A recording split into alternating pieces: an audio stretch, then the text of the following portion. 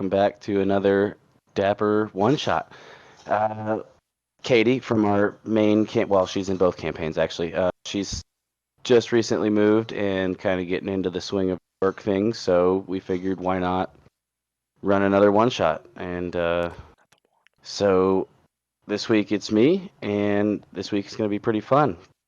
And I don't know my players' names yet, so that's on me. So we're going to start up here at the top left of the screen. My brother Dean.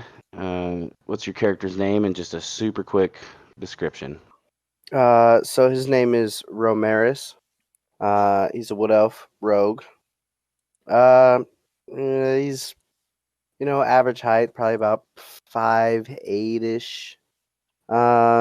He's got longer hair, nothing crazy, just above the shoulders, just kind of. It's blonde, and he's got golden eyes. That's really about it. Next up, we got Mr. Elliot. Oh, my character is named Peregrine. I have straight white hair, or he has straight white hair, a little bit on the shorter side, very, very pale, and he's a high elf. Spicy. What class? What would you what kind Oh, of? I'm a sorcerer, yeah. All right, so we got a rogue and a magic user so far, and then we got Cole, our tech guy, Mr. Checking the sound all the time, making sure the videos are good, Mr. telling me Click that my the mic buttons. sucks. Mr. Click the buttons. Yeah. No. Let's hear about your character.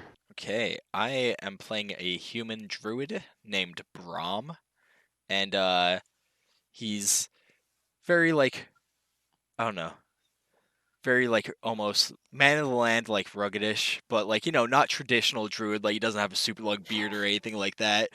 More woodsman than druid, I guess. And he's dressed in a brown tunic with a dark green cloak, set of gloves and pants, along with some brown leather boots.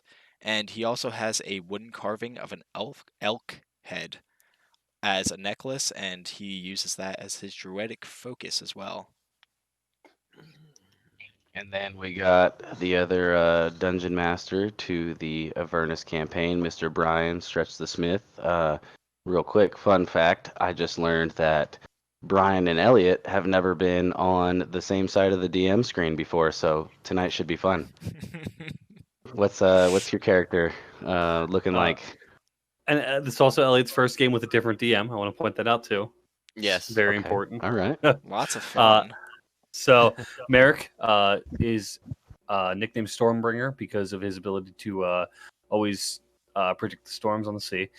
He is a war domain cleric, follows the god Tempest, the god of war in the Forgotten Realms, and in Faerun. And he basically looks like roughly that, if that helps you. And the shield is his focus. So there you go. That is Merrick. Man of the Sea. Yarg. Did you say he was a human? Yes. Okay. So we have this party, and so you guys are in a tavern. No, I'm just kidding. This will be fun. Typical. So the sky is dark and foggy, rain pouring all around you, and only you. You're grabbed by strange creatures, but you manage to fight them off. Soon after, you see a cloaked man walking in the desert, with only flames and destruction following in his wake. You see 6 gems floating around him, all glowing different colors. His left hand glowing from a triangle on his glove. The top part glows while the bottom is faint.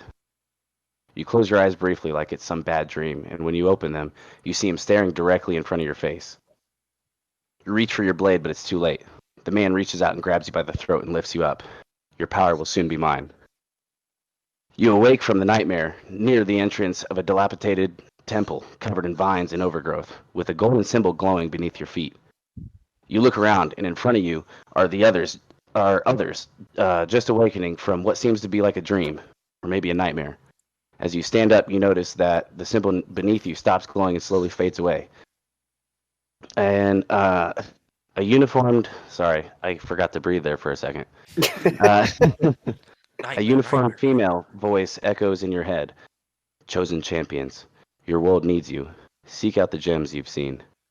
The voice shakes from your mind when you notice a fairy 40 feet away from you, being cornered by 3 large creatures. Seconds after you notice this, the larger of the 3 have sensed your presence and turned in your direction. I'm going to need everyone to roll initiative. All right. Started I'm off such a quick, Zelda nerd. I huh? love you, Bill. I love you. Oh, fuck. What did I get here? Oh wait, I get advantage. I get advantage on initiative. I got a forgot about 10. that. I've +8 on initiative, so 17 plus what? Plus 8? yeah, I have the alert feat, which gives me +5 onto my Oh. initiative. Okay. Gotcha. So that's okay. So I got 17 plus 4, so 21. Plus 8. That's ridiculous. You almost Holy beat me crap. though, 23. That's ridiculous. 15. So I'm just gonna say, Cole, if me or you aren't going 17? first every time, who? What? What'd you say, Bill?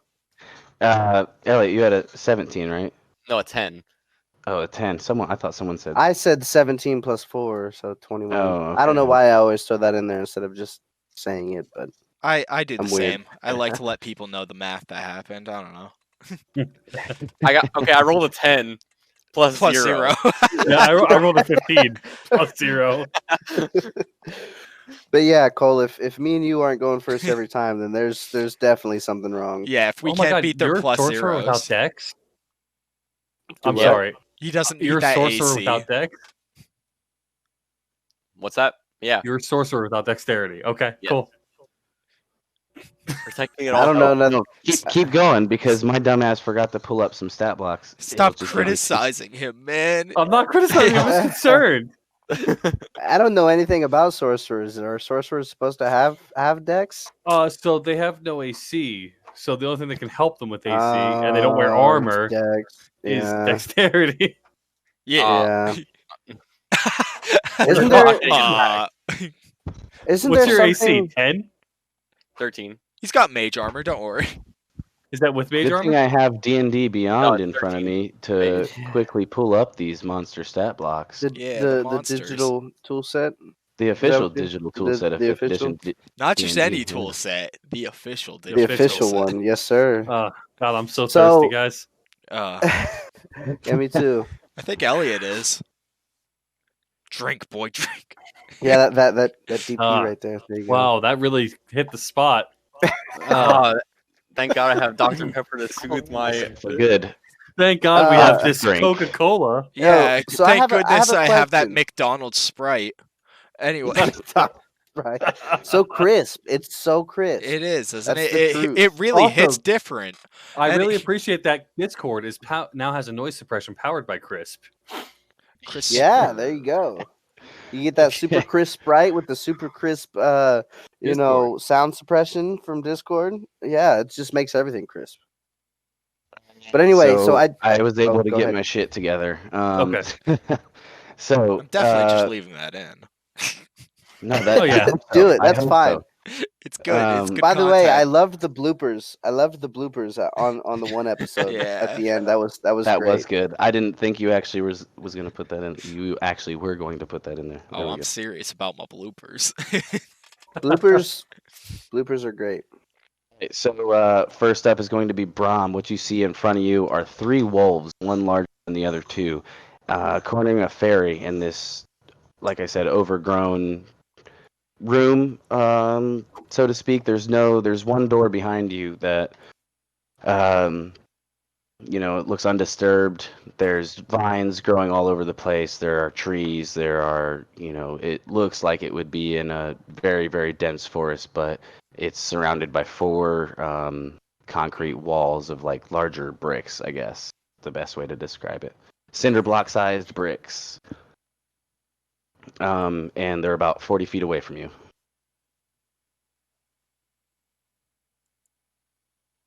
That's Brahm. Yeah, I'll. Okay, Sorry, just no, making I was sure. just thinking. Sorry. I don't know if I said the name or not. I wasn't sure. Yeah, you did. I was just taking in your description, thinking about what to do. Yeah, I'm just gonna try to thorn whip one of them, so he'll just kind of run up and kind of hold his focus for a second, and then get away from her, you beasties, and throw out this thorn whip. And At yeah, one of roll the roll to smaller hit. ones or the big one? Oh, the big one. There's one He's that's going for bigger than big. the other two. Well, he's going for Big Papa then. Okay. That's a I 19 to remember hit. when you call me Big Pop. 19 is going to hit All for right. sure. That's 3 points of piercing damage. Starting out heavy. So yeah, you notice this and you're just like, what? Because the big one obviously noticed you guys first, and you reach out, you pull, focus on your druidic focus, your necklace, the elk head around your neck. Also, the And range on that is 30 feet, by the way. Yeah, you did mention that you were going to move up, so I was just letting that. I assumed that you knew the range. Yeah. So reach out and then conjure maybe even one of the vines that are surrounding you in the area. Yeah. Lashes out, grows thorns while it lashes, and grabs this thing. And I believe it pulls them 10 feet, or is it if it's smaller than you? If the creature is larger, smaller, you pull the creature 10 feet closer to you. It is larger, smaller. So Okay. the big one that you. Nope, I lied to you. It's not. It's huge. It's huge. Okay. It's huge. Yeah, so Um, he just kind of gets it he wrapped doesn't around him get a little pulled bit, towards but you. Yeah. he's too big. He's too heavy. The thorns kind of pierce him a little bit, They and bother him. it's just a slight. Yeah, he kind of shakes it off and looks a little bit more angered rather than hurt. Next up is going to be Romaris. You're about 40 feet away from these wolves.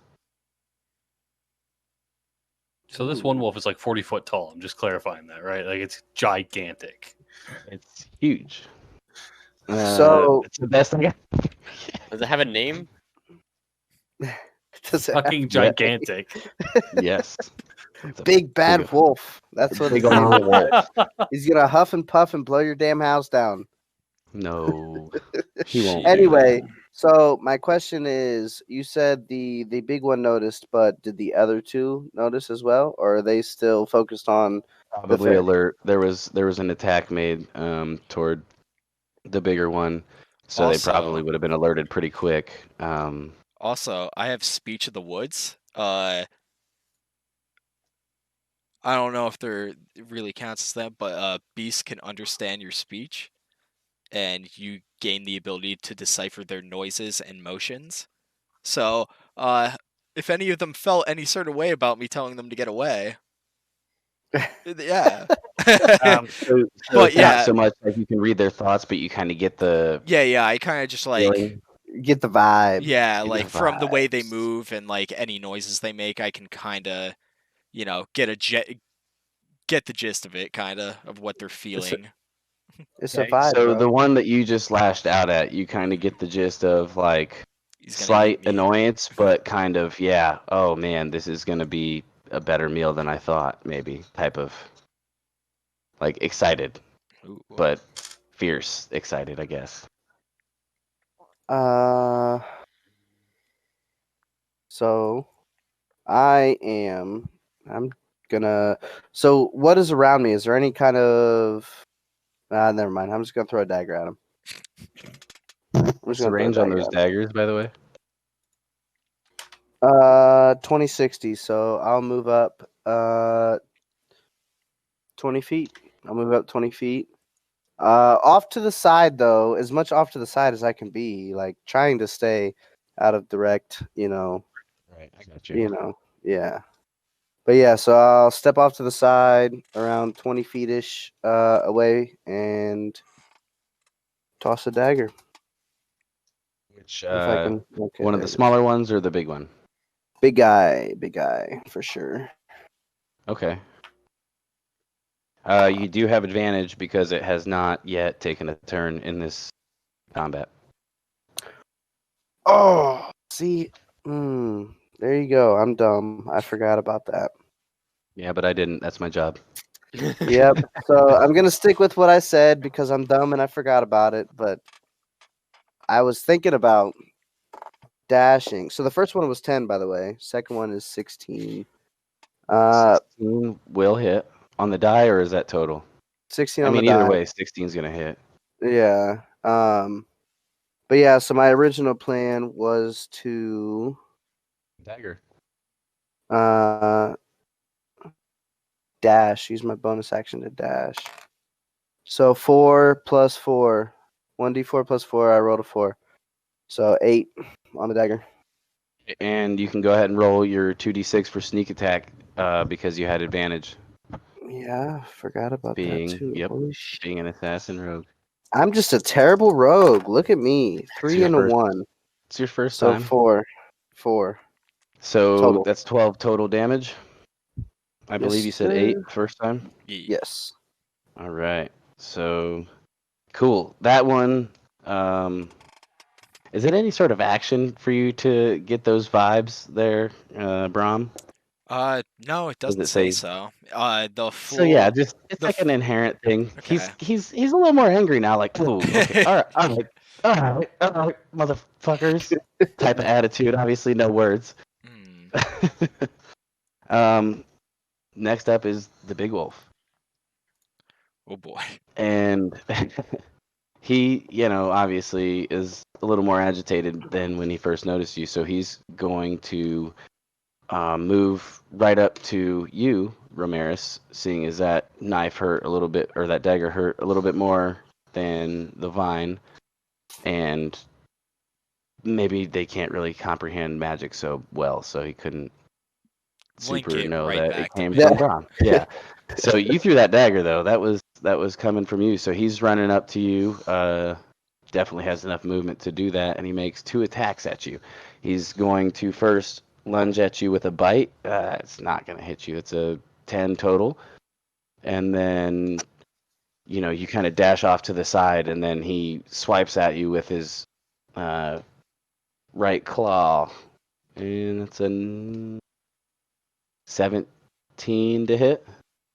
That should hit you, I believe. You have a 16 AC. You got it, bud. All right, cool. So, that does 14 points of piercing damage. Awesome. Ooh. Very Yeah. happy about that. Yeah, so he misses with this bite just due to your reaction times being pretty high, being very dexterous, and then just catches you right in the kind of rib area with one of his claws. Next up is going to be Merrick, the armored, the Stormbringer. Yeah. So he's gonna pull up his shield and bring the warhammer off his back, and then he's just gonna kind of yell out, Tempest says to never turn away from a fight. I thank you for this opportunity. And he rises, then he'll run in, and I guess attack the big one that's now attacking the. Are the other two still fighting this girl, like attacking this girl, or? Haven't moved yet, so they're still harrying the fairy. Yeah, no, he'd still go after the guy that's closer, the big bad wolf. So, run up and try to swing at him. Let's see it. That is a 16 to hit. Yes, sir. 16 will hit. All right. D8. And that is 9 points of damage. All right, 9 points of bludgeoning. So yeah, Yep. you kind of take in the scene that's going on in front of you, and almost feel a little invigorated, like you said. You're just kind of like, all right, thank you for this opportunity, and you get up and make a quick charge at the larger wolf and come down with your warhammer on it, dealing a pretty good amount of damage to it, cracking it right in its spine. It's not by any means looking almost dead or anything like that, but it's got some beaten up to it, some bruises. I guess there's fur. You won't see bruises. Never mind. I'll stop talking. Next up is going to be Peregrine. Alrighty. Well, now, you don't seem so tough. And I'm going to cast a Ray of Frost at the big bad wolf. Okay. Do I make a save or is that an attack roll on your That's an part? attack roll. Okay. Oh, does a 23 hit? Yeah, I'd say maybe. Just barely. Just Just enough. Yes, sir. Oh, wow, that's epic. 2 damage. Now that's what I call epic. That's, Yeah, so this is so sad. Alexa, play Despacito. oh no. Oh no. yeah, so you see this, and not knowing any of these people, you just see the combat opportunity in front of you, maybe to show off or something, and maybe get a little too confident. You still hit. It just kind of seems to clip this wolf's shoulder or something like that. The front shoulder, left shoulder. Notices, but kind of shakes it off pretty easy. And then next up is going to be the other two wolves. They're noticing, or they're aware of you guys' presence now, and are going to dash up to defend their pack leader, or whatever you're assuming. And one goes towards Romaris, and then the other goes towards Merrick. The one for Romaris is going to be a 19 plus 5, so yeah, that'll probably hit. It lunges out at you to bite, and that doesn't really. It kind of bites your thigh or something. Maybe your calf. Yeah, gets a hold of your calf, and it does 3 piercing damage, and it's almost kind of like a dog playing with a toy trying to rip it away, but just didn't quite get a good grasp on you. Next one at you, Merrick, is a natural 20. Yeah. Yo, I'm gonna need the DM to stop doing so well. So those dice that you said you rolled 2 natural 20s with, I'm gonna need you to change those. That's not even the die I'm using. Oh my rolls, goodness. DM rolls, the classic. That's It's nice okay. though. That's 2 nice, ones. though. Yeah. So that's Oh man. 4. Oh yeah, no, we We do max, do max plus. dice roll. So that's 12 from the 2d6 plus 2 from the 2 ones. So 14, 17 points of damage. 17 points of piercing damage. This one got you right in the groin, right in the mommy daddy button. Oh no. At least I'm not the only one that's had 17 points of damage dealt already. I don't feel so alone anymore. Yeah, no, things are getting pretty Pretty crazy rough. already. Yeah. Next up is going to be the top of the round, Brahm. A whole bunch of madness in front of you, too. You got actually, all 3 wolves are about 20 feet away from you. Or 10, because you moved up a little bit. Okay. And they're right on these guys too, right? Yeah, on Merrick and Romaris.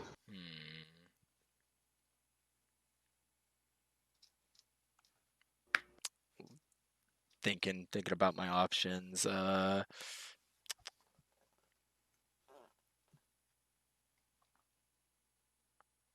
Okay, 5-foot cube, right? So that's still like 1 block, right? I can get 1 enemy in that and not ruin everyone else's day. I think. I don't know. Hopefully. So, yeah, I'm just gonna try to lay into the big guy again, and he's probably gonna be good at this, but still, I'm gonna try to cast Create Bonfire on the big guy, and that's a dex save. Right. I'll roll this one.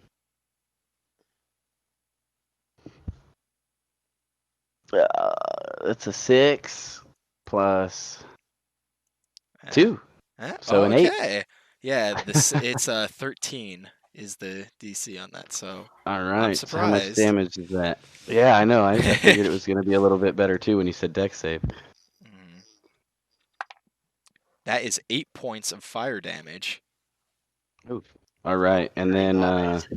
is that one of those at the start of his next turn or at the end of his next turn that he has to do he takes damage again or I mean It's does the saving throw? create bonfires a cantrip, so it's just this one.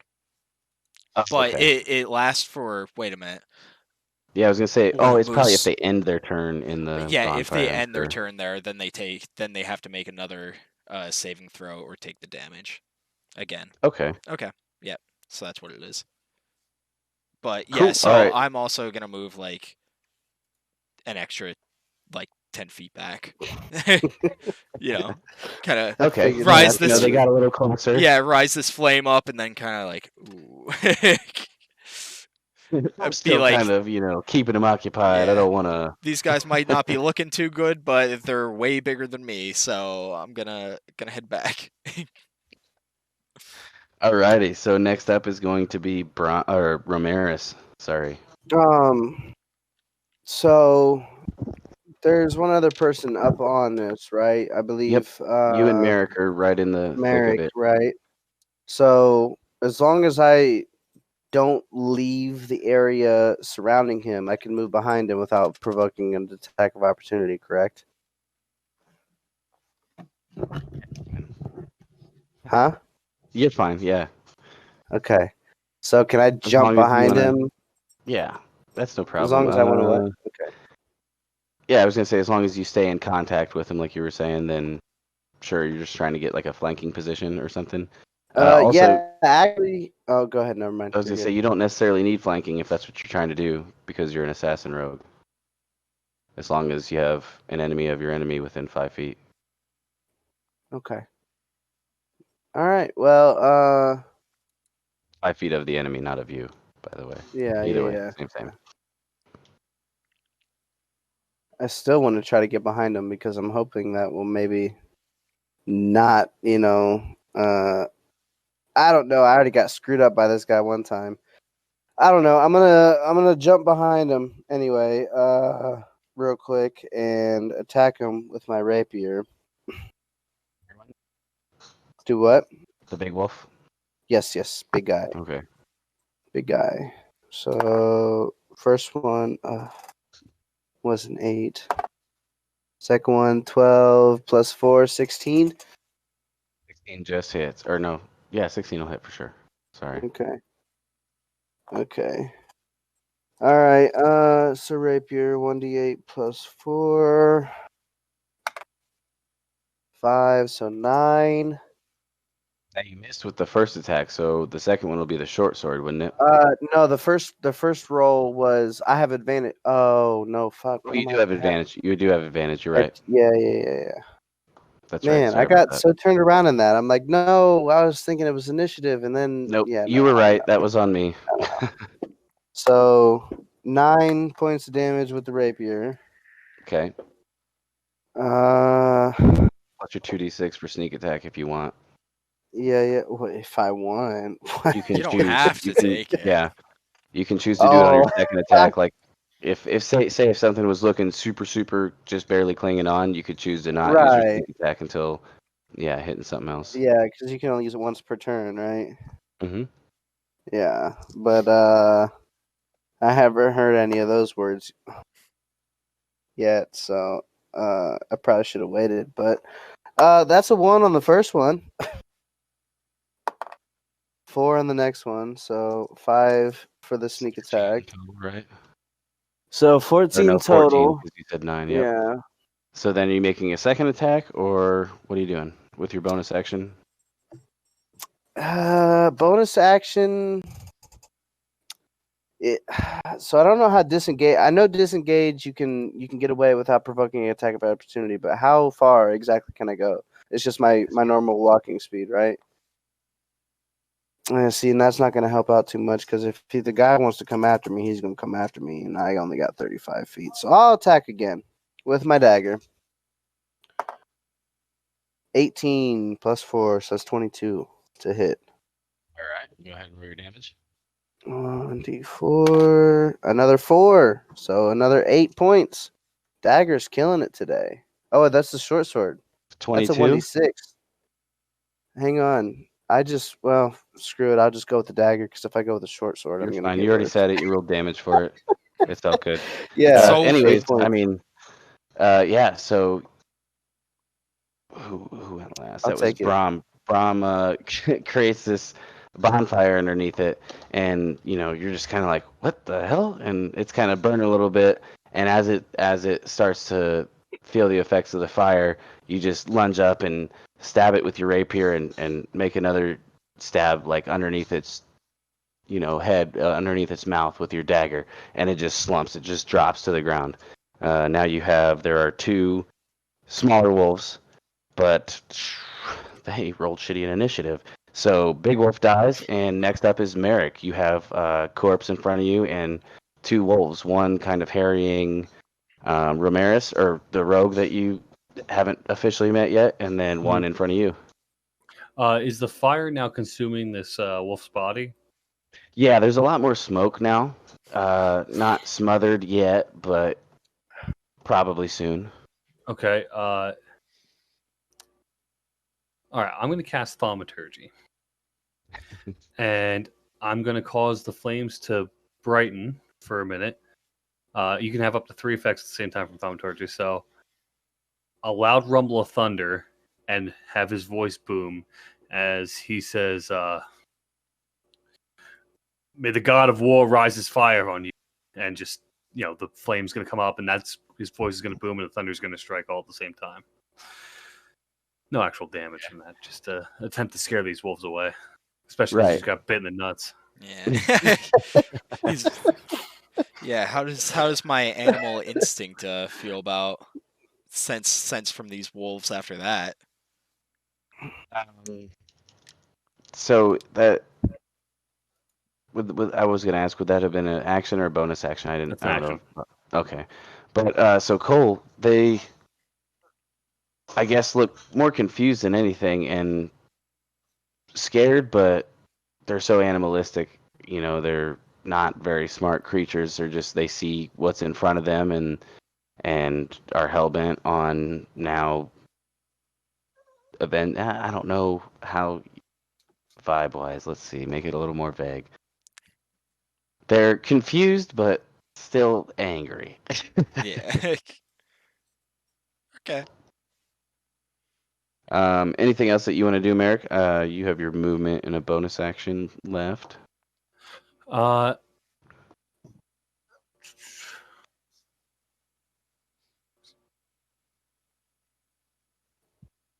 no, I'm good. Ready? So you hear this, Peregrine, and you're just kind of like, what the hell? I mean, you're familiar, probably, I would say, with thaumaturgy, being a sorcerer. You're just inherently magic, practice different arts through your short time and experience as a sorcerer and learning the arcane arts. What do you want to do? You got two wolves, one right next to Merrick, one right next to, one right next to this holy fighter looking guy, and then one right next to the rogue. I'm gonna use Chill Touch on the one next to the rogue since I don't know who he is. Now we don't Okay. know his name yet. No, we don't know what his name is. Nope. You guys kind of just appeared, and you're like, holy shit, because there's a big wolf that happened to be looking right at you as soon as you kind of gained your composure. Does a 13 hit? A 13 just misses, actually. Fuck. Yeah, so you reach out to try to do this chill touch again, kind of, a little irritated. You're just like, oh man, like I know my aim's not off. What was that? Due to your lesser damage last turn, and I guess doubting yourself, so that caused it just to go. It hit the ground just before the wolf that you were aiming at. Next up are going to be these wolves. The one looks at you as soon as you launch that, and it runs after you, Peregrine. He's going to make a bite attack at you. Ooh, that's a 16 to hit. I'm gonna cast shield as a reaction. Okay. So what would that put your AC at? 18. Okay. Yeah, that's just so you basically, as this wolf, sees you and runs after you, kind of reacting to your shot. You hold on to what kind of focus do you have? Your arcane focus? It's a wand. Your wand. Like So Harry Potter. yeah. So I guess you had this wand in your hand while you're hitting. I don't know if you have a quarterstaff as your weapon or anything like that. But yeah, so you kind of flick your wand real quick, and it creates a arcane barrier in front of it. It kind of just like runs into it, not with any sort of extreme force, but just before it is able to, its teeth are able to reach you. The next one is going to remain with Merrick over here and make a bite attack at you and miss horribly for 2 plus 5? Yeah, so 7 points. That one you were ready for, and you kind of like swat it away with your shield. You're just like, not again, not gonna happen. You got me once. You ain't getting these nuts tonight, boy. So yeah, neither of these wolves have been hit yet. Feels good. Yeah, cool. So next up is gonna be the top of the order again. It's Brahm. You got one wolf right there in front of this magic fellow, arcane magic, weird stuff that you're not really a big fan of. You're aware of, not a big fan of. And then another one next to the armored fellow that took a pretty gruesome shot last turn, or last few seconds ago.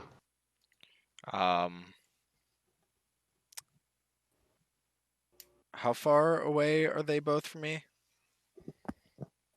How far did you want to move back last turn? I know you I did think the it was create only bonfire. I think it was only like 10, so like maybe 20 20 feet. Yeah. Yeah. Okay.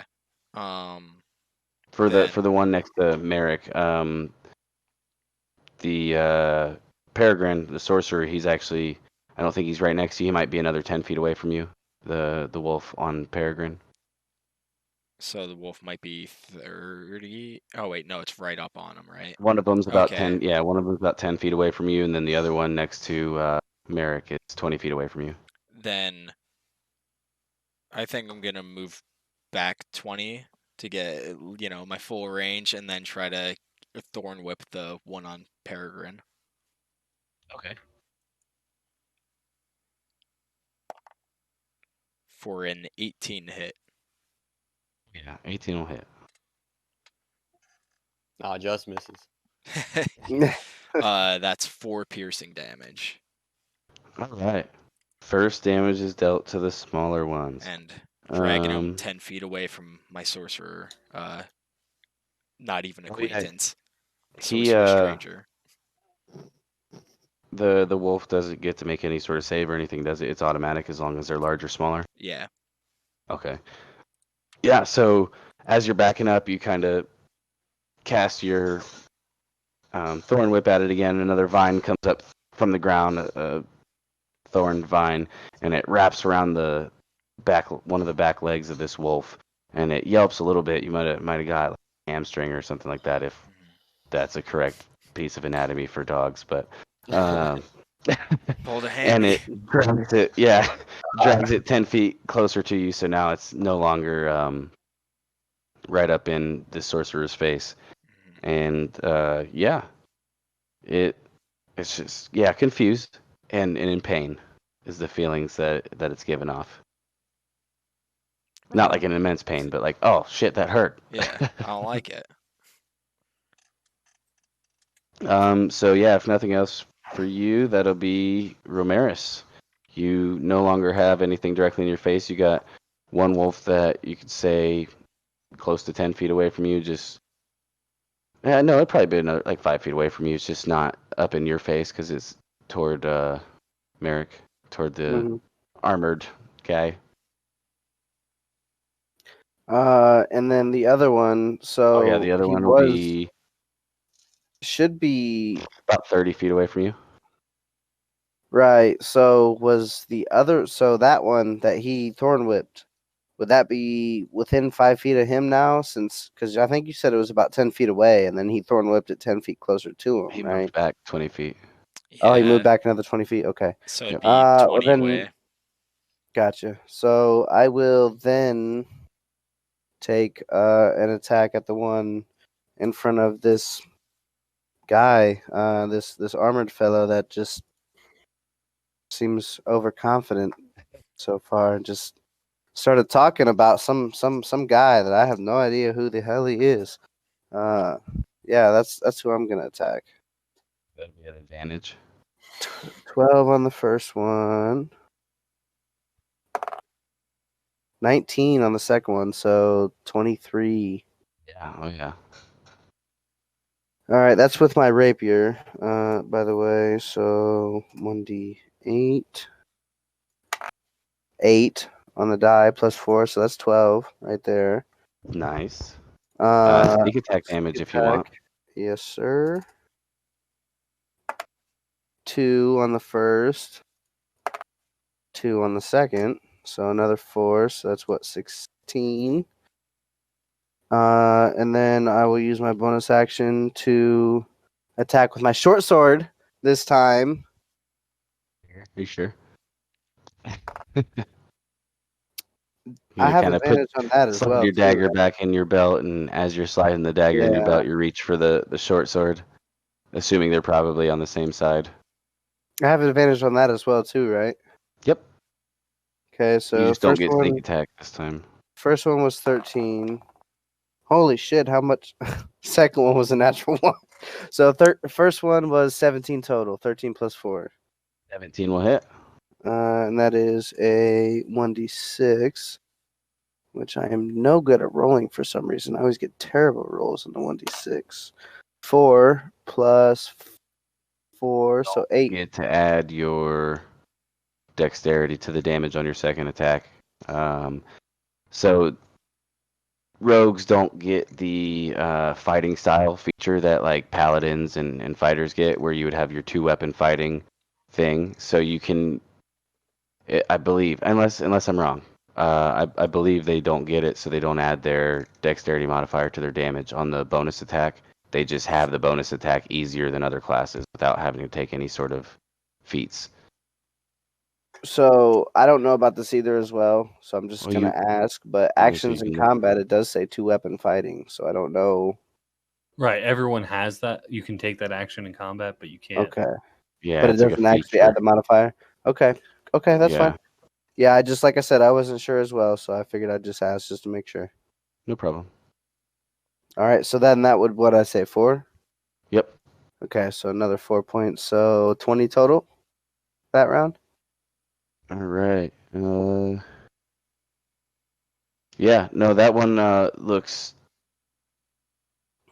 pretty rough, but still standing. On its I don't know how to, like a last stand type of attitude. Like, well, I mean, if I'm gonna go down type fighting attitude. If that's a vibe you can try to read.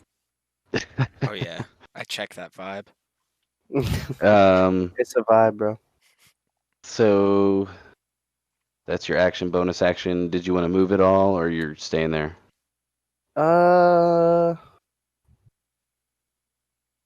Nope. Yep, I'll stay there. I'm not risking an attack of opportunity. Right, Merrick, you have actually, so I'm sorry, Romaris. The wolf in front of you actually lunged out to make another bite at this warrior and missed, and you give it 2 quick stabs, or actually a stab with your rapier and a slash. The rapier makes purchase in its shoulder, and you kind of slash at its abdomen, and it's bleeding pretty good, starting to pull up on the ground beneath it, and it looks at you and bares its teeth. Next up is Merrick. You see all this happening. The attention is temporarily drawn away from you to this wolf in front of you, or from this wolf in front of you. Yeah, I think he just say, "You were warned to obey the rules of war. I'll strike down on thee," and then just swing his weapon at him. That is a 16 to hit. 16 will hit. All right. And Item head out. that's 7 damage. 7 points of damage. Okay, and this one I actually, think yeah, those are you the can. same If you, rolls I had last time. Actually, I think 100% that is the same 2 rolls I had last attack.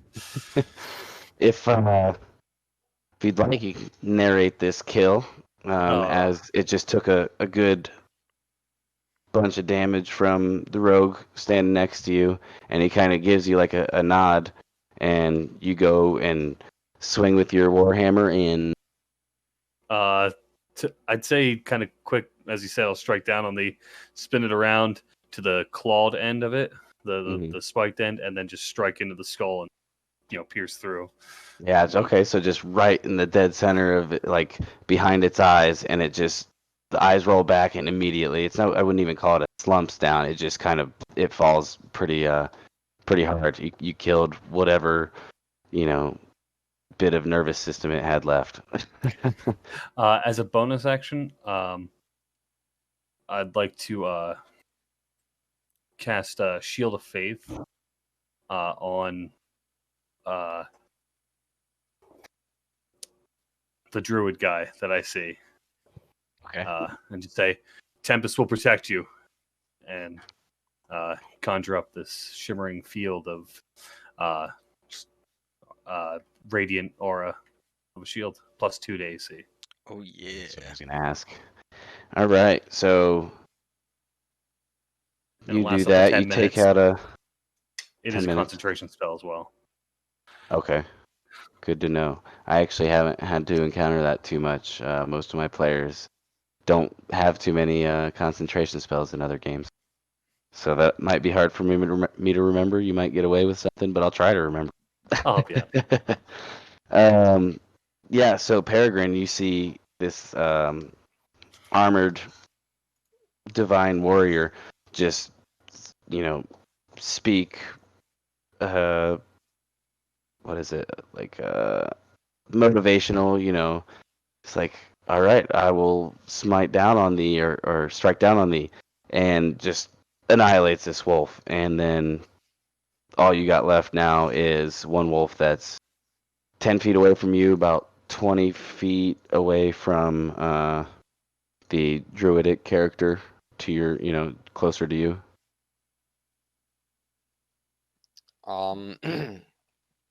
Yeah, Peregrine's gonna try and do Ray of Frost again.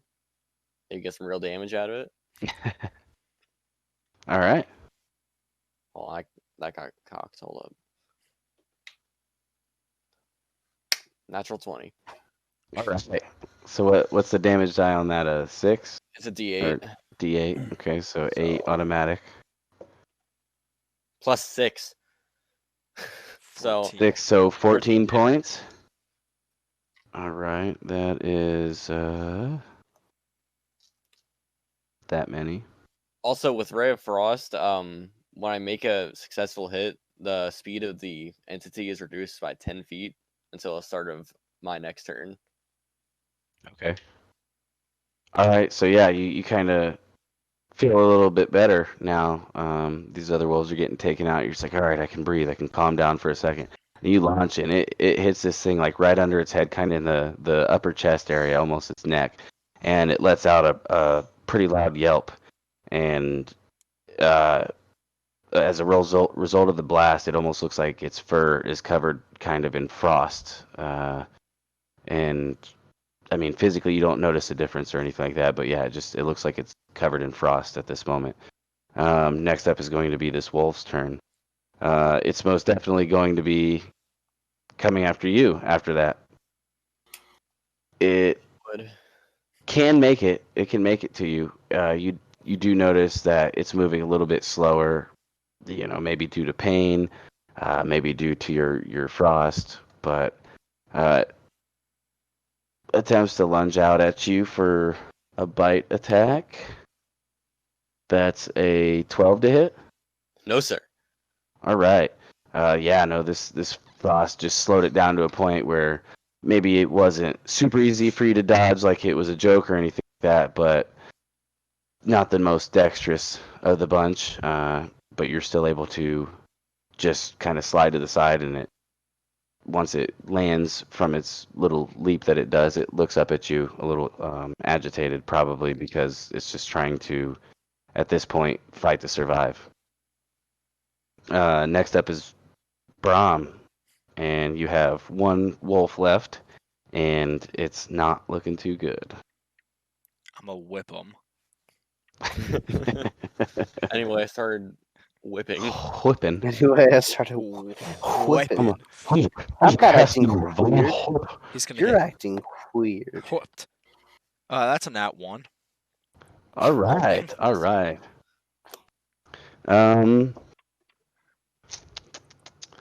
Let's Fumble see. chart. All right. So you accidentally whip this sorcerer character. No, because he wasn't right up on him. Never mind. Just kidding. For some reason I thought they were in melee. Oh yeah, no, he made the bump. That's right, they are in melee. Yeah. So Yeah. you whip this sorcerer character a little bit. So just roll damage and then whatever half will be. Well, he's lucky. It's a 1, so 0.5 damage. So you take a point of what's that, piercing damage? Yeah. Yeah, Oh, you're kind of just like, sorry, lad.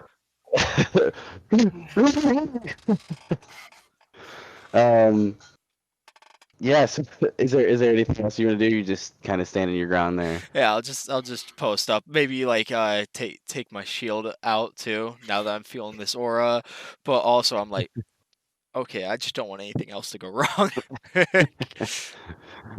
So next up we got Romaris. There's one wolf left. He's looking pretty bad and slow or frosted, pretty frosted, and he is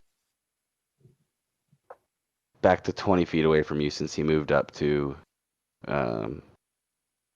Peregrine. Peregrine. Yeah, I'm just gonna charge at him from behind, I guess. I'm assuming I'd be running up on him from behind. Yep. I don't know which. Okay, yeah. Well, so- probably his side. It'd be his side, but either way, you'll have so with advantage my on the attack. rapier, first one is an 8. Ah, Bruh. Natural one. yeah. Cool. So a 12 and a 5. Well, at least you have advantage, so you don't get to take the natural one, or you don't have to take. So the 12 does miss. You just from running, you go to lunge out with, kind of go to stab just above its head. It doesn't make maybe gives it a little bit of a trim to its hair sticking up on the back of its neck. No, rapiers aren't. They're piercing. So- Never mind. Yeah. What's funny is if I was gonna hit, I was gonna literally like run and jump on his back, and like just kind of come down on him. So I'm assuming like I would just like run and just Second attack if completely you want. misjudge. Yeah. Yeah, you well, misjudged. He right. it was when this wolf went to attack at Peregrine and missed. You just misjudged where he was going to bring his head back up. We got First one's a 10, second one's a 2, so 14 and 6. 14 hits. Ah, okay. At least there's Barely. that. Got At him least on the there's- backswing. Yeah, Got you him on the misjudge with your rapier, and then you slash in with your short sword as a secondary attack. All right, so the secondary attack is with my short sword, so that's a 1d6. What did I just do with that? There it is. So I can use sneak attack on this one now, right? Since I didn't use it on the first one. Awesome. So the first one's a And- 4. And what? I was gonna say, and you don't get to add because it's still technically your bonus action, so you don't get to add the Right. dexterity bonus for the. Modifier. So the first one's a 4 on the die. And then sneak attack, first one's a 5, second one's a 5. So 4 and a 10, so 14 points of damage total. Yeah, so that is more than enough. So what you said you were going to try to do after your failed attempt to shiv this thing with your rapier, what do you got? You jump on its back and kind of stab behind its head, or try to slash behind its head? So I guess my first instinct was to run and jump with the rapier and try to just come down on his head. And since I missed, as a reaction, just kind of got lucky. Tried to use the short sword to catch myself and just drove it through the back of his head neck area to try to catch myself from falling. That's all I was worried about. I wasn't worried about doing damage. I just wanted to catch myself so I didn't fall. So just kind of got lucky. And for it. Do what? It was a sneak attack for you and for it. Yeah, there you go. I didn't know it was gonna happen either. It just kind of Snuck up on you. there you go. Yeah, so that's definitely enough, and things kind of calm down, and this fairy, you can I think- tell is still over in the corner. I What's think up? the like even during that, Merrick would have turned his attention away from the wolf and seen that there were 3 people ganging up on this wolf and turned back to the fairy. And I think the first thing he would have yelled out would have been something along the lines of like, "What are you doing, you devious creature of the Fae? What kind of cruel prank is this? Where's my ship? Where's my crew?" It kind of was there for a second, kind of darting back and forth, almost like it's actually inspecting you from afar, the lot of you, and it kind of flies up and then just kind of flies up in the middle of in the middle of all you guys, and doesn't seem to be holding any weapons, doesn't seem to be trying to make any hostile movements, and it just says, "Oh, Hey, listen. you must be the ones." I, I, hold on, sir. It's gonna be. You must be the ones.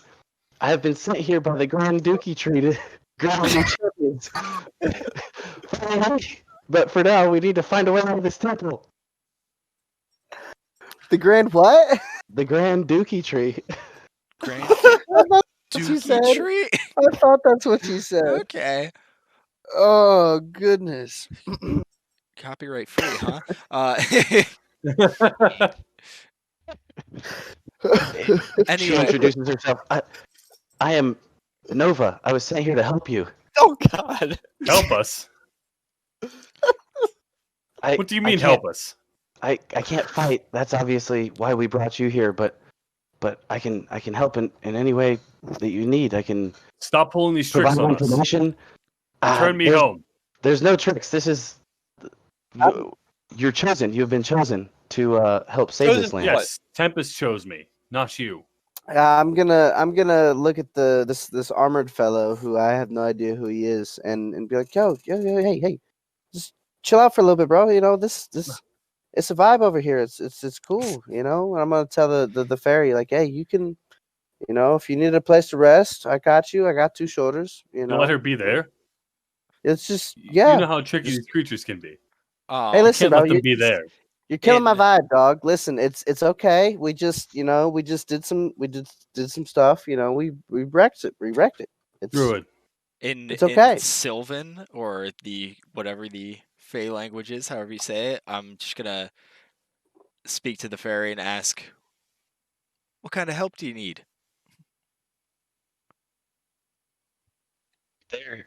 There's a great evil sorcerer that has stolen a special artifact that is giving him great power to try to take over the land and spread evil amongst the world. And we need to stop him. And you 4 have been chosen, have been watched over closely over the last few years. And Stop the great speaking in Dookie foreign tree. tongues.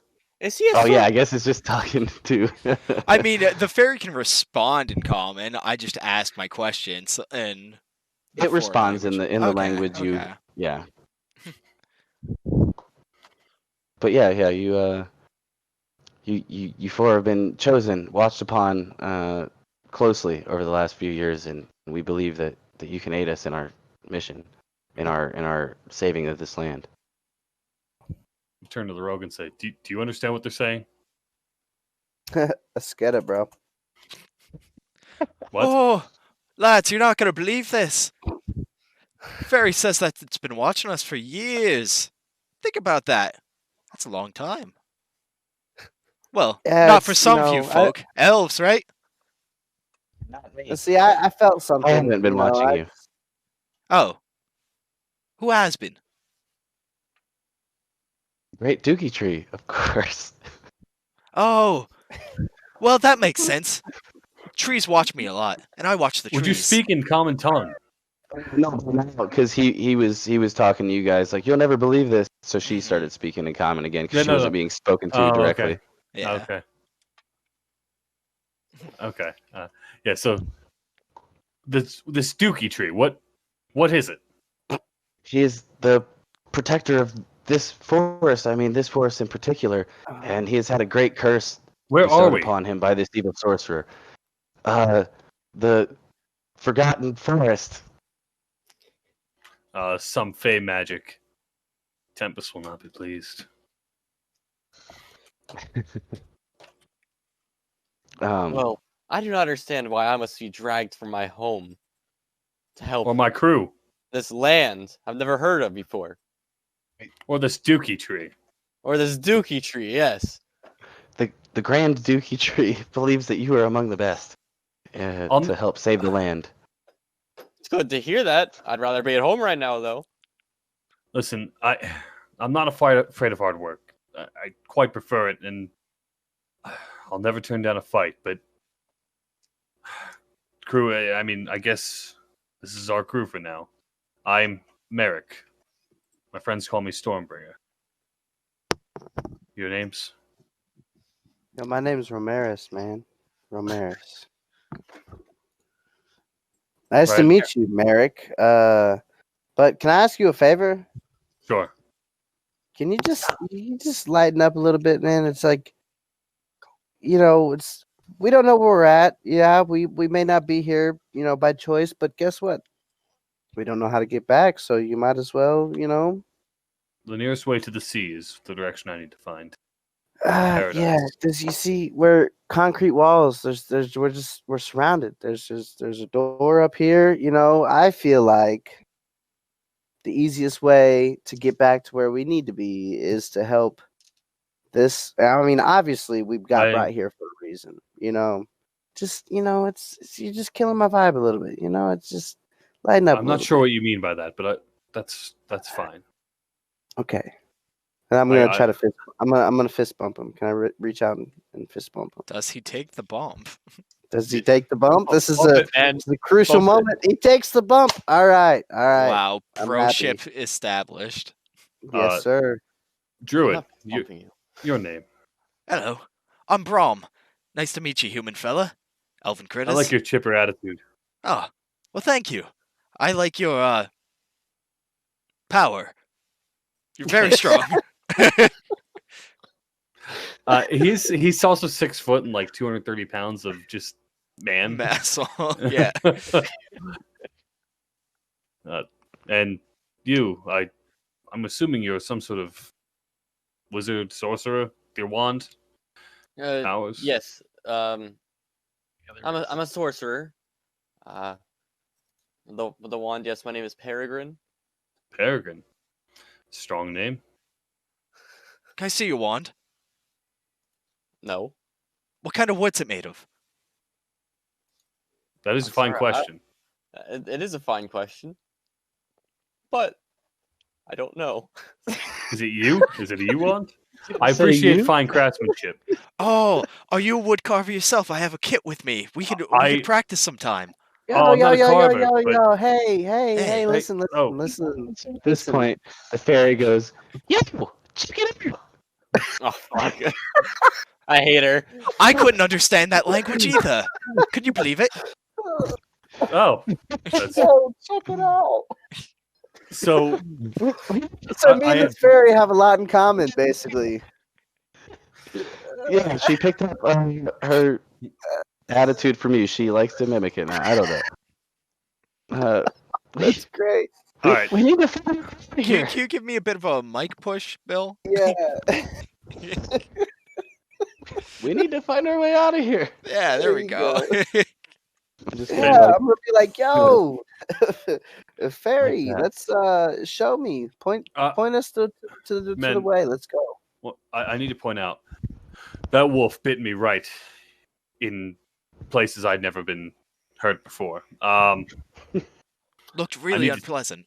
I need to Do you take a need to rub moment. it? Yeah. I Go don't. ahead and rub You. Oh yeah. I'm gonna. Yeah. I need to relax. Just take a breather here, and the peace after the war is now laying on, and the adrenaline stopped, and I'm feeling it. But Do you have a flask? Not a flask. Water skin. Sorry. I do. the old- Yes. You should put it on there. It's a fine idea. Are you a pipe smoker? Not on me. But Oh, Yeah, yes. man, I gotta. I do. Ah, Yeah. excellent. So when he does put his water skin on his crotch, I'm going to use shape water to freeze the water and make him a little ice pack. Oh, that's awesome. Yeah, he's gonna you light got himself a water. pipe and then hold the water skin to his junk. And are you gonna tell I'm him gonna- you do that though? No, I'm just gonna do it, and then when he gets the chills, I'll let him know. Oh, this is quite I'm cold. gonna. Oh, What kind I'm of gonna try fey to tell- magic is this? oh, no fey magic. Well, at least I don't think so. Druidic magic. My magic. I did it. There. Thank you. I'm like doing the whole process now that Nova has noticed you guys are not paying attention to floating in a circle around the door. He's like, yo, check it out. Oh, I'm there. I'm all the way there. All right, I guess we should go that way. I'm just reaching for the pipe. Actually trying to railroad you guys in Yeah. that second. I just needed I needed Nova to be annoying because that's what she does.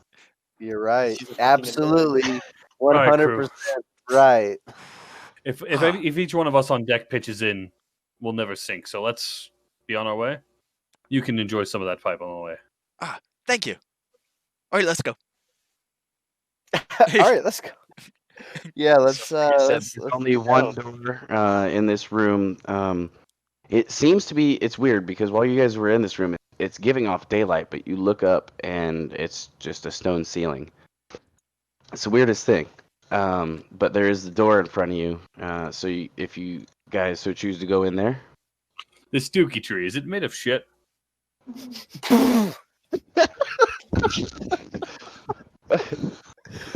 Oh man. This line is far more complex than.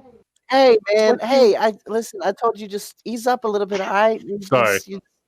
Just being too tense, man. Bring It's it not a down. shit tree. Just notch it down a couple notches. It's I do must okay. ask though, what is the reward in this for us?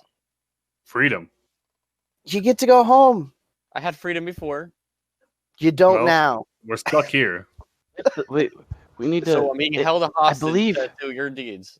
I Do believe. you want to go through this door I- and find out? I'm not here. I didn't know I was going to be attacked like this. I was transported here just moments before you guys arrived. But we obviously need to find a way out before anything. If you guys don't plan to aid in the big mission or the grand scheme of things, but Yo, at least find a way out. all I'm saying is, It'll have you lift ever the curse met? on the Grand Dookie tree? He's been cursed. Have you ever met a fairy that has such a dope lingo? That's all I'm saying. I mean, I've never met a fairy that I liked.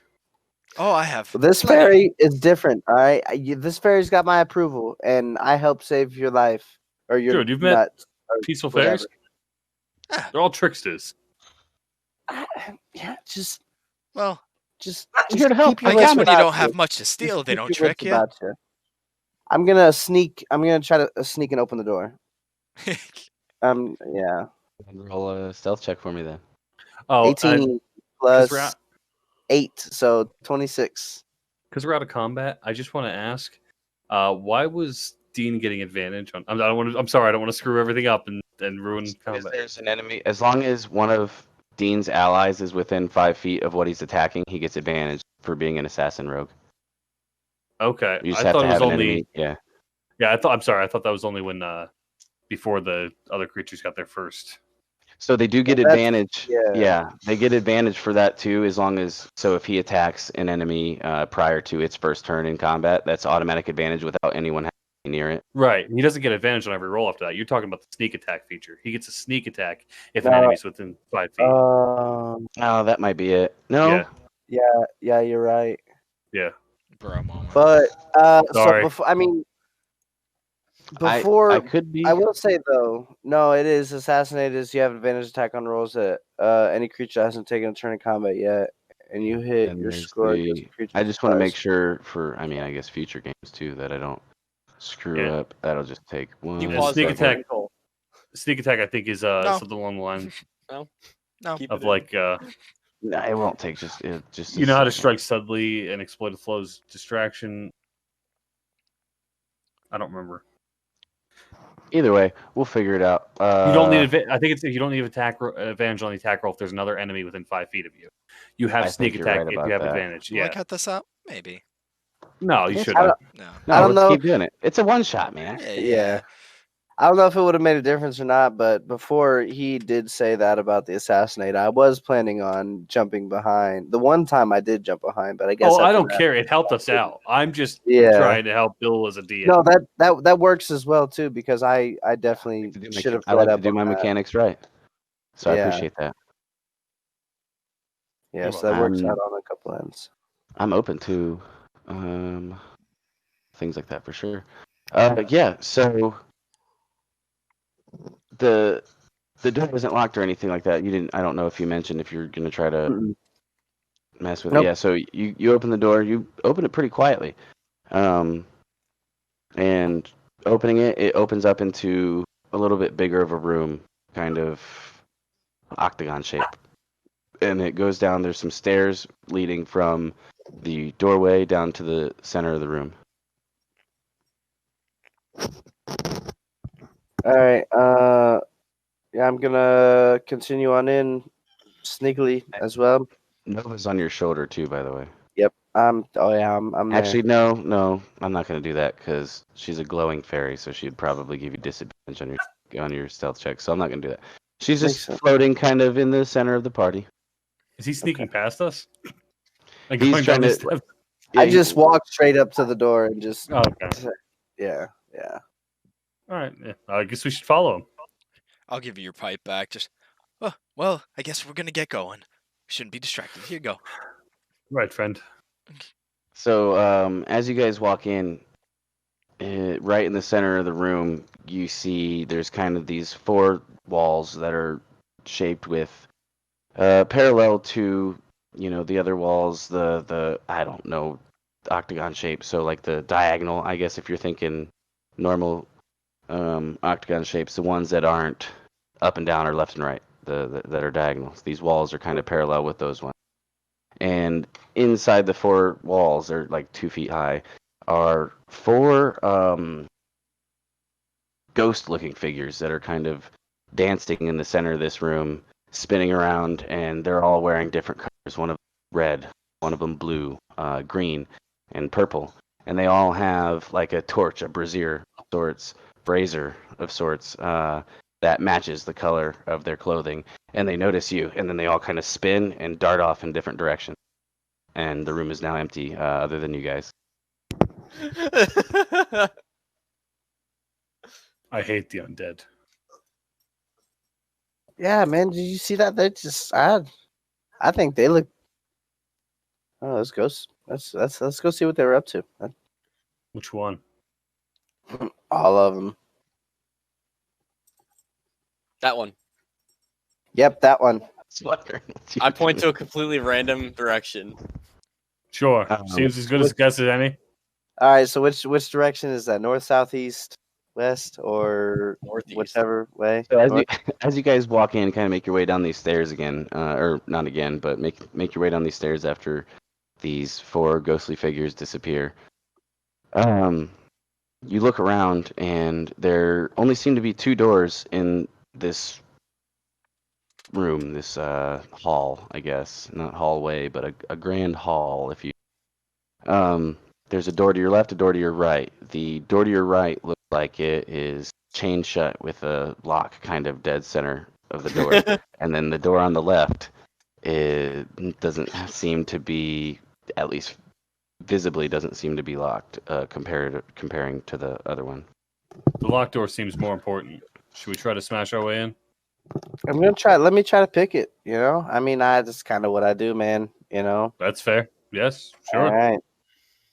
I'm chill. So, what's that sleight of hand? I acknowledge your chillness, dog. I appreciate it. Yes, I appreciate it. sure thing. It's a vibe, and I'm gonna fist bump again as I go to unlock this Right. door. Try to, at Vibes. least. All right, yeah. So that's a sleight of hand check. Yes. 12 plus 6, 18.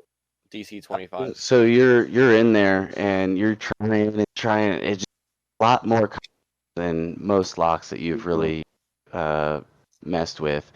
Yeah, I had the You're able to figure that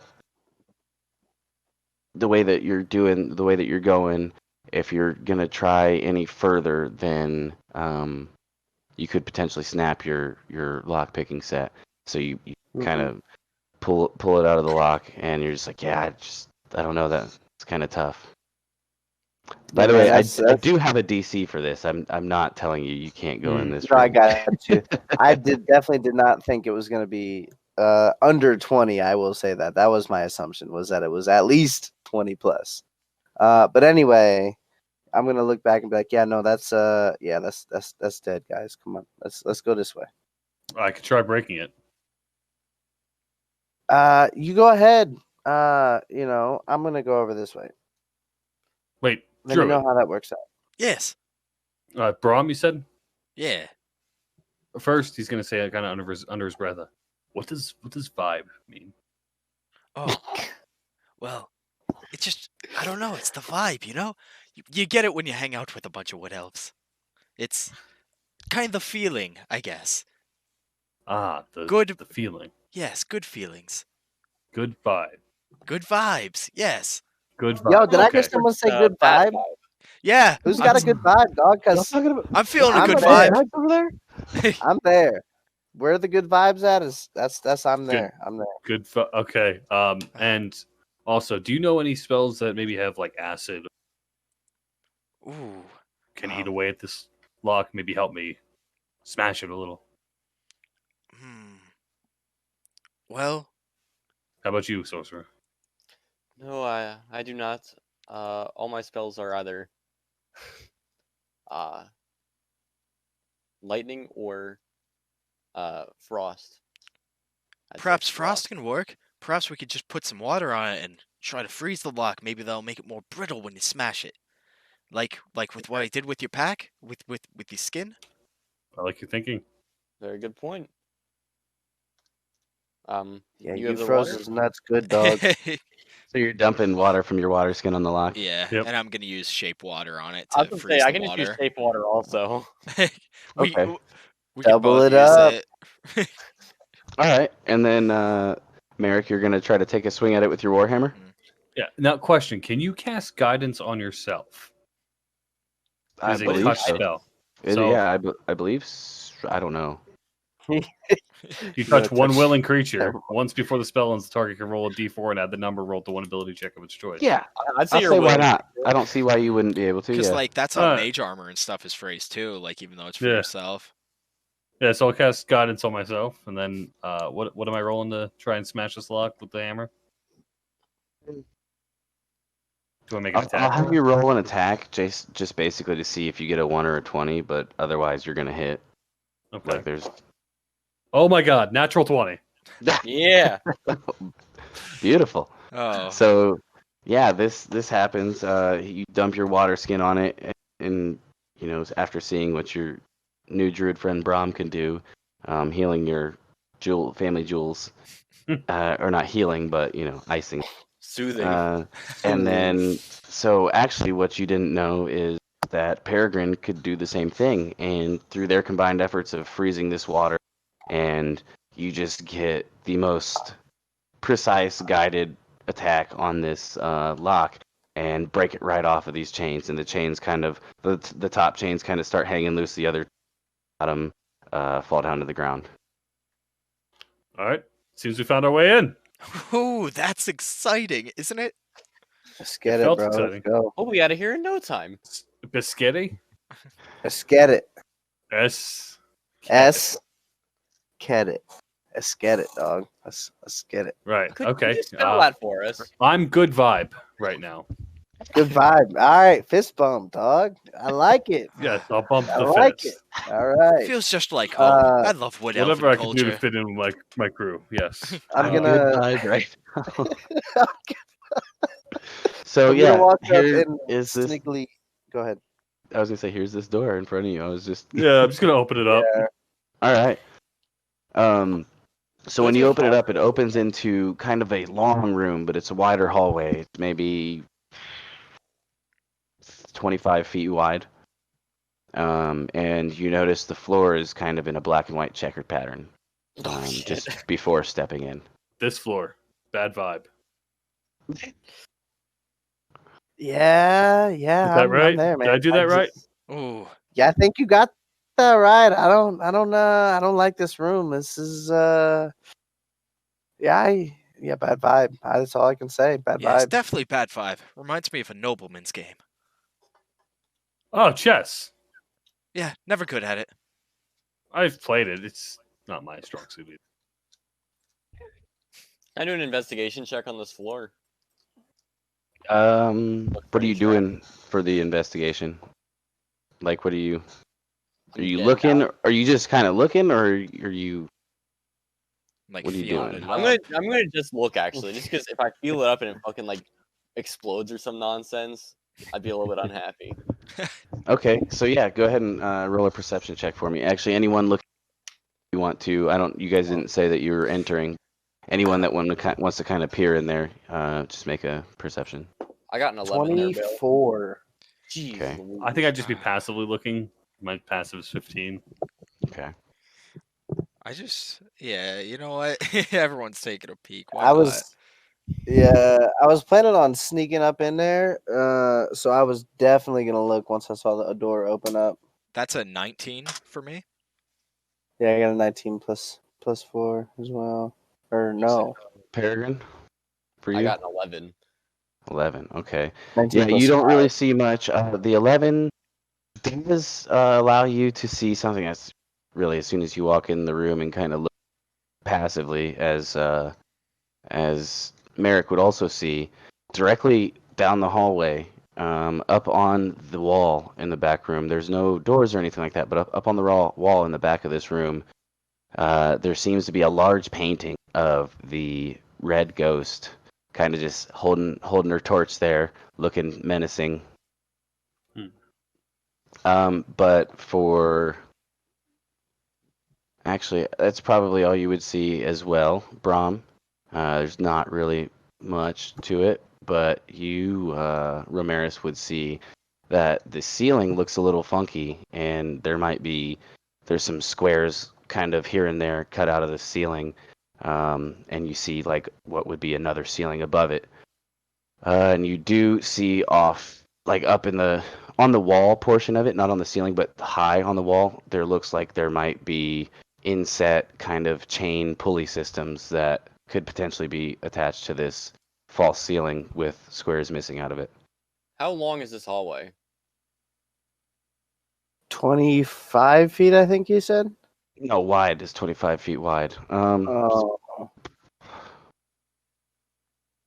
About 80 feet. It looks Shit. like a pretty long hallway. When we start walking across it, it'll just get longer and longer and longer. So what are you guys doing? And Nova's kind of just floating around. She's like, "What? Yo, check it out. Hey. What do you see?" Oh, I'm checking it out. I don't know what to make of this. Do you think there's traps in here? I mean, it seems very suspicious, this checkered floor. I'm almost certain of traps in this room. Maybe it's pressure plated, different color tiles. Check the white one, see what happens. I'll smack him with my hammer. I'm gonna just. Okay. Oh, Just no, the first one in front of you. Or you were saying that in character, like maybe I should or something. Yeah, that was the. Okay. Oh, okay. I was gonna say, let's go check out the other door first, man. It might be good vibes. This is not. Did you No, that share was. that information that you saw, Romaris, with the rest of Yeah, the party? yeah. I definitely relayed. Because you were the only one What that was actually going saw it. Yeah, because that ceiling is as my newfound buddy Merrick would say, bad vibes. That's bad vibes. I agree. This is bad vibe. I just don't. I don't feel a need to try that door because the bad one seems to have gone this way, and we need to get rid of it. Well, we could at least look, right? We can Go touch ahead, all take the a peek. floors. Take a peek. I'm gonna walk over to the other door and take a peek, a sneaky peek, as one might say. So you're trying to open it quietly. Oh yeah. Okay. Oh no. Oh, that's not bad.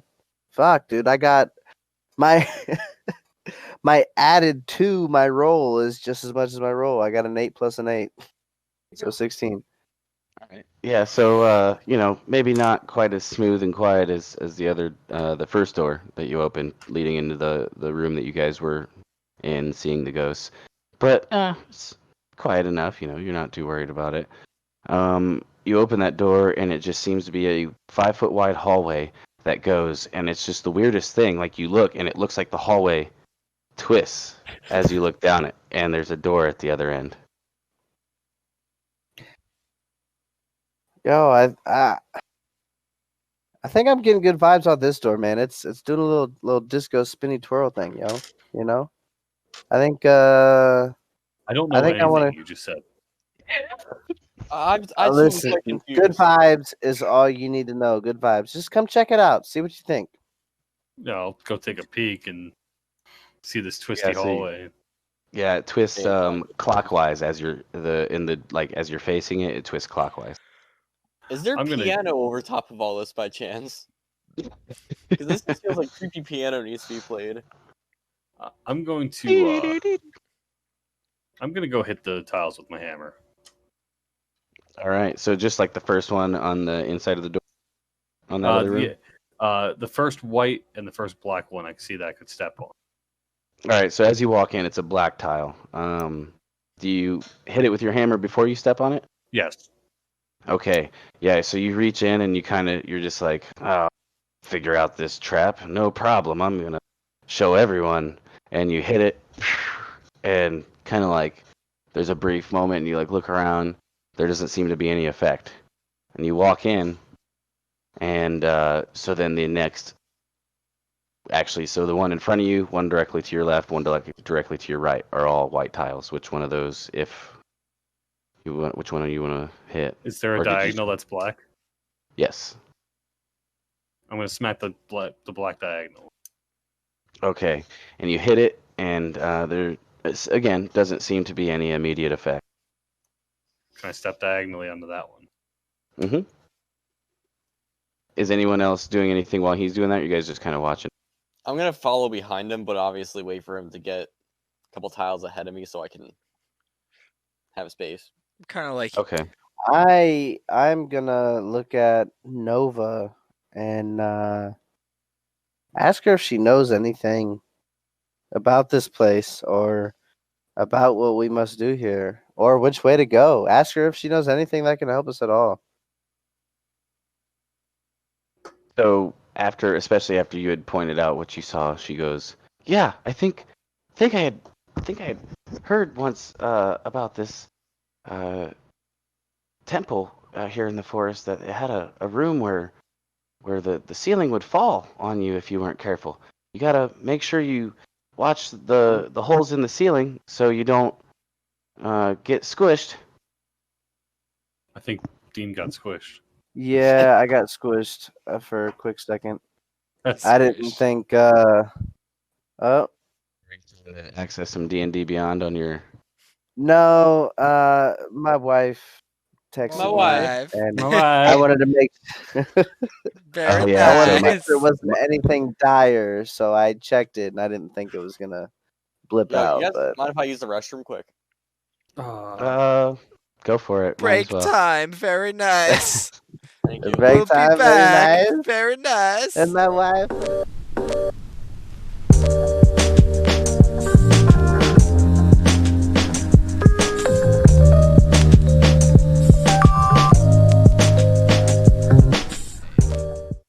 All right, welcome back to our one shot that if you guys haven't figured out by now, might be heavily influenced by or inspired by a Zelda game, maybe. Maybe. So far Majora's Mask, right? Yeah, sure. Yeah, We had our Zelda players. 2. Yeah, Zelda 2. But yeah, so far we had our players teleported to, they went to sleep one night and woke up in this Hey, what looks to be a pretty dense jungle, or Yo, forest, but it was check it out. actually a room. Its ceiling was concrete, the walls are concrete. There is one door in the room. They fight these wolves and save pretty friendly fairy that likes to Annoy talk us. to Not play them, tricks on people. not play tricks on people. And then entering this room, they see these four ghosts that kind of spread out, and now they're starting to venture through this room and figure out where the next move is going to be. They've got the two possible doors that they haven't, or that they didn't come through initially open. Now they're gonna figure out where they want to go. So yeah, what are you guys doing? I know that Merrick, you had gone in on the first black tile of the floor and then went diagonally to the next. And then I believe Peregrine followed, Mhm. at least one block behind, right? Mm-hmm. I right before we took a break, I did ask Nova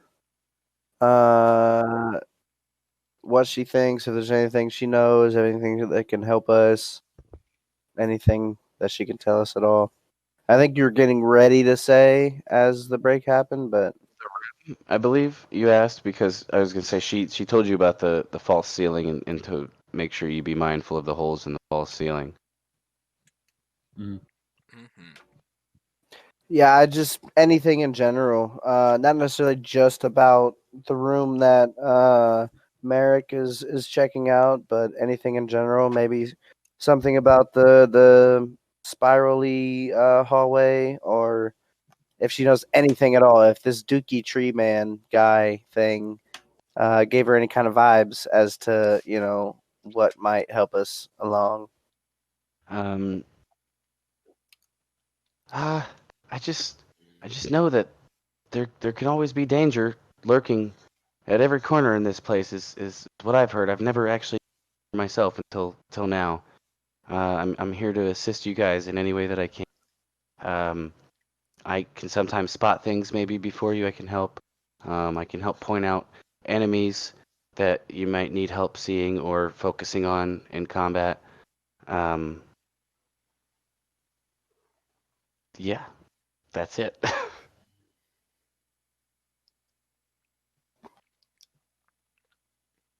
All right. Well, thank you for that.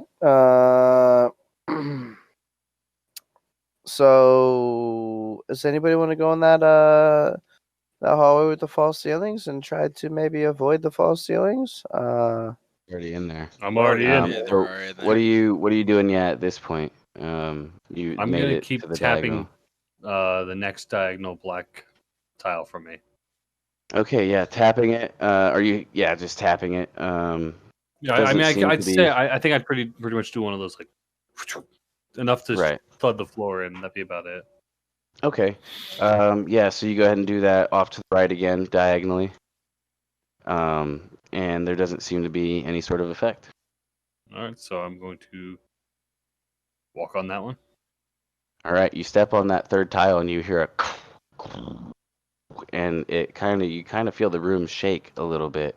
Just not violently, but you feel a little rumble to the room. And yeah, for now that's it. Would I be able to? I guess I never specified if I came back after checking that door or not. So never mind. I guess. I'm gonna look at the ceiling because Dean did mention it, correct? That the Yeah. thing goes Yeah, to- yeah. I want to examine it a little bit closer. Like now I'm underneath it. What am I So- seeing if I'm looking up? At Where it? you're standing, if you look directly up, it almost looks like. So the ceiling, the real ceiling, I guess, above this false ceiling is also checkered. And it looks like the first 2 rows of tiles, so the first 10 feet, they're visible. And then the false ceiling starts. And then there are various holes where you can kind of see tiles, like you see a black tile here, a white tile here, like various spots. But there's holes in this false ceiling. Mhm. And so what, Brahm, what are you up to as this? I was kind of thinking that I was probably like closer to Romaris hearing the just Nova's advice. So perhaps I'd like ask. You seem to know an awful lot about this false ceiling and stuff. Do you think you could kind of just guide us through? How does it even work? Is stuff gonna fall down? Are we gonna get hurt? I don't want to get hurt. I didn't like that rumble. Yeah, me neither. What rumble, bro? me neither. Bad vibes. Bad It sounds vibes. like there's some bad vibes in there, Nova. I feel Vibes. I feel like a good vibe right now. He's feeling But good that vibes. seems like a bad vibe. Merkel, hear me out here. Vibe update. If you look at the ceiling, you can see holes in it.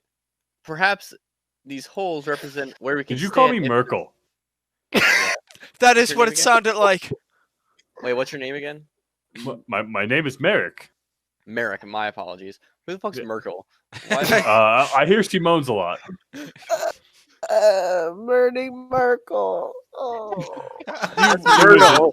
You You should wizards would know the Myrtle. type. He's got a wand. He's Yeah. the wizard type. Yes, I read the story. He's got the Myrtle Yeah. Myrtle vibes. Yeah. Perry Blotter, you know him. I read the story. Harry Blotter. Yes. Well, my apologies. Okay, look at the fucking ceiling. I There's see the holes. fucking So- ceiling. At this point, Merrick, I need you to make a dexterity saving throw. You hear a almost like Fuck. latches releasing, and then the ceiling comes rushing down at That's a fucking 2. How's that sound? Merrick guess died. As he's, He was yo, getting as he's so getting ready to get distracted by the crushed, Merkel. As he's getting ready to get crushed, I'm just gonna yell, "Hey yo, bad vibes, bro! Watch out!" I feel the vibrations. Yeah, no, not vibrations, dog. Vibe. You gotta feel it stronger. Crushed. You're gonna die. You take 7 points of bludgeoning damage Oh, as you try to man. dodge. You just don't make it. Like scrapes down on your back, your shoulder, kind of deal. It hits your, doesn't like dent your armor. I guess you're able to kind of slick out of it just in time to not be completely crushed by it. Great.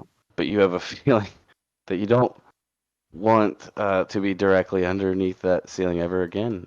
Falls. Yo, So I'm go gonna. back up then. After it slams down on the ground, and about 6 seconds, it slowly starts to lift up, and you hear like a. Was I fine? Like, yeah, you were still in the first 10 feet. Right on. Yeah, I'm gonna say. Oh no. Merrick. Perhaps if we just Is that ran. Cameron stuff? If we just ran very quickly to the next open spot in the ceiling, when Right. it does fall down, we can get to it, and then it will just fall around us and then rise back up. I need a minute. I'm in a lot of pain. Of course, of course. Do you need me to do that? The water skin trick. I that- don't think Braum that's gonna did? do the time. Well, I'm at 2 health right now, by the way, guys. So Ooh. wait, what? so I'm looking pretty beat up. Oh shit! Hey, You're my a bad. cleric, So Brian. I did. Oh. I didn't mean to tell you guys that each of you start off with a greater healing potion. That was something I was 100% going to mention. I really was. So each of you have a greater healing. I just didn't want to. I didn't want to try to figure out if I could go in there and add it to your guys' Beyond stuff, because I'm not technically the DM of the thing on there. That's- But yeah, so if you'd like to utilize that, Yes. Yes, I'm going to do that. So that one, I believe, is the 44 plus 4. Yes. Yeah. So yeah, what are you guys up to? Like, obviously, Peregrine would have seen I'm just gonna that. chug Everyone this would have potion. heard it. While I'm sitting on the floor. You say I would have heard it? Yeah, everyone would have heard it and kind of felt it. But Peregrine's probably the only one that actually saw the best of what I'm happened. kind of horrified, besides- actually. Yeah. Before, I just saw I'm my gonna- fucking boy before get all fucking that, squished. before all that went down, Brahm asked Nova if they could guide like them through that Yeah, room that's right. because they know about the ceiling and I guess more about it than we do. Mhm. Yeah, I suppose I could try. I can get up higher and I can see where the false ceiling stops. That sounds great. I trust you. I'll let you guide me. And she kind of like ding, ding, ding, ding, ding, ding, and then flourishes over to the room with the checkered pattern on the floor. And I will follow. I can So hear with the sound. this, I'm going to basically it'll be a perception check with advantage with Nova helping, and then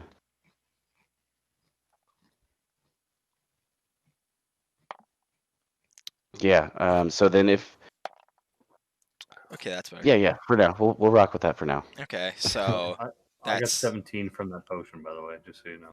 Nice. that's an 18 on my perception check.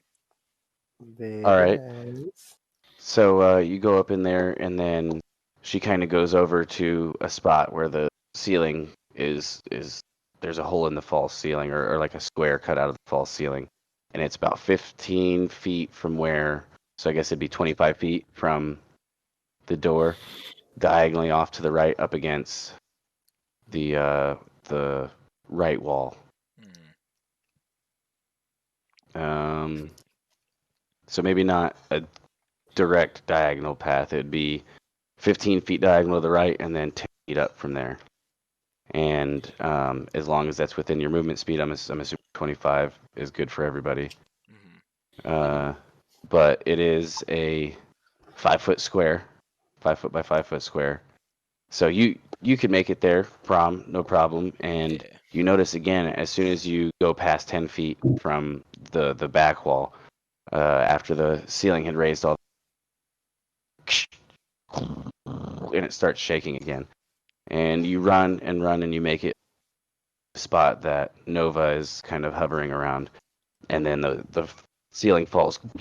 And then the rest of you guys Crushes see this Brian ceiling again. fall, and it's like, so the false ceiling is 2 feet thick, 2 or 3 feet thick, somewhere in there. It's a pretty thick slab, and it's being held up. There's anchor points on top of it with chains. And you see the ceiling fall, and then you just see Brahm kind of like, oh, well, okay. So wait, So- while it's down, would there be any way that maybe I'm sorry, I just want to call you Merkel. What's your name again, Brian? Merrick. Is there any way Merrick can like break these chains so it doesn't go back up at all? Would you ask him that? I'm asking how long it's on the ground, just so if like it launches back up, then there's no point. About asking. 6 seconds is before it starts to try to rise back up. Okay. Once it since hits I'm- the ground, it sits down for 6 seconds, and then it'll slowly. Since I'm still right there, I would like to jump onto it. Okay. And when you jump onto it, are you trying to run? No, I'm trying to ride it up. Okay. You're gonna get smushed. um, Oh, so yeah, it starts to go up, and that'll take another about 6 seconds to reach the ceiling. I would say just passive alone that there are kind of slots where the chains are coming from, but other than that, it's flat ceiling that you're headed toward. All right, this isn't the way up. oh, that was absolutely terrifying, Nova. So are Thanks you for not still getting trying me to ride it squished. up, or I see flat ceiling approaching. yeah? Embrace Now it. this false ceiling is only like what, a foot below the other one then? Oh no, it's toy like a toiga. Oh shit! Toy Ah. like a toiga. Yeah, I'm just gonna hop off it then if I can. Okay, you're basically trying to look for any like escape hatches up top, or not hatches, but openings that you could go through or something. Yeah, to like crawl forward through like the top portion of the ceiling. Okay.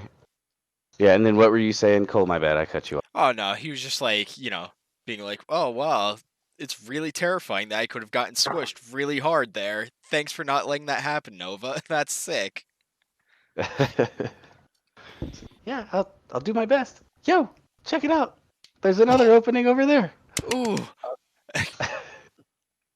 So, I mean, I'm And just gonna follow. he wants to follow follow, behind them. yeah. It works. Whatever they got going. Okay, so you're just gonna go to the spot that he's Last probably set, going to yeah. be trying to get out of. So Yep. the next spot is it's an 80-foot long hallway. That's okay. So then the next spot is going to be there's two. There's one kind of in the middle of the room. Actually, I'm sorry. Roll a perception check at advantage. I just made that rule before and I already forgot it. Are you telling If me? you'd like, no, Brom. Cole? If you're advancing Yeah, I would from that like spot.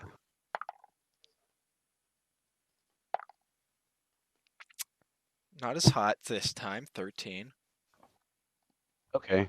There's one that's kind of in the center of the room, another 5 foot cutout. It's a little bit harder to discern since Nova's not quite at that one.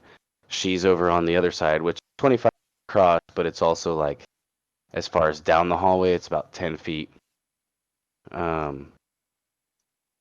further down the hallway, but it's across the 25-foot hallway, and she's right there. And you also see that one, and you're not 100% sure, but it definitely looks further than 30 feet, further than your typical 30-foot movement speed that would get you. You're pretty familiar with how far you can get in a certain amount of time. Couldn't we use our dash action to get so I could catch up to? I'm gonna use my dash action to try and catch up. Okay. And so are you? Well, actually, Brom, which one were you wanting to head for, if any? I'd say two of you can occupy the same space if you get tight, real close. Well, you said they're 5 feet, so I mean, Yeah, you guys aren't actually 5 feet wide, but Yeah. I think God, fuck. you said one of them, it was like Nova was like kind of heading towards, but not quite at it yet, from what I observed. yeah, right? yeah. She had gone to the one that was Yeah. like directly across the hall and then 10 feet advancing. Yeah, I think that's and then where. there's the one that's more in the middle. Yeah, I think he's trying to stick with Nova. I think that was kind of like his thing before he went. He was like, "I trust you," so he's gonna head in her direction. Okay. And I'd say that through, because I always do diagonal counts as 5 feet. A lot of people don't like that. I don't really care about using hexes. So that it'd take another 25 feet because that's the width of it, and moving diagonal, you could jump up 10 feet diagonal and then run across or whatever. So yeah, you're able to make that with your movement speed. Are you, Peregrine? Are you dashing to try to get to the same spot as him? Can I do a perception check to get as far as possible to find like? Can I do a perception Yeah. check to find the closest one? Sure. This Alright. one will just be regular, just because. So Nova's at that one spot, but you're trying to get a bigger look at the thing. I got a motherfucking 15. 15. Okay. You Don't think you'll be able to make it to that spot in the middle. Did you no? Did you say you followed him before the ceiling fell? No, the ceiling fell, and then as it was coming up. All right. Yeah, so you wouldn't be able to make it to that far one, but you could make it to the one that Brahm was just at, or the one that Brahm is currently at, that he just like is running toward now I'll go to the one with he's your currently at with your then. dash. So to get to the one where he's going, that'll be your dash. I mean, not in any sort of actual initiative, Yeah. but just for like movement once the ceiling releases. So yeah, you guys are pretty tight now in this spot, and the same thing. Like Tight. as you're moving, it's just and it falls down, impacts the quite ground, bad. and about 6 seconds later starts to rise back up. Romaris and Merrick, are you guys doing anything? Kind of just watching as this is going on. Romaris, what do you think we good vibe, run and catch up, follow the same path? So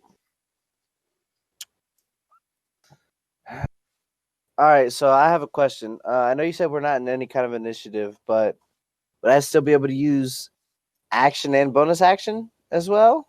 Or is that not Like dashing as an action and then using a cunning action to. you cut out.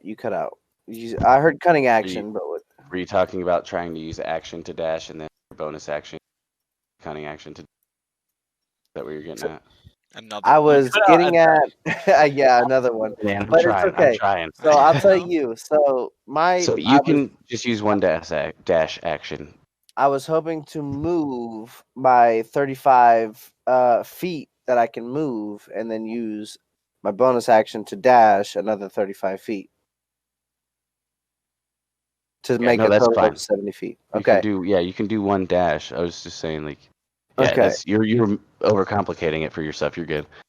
Okay. So I would like to similar as Elliot did, make a perception check to see what the farthest hole that I can get to is, to see if I can reach a hole within 70 feet. Roll perception check. 14 plus plus 5, so 19 total. Okay.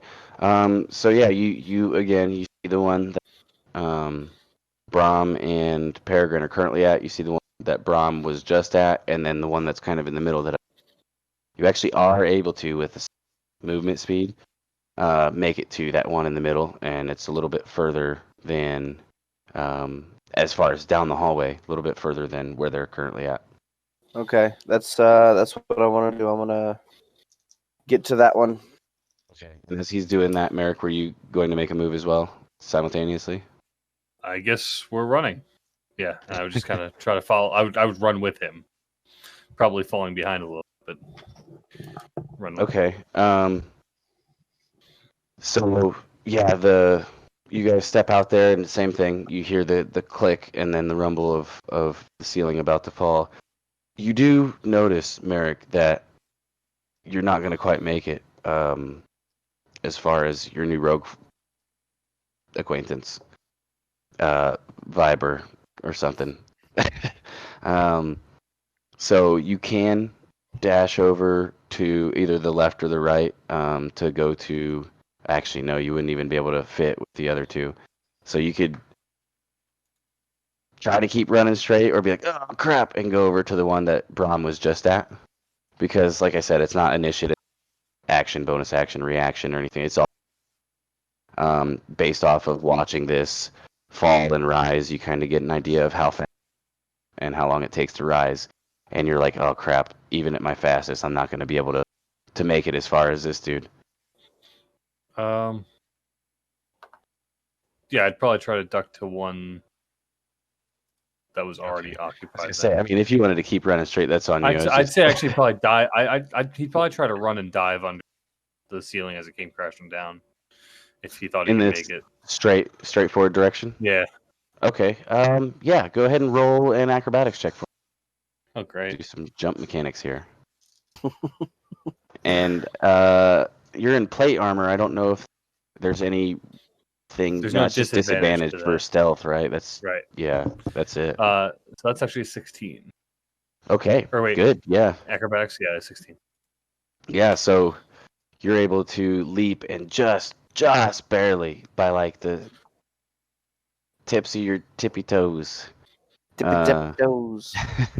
make it. You know, it might have even crimped just like the last half inch of your uh, boots, but you know, it just gives them a little bit of a pointed and rounded up look once you stand up. I guess. Yeah, just barely pointed making it with feet. that leap. So you guys are about. So that was. So you guys are about 30 feet ahead as far as down the hallway of the other two, which would put you at roughly about 25 feet to the back end of the hallway. So the two of you, I'll have roll perception. If I mean, if you would think to look around once you got to your spot and the ceiling fell and kind of came back up. No, I'd be looking back at the other two, trying to see when they catch up. Okay. Oh, there he is. 24. Nice. Okay, so you do see that at the base, or not at the base. So there's the ghost painting at the back of this hallway, and there's like a little nook actually underneath it on the ground that's about 4 feet tall, 5 feet wide, and it's got a small treasure chest in there with a lever behind it. That's my nephew, by the way. He's the cutest thing in the world. He's a cutie. Is that legal? Baby on yeah. stream. Whoa, Ellie. whoa, whoa! I'm just saying. No, no, Their no. dressing room's Oh, over there. dude. My dressing room's over here. So did you hear me, Dean, or was I talking for a reason? So you said I heard something Bruh. about the painting. I'm Fine. sorry. Yeah. So no, you're totally fine. Beneath the painting, there's a little nook underneath it, on the base, like on the floor. Kind of goes in a few feet. It's about 4 feet high, 5 feet wide, and it's got a small chest in there with kind of like a lever behind it. Okay. And how far? You said I was about 20 something feet from the painting. 5 feet. 25 feet. Okay. So what's everyone doing? I'll go back to you, Bram and Peregrine. Give me that painting. What? So Give me that Give me that paint. give me that painting. Would I have an opportunity as I was collecting myself after my dash and my run or whatever? From the time that I saw that, would I have enough opportunity to be able to say something to anybody, relaying what was going on? Yeah. Before- So you okay. could see this before the ceiling even started like officially coming. You know, it's like down, and then you're just like, oh, there's a little something back there, and then the ceiling starts to come up a little bit, and you see it. So I'd say by the time the ceiling reaches the top, you would have been able to get that information out. Okay. So I definitely relay that information to everybody else. Making special emphasis on that lever. Chest is nice, but that lever though. Yeah, but What that lever though. do? You know what I'm saying? Nah, I mean. Nah, I we- mean, he get Should that we vibe. run there? Should we run over there and do the lever vibe? So me and Merrick are in the same space. Yeah, we're almost kissing. Okay. That's pretty close. How That's far, fine because we're vibe buddies, so I'm fine with that. How far ahead did you say they were from me? From you,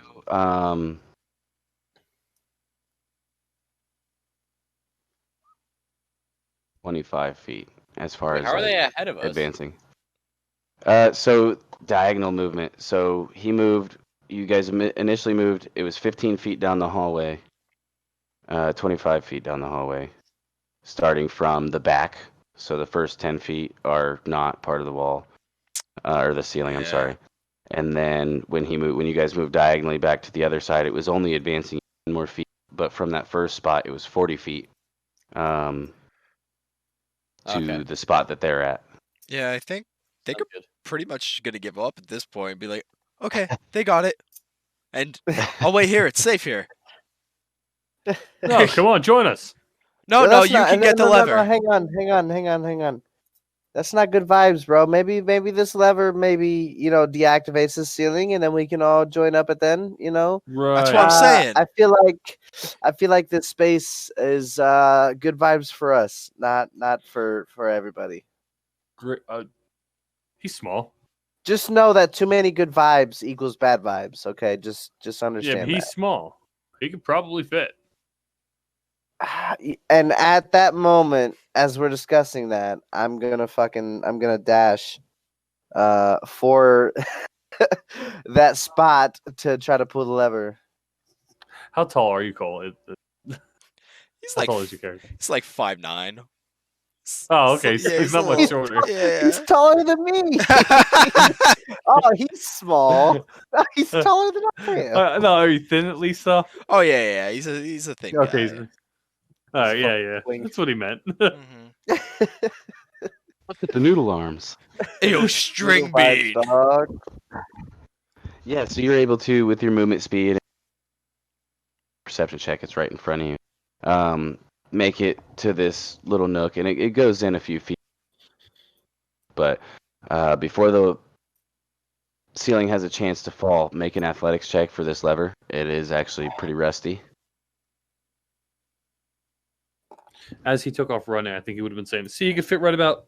Oh, Where'd he go? Are you sure you didn't say acrobatics check?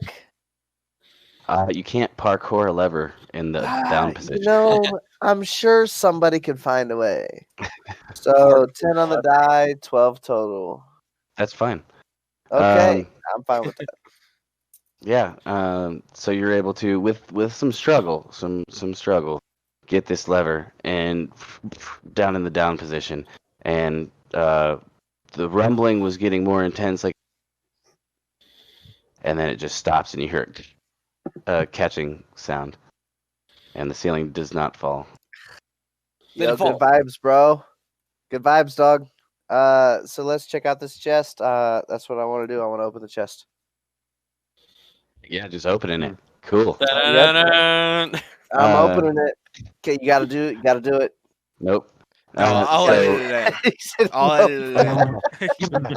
So you get over the chest, and you walk up, and you kind of kick it open with your foot, and it just pops open, and you reach, and you're just like, oh man, there's a health potion in What here, is guys. Look. this? Oh no, this is crazy. So you find a common health potion. I am going to drink that right now Okay. because I took some pretty hefty damage. That's what 1d4, 4 plus 2. 2d4 plus 2. Mm-hmm. For a common, yeah. so you found So it? Oh, just drink it. Slurping it. That's a 2. And Anything else in there? Ah, and another 2, and then So another 6. 2, so 6. There you go. Better than none. Oh. Yo, guys, I was parched, bro. I just, that wolf thing, it just got me out of breath. You did Alright, do a since lot you're of running. Yeah. You feeling better? Yeah, no, but I'll be all right. So anything else in there? Nope. No, that was it. That Wow, was it. Just a nice Maybe- refreshing beverage. Maybe that ghost is behind this painting. Can I throw something at the painting? I have a crossbow. Can I fire a bolt at it? Sure. Yeah, go ahead. Just throw the arrow at it, actually. Just throw it instead. Screw the crossbow. I'll just chuck it. Crossbow. No, so yeah, you go ahead and make a shot at it. It's a large, maybe not floor to ceiling, but it starts about 10 feet high from the ground, and it goes almost to this ceiling, and it's kind of set into the wall. You shoot your crossbow at it, and it kind of pierces right in the chest area of this ghost in the painting, and then Nova, says, "Yo, check it out. Check it out. I have heard Wow. rumors before that certain things can't be damaged unless hit with a special bow." Oh. Right. That's good knowledge. So, is there? Oh, sorry. So prior to that, yeah, the ghosts. The ghosts have been known to sleep in the paintings of themselves, but they can't be damaged unless with a special bow. That's what I meant to say. That is good Special knowledge. bow. Special bow. I could turn to a In squirrel. this hallway area, is there any door or anything like that? Or any kind of other way that this leads, other than directly the way that we just came? Go ahead and make a perception check if you want to. I'm going to tell you that there's not any, but Can I I try already- turn undead to this? So that is 16. No, there's no other doors. there's no other doors. What were you saying? Turn undead on the painting? Yeah.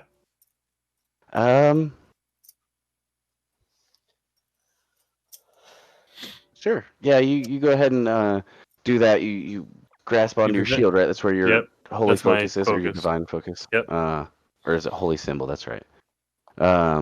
So you have that, and then you go to cast your channel divinity power, turn undead on it, and it seems to there's no visual effect, but you feel it almost being deflected at you. But you're not undead, so it doesn't take effect or anything like that. Almost like there's a source of magic protecting it.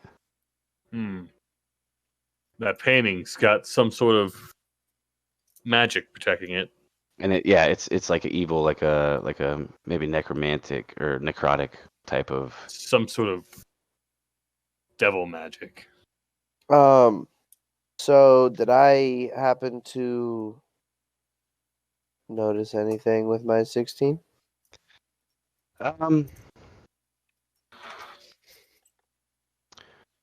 No, nothing out of the ordinary that I haven't already described. Already said. Okay.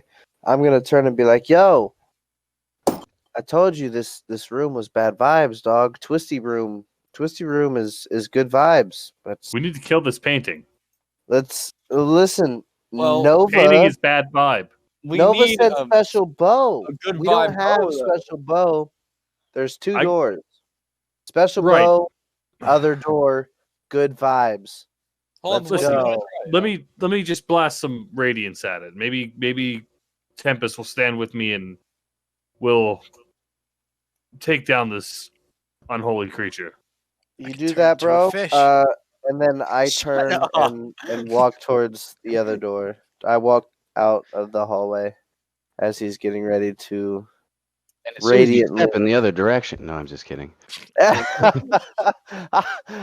was gonna be so sad. Good Can I vibes cast only, Guiding bro. Bolt at this painting? Sure. Is that an attack roll, or is that the one where I have to do the saving throw? No, it's That's an the attack roll. attack roll. Yeah, Okay. I That- love guiding bolt. Okay. I love clerics. Just gotta say. It's a 23. Nope. So yeah, it strikes at this painting, and there's It is a radiant damage. slight, like screech, I guess, like not deafening. It's muffled, almost coming from the direction of the painting.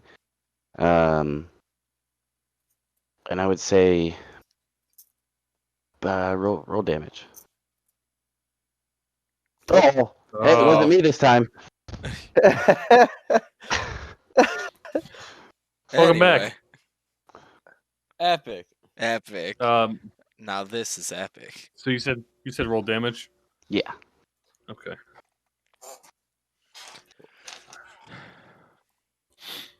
We're not gonna talk about that. What the fuck just happened?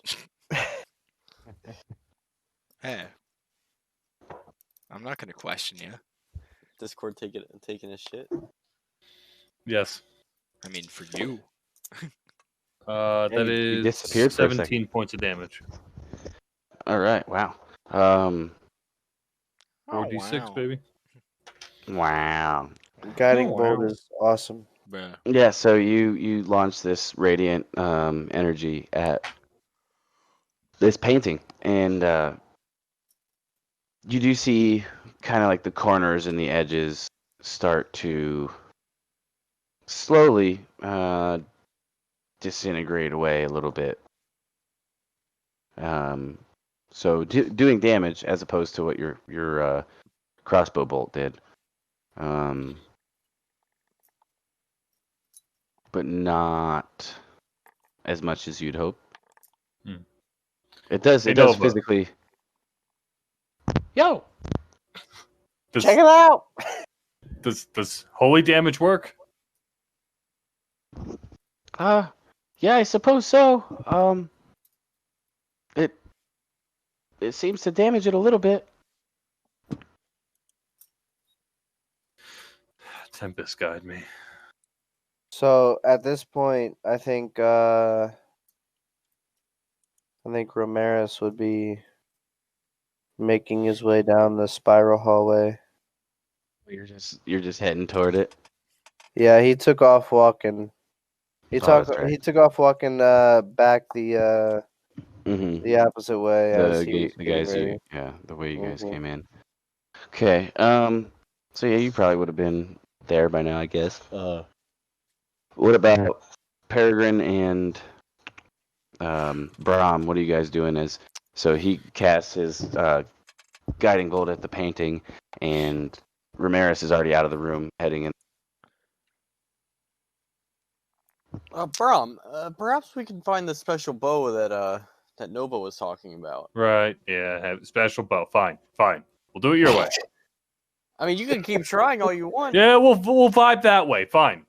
I like Nova. We Would should I be listen able to to Nova. hear? Would I be able to hear Merrick saying this from the hallway?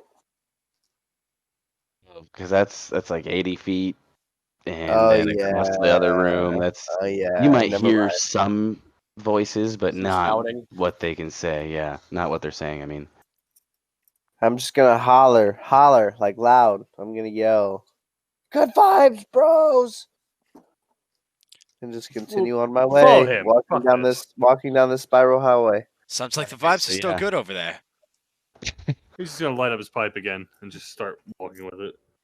so you start walking down this hallway, and it's the weirdest thing that as you're walking and the hallway is twisting, it almost feels like you start going upside down, and actually no, you still feel that you're standing the same, and it almost feels like the hallway is rotating to accommodate you staying on this in the center of the hallway.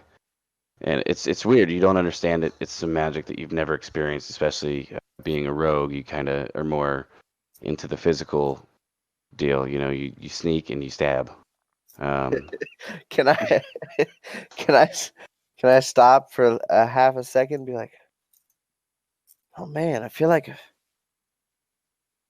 I've been here before. Maybe as as a small child or something. This is maybe a dream, or like a game we used to play as kids in the You're reaching. You're you know." reaching. Yeah, I know. I'm just Um, just for the comedical effect, not for any kind of actual right. purpose. So yeah, going down this hallway, you get. Well, actually, yeah, I'm going to keep going back to you guys, so I'm not having one person do something the whole time. What are you guys doing now that he kind of yelled good vibes, and you're just, sounds like the vibes are still good over there. Yeah, going to check out the good vibes, see what's going on in the spin room. All right. I'm taking up the we have rear to very split up. slowly. So then, yeah, as you guys are approaching, it's a 5-foot wide hallway. What order would you guys take? You obviously be watching the back, Merrick.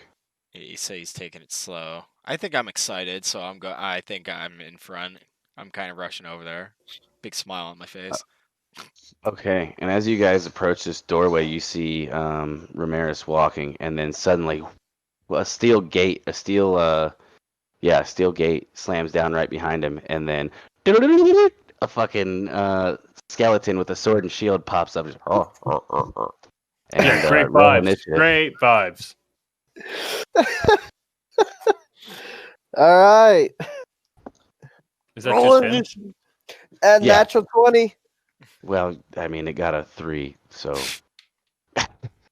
Well, well, it got 3 higher plus. than me. I got a 2 plus 0. Plus, oh, yeah, natural 20 plus 4. So I got a 24. Fucking whack, bruh. Whack. Bruh. Oh, that's great. Let's go. Computer's loading. So, Bill, It's you said that thinking. was just Yeah, you. I mean, you guys go ahead and roll initiative too if you want. Seeing you'll be able to see this. It's just like not a portcullis. That style, dude. It's just like a gate that drops. The bars are too thin for you to be able to squeeze through, but not so thin that you wouldn't be able to cast anything through. And why do I hear boss music? That's a 22 for me on initiative. All right. With your plus 8 Yeah, 14 plus 8. ridiculousness. Oh, yeah, I rolled a 14, kind of average, mid par, but hey, it's a 22. I'm right behind you, Right. you know? You almost rolled as much as I did with a nat 20. What did you get, Merrick? Also, oh, go ahead. What did you roll for initiative? 16. 16. All right, perfect.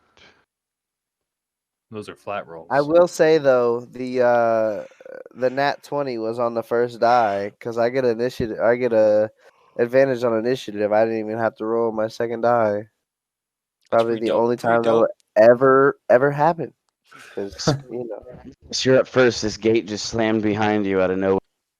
Skeleton rose up from the ground, almost like it was super flat on the ground, and then just gained 3-dimensional figure out of nowhere, and looks poised to attack at you, and you have the upper hand as far as initiative. Go ahead. I'm a spider monkey. All right, I'm gonna hit him with my rapier. Oh,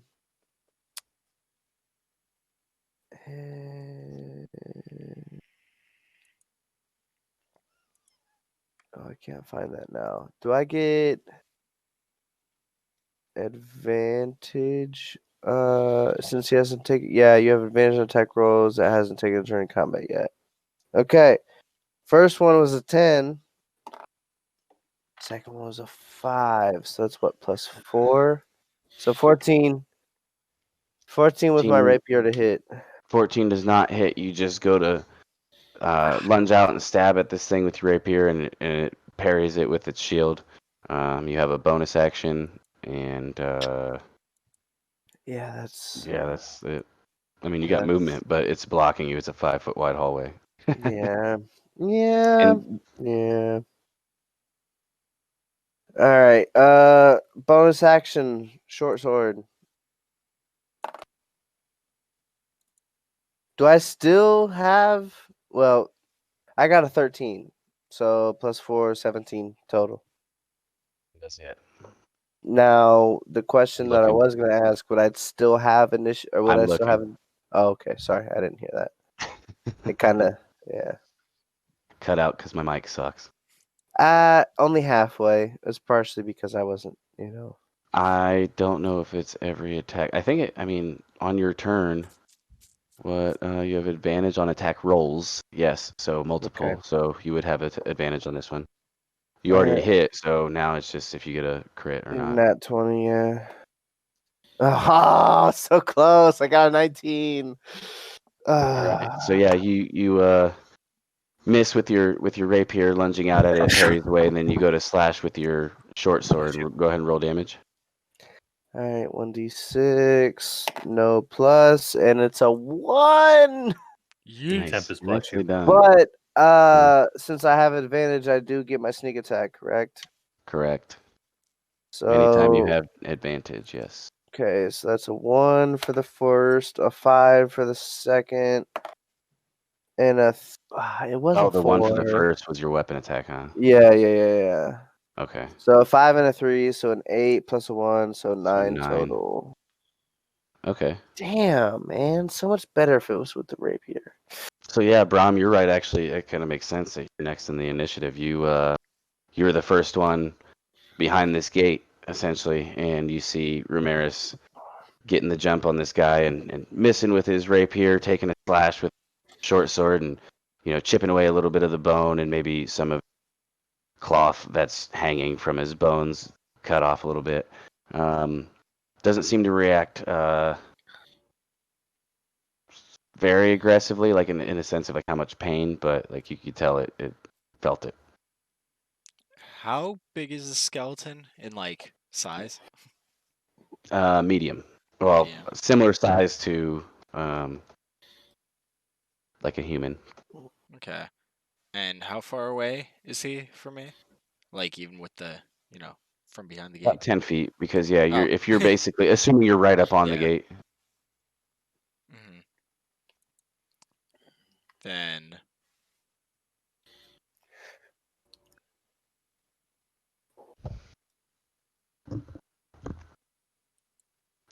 yeah, I'll just try to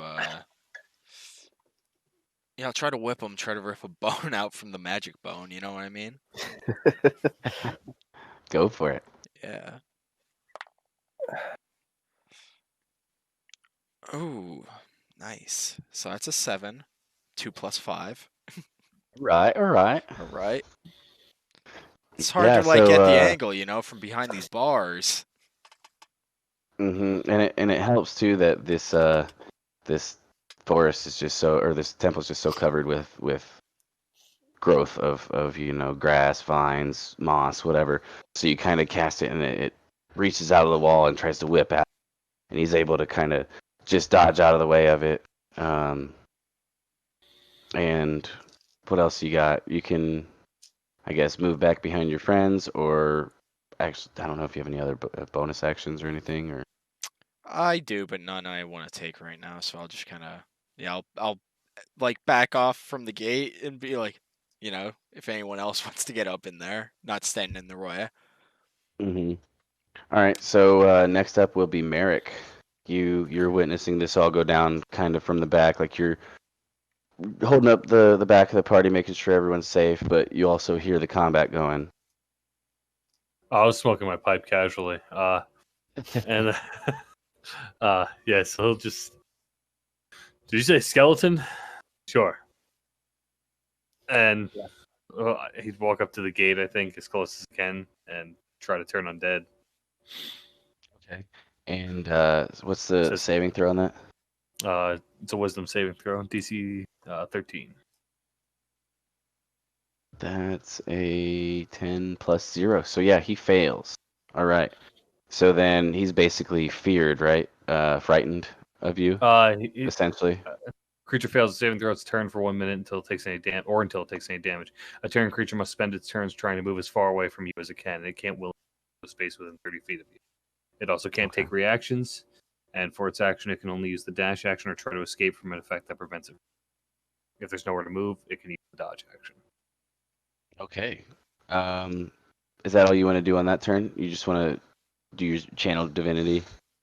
Yeah, and he just says Tempest. I think Tempest as he casts any spell that he does. Okay, so yeah, much like before, you grasp onto your holy symbol or your shield. I'm sorry, and say your silent prayer to the Tempest, and then you reach out and you say Tempest, and it kind of divine aura goes over this skeleton, and it almost looks like there was a voice in his head that caught his attention real quick, and he looks at you, and it's actually the skeleton's turn next, so it's going to turn and run. Thank you, Brian. To this to the door at the end of the hallway. It reaches the door and stays there, I guess. The hands are full, and it's just backing as far as it can away from you, or like running and kind of yeah, looking and making sure it's getting a greater distance, and that'll spend its turn. So it's now got its back against the opposite wall. Next up is Peregrine. How so, far away would it be? Spinny room.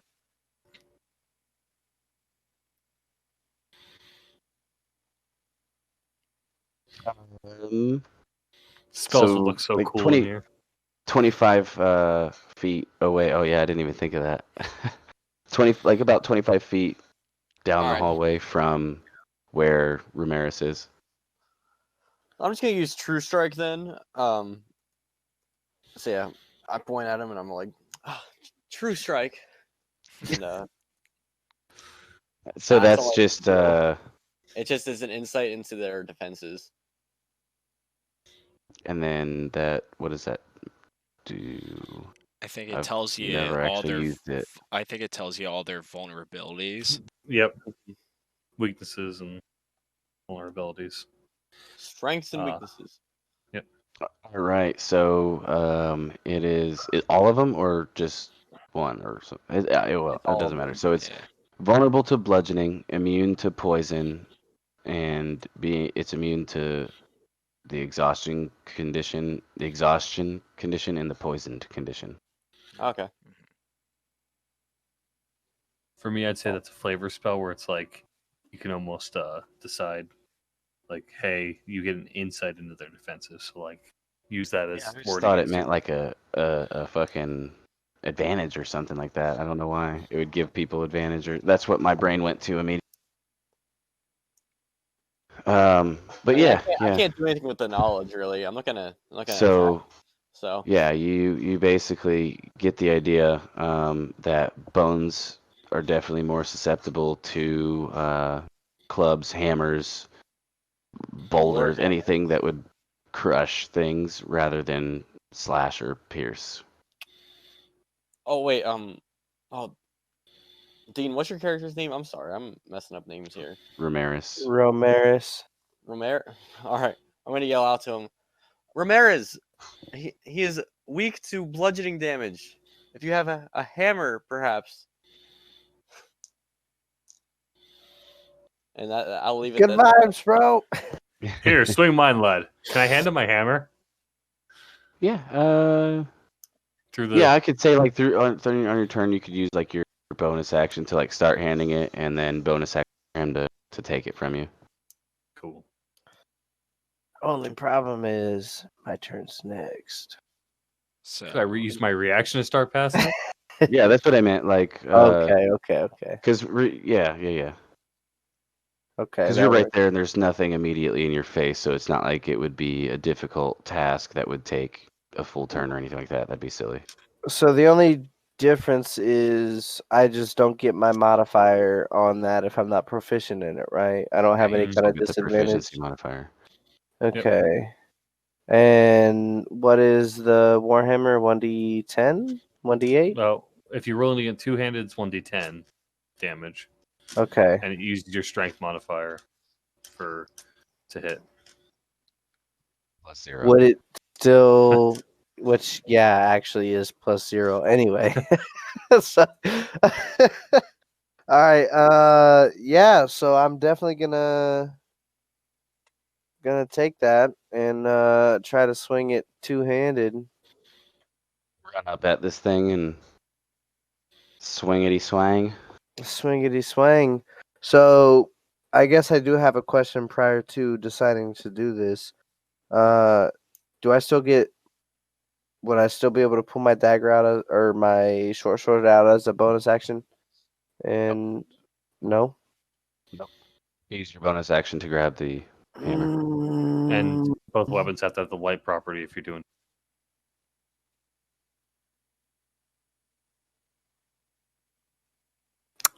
you know, I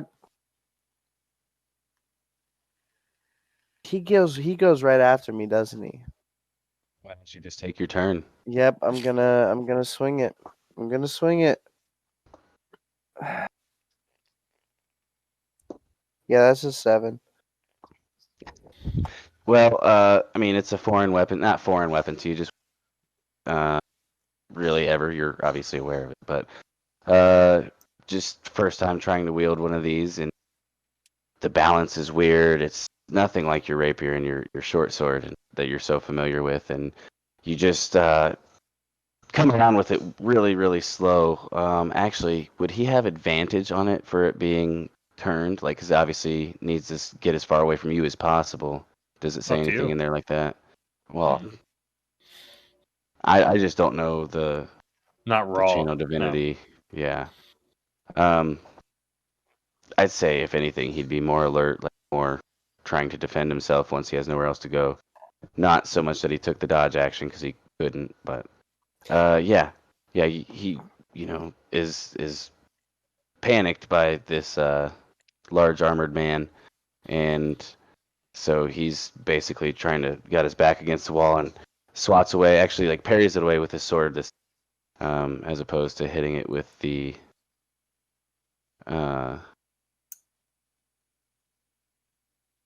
sorry, yeah, as opposed to hitting it away with his shield. I was making sure You gotta swing your Um, nuts into it, kid.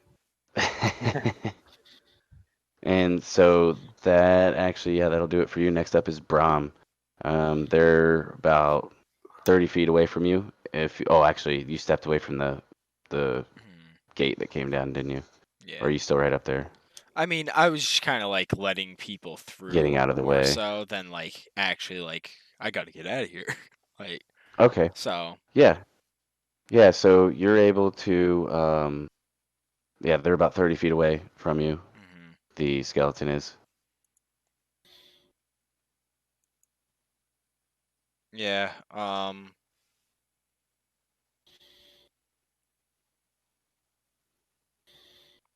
I'll just yeah, I'll try to burn him up this time. Try to create bonfire on his space.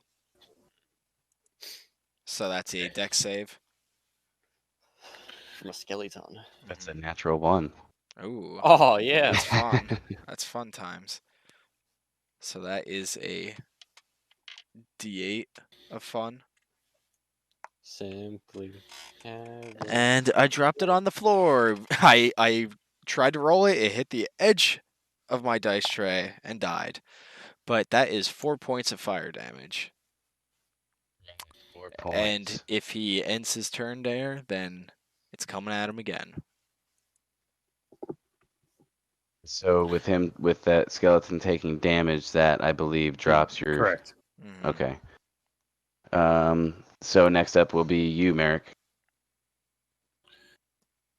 Well, So you conjure this bonfire. I'm sorry. You Yeah. kind of reach out and you're just like, well, whipping him hasn't really been working out very well, so why not? And you create this bonfire, and he even looks too, and he's like looks frightened for a second and takes some damage, and you notice that he takes some damage, and he looks up and refocuses back, ready for battle. Mhm. After getting a little charred. well, I guess we should get in there, huh, lads? Can I try to pick up on the gate? Yes, you can. Go ahead and roll an athletics check for me. All right. 6 plus 2, 18 plus 2 is unnatural 20. All This right, dice is 20 so was beautiful. the DC you needed to meet. So you spend your action grabbing this gate and just lifting it up, and you're just like, yeah, watch, just check out my biceps while I'm doing this, guys. This is all from Tempest. And yeah, 20 was the DC you needed to meet. You're able to lift that gate up, and as you lift it up, you hear like a latch release, and then you feel the tension off of, like the weight off of your, Cool. like it's not bearing down. That takes your action. You have movement and bonus still. Yeah.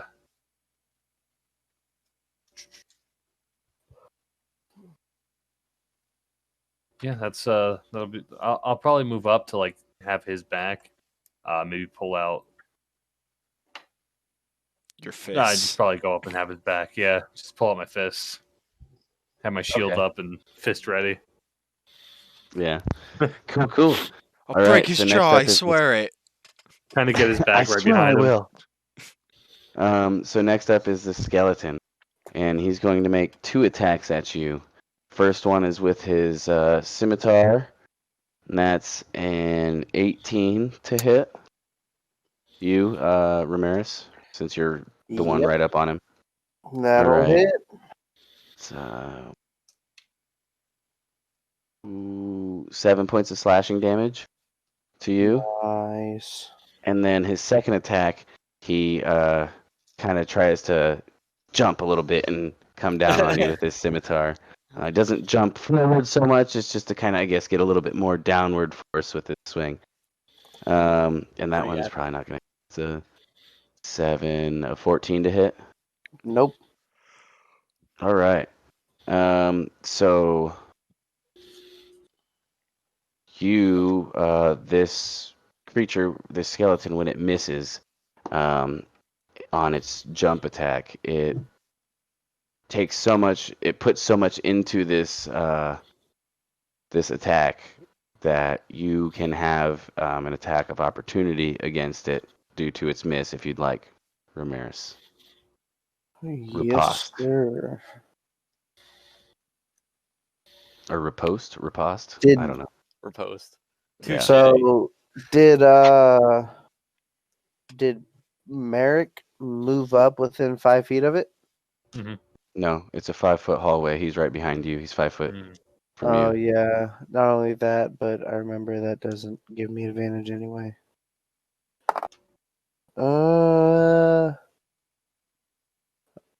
15? Not adding your proficiency modifier? Are you 11 are on the you- die. 11 on the 'cause die you plus failed 4 to tell with me the- what you were wanting to do, what you Oh were wanting yeah, to use. yeah. I'm sorry. So rapier I was assumed what I was assumed that going you for. had the warhammer in your hand still. Oh yeah, that's right. So if I have to, yeah, since I didn't proclaim, yeah, I missed 11. Alright. And yeah, I feel like now at this point, Merrick might be behind you, looking a little disappointed, and he's just like, "All right." So after the attack of opportunity, would I have any opportunity to be able to like drop the warhammer by any chance, or is that just a no? On your turn, you could use a free Okay. action to drop it. You could use a bonus to hand it to Merrick. But yeah, so that ends the skeleton's turn, and next up will be Peregrine. And you said the skeleton like lunged forward. Not lunged Oh. forward; it kind of like jumped up and. Okay. So did it move at all? Is what I'm saying. Oh, it ended its turn. No, it couldn't go anywhere because. So it's still it in didn't. the bonfire, huh? Mm-hmm. That's a good catch. I forgot about that. Very It's nice. a bonfire. It's Turn a the lights out. Very nice. So yeah. then, is that a repeat on the saving throw, or is it just damage if it ends the Yeah, turn in no, there? it's got to make the saving throw again. A creature must also make the saving throw when it moves into this bonfire space for the first time, or the turn, or ends its turn there. All right. So it's a 6, 2 on the die plus 4. All right. So go ahead and roll your damage for it. That is 6 points of fire damage. All right. So yeah, this thing is now looking pretty worn down. Not quite, clinging onto the door of death, but pretty fucking worn down, yeah. So then, if that's it for you, I don't know if you moved up a little bit, didn't you? Or no, that was Merrick. So yeah, you're still there. The gate is out now, open from Merrick lifting it up, and there's about 30 feet in between you, 25 feet, and 20 feet from Romaris and Merrick, respectively. Right, and that's for Peregrine, right? Yeah, and that'll be Peregrine's turn. All right, I'm gonna go ahead and try and use Chill Touch. Do I have a clear visual on him?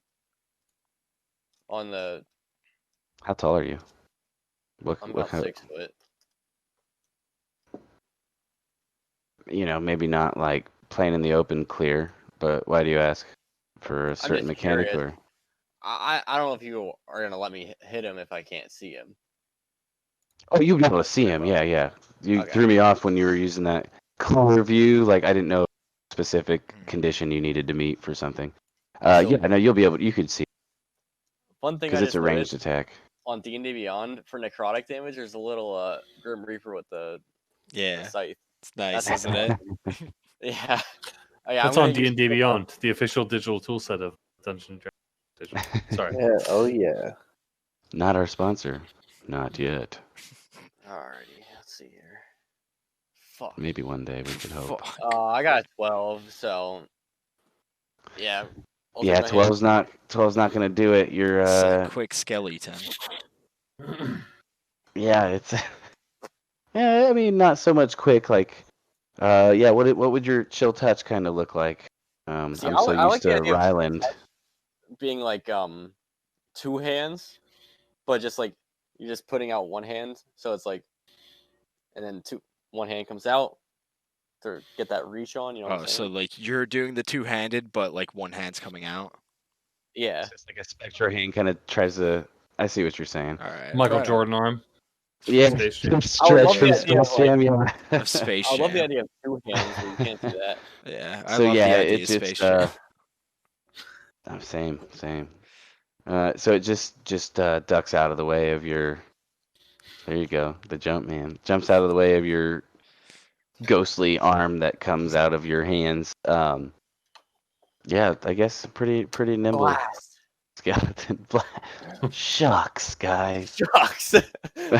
Next up is Romaris, top of the round. The So- skeleton's looking pretty beat up. First thing I want to say is I just want to make sure everybody remembers on the official digital tool set that there's a little dancing wizard guy to the right of quarantine resources on D&D and Beyond. If you click him, you get a little rave action going, little flashing lights on everything you hover over. Yeah, little dancing lights. It's a pretty cool feature. I really enjoy it. So just wanted to put that out there, just in case anybody didn't know. Embrace rave, as- man, while you still Hit that last time. Aside from that, Romaris is going to use his free action to drop the warhammer behind him. Hopefully in enough range for the rightful owner to be able to maybe pick it up. Who knows? And then he's going to take a slash with his rapier. Let's see it.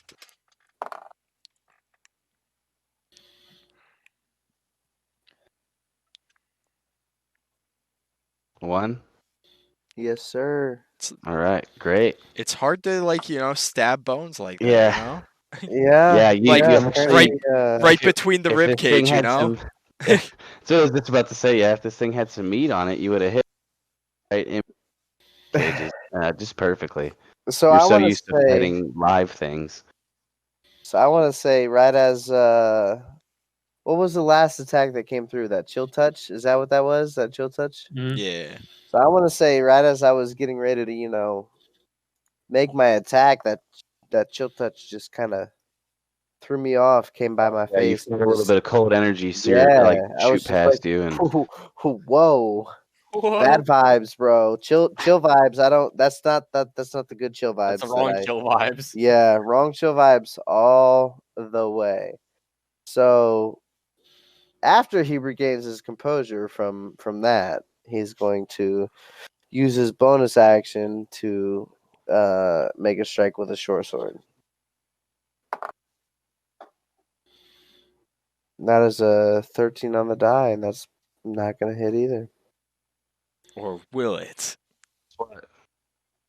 Because I don't add my proficiency. you add your modifier to attack for the short sword. Yeah, you're proficient with that. that weapon. You add your proficiency modifier for the attack. You Okay. just don't add the dexterity for the damage.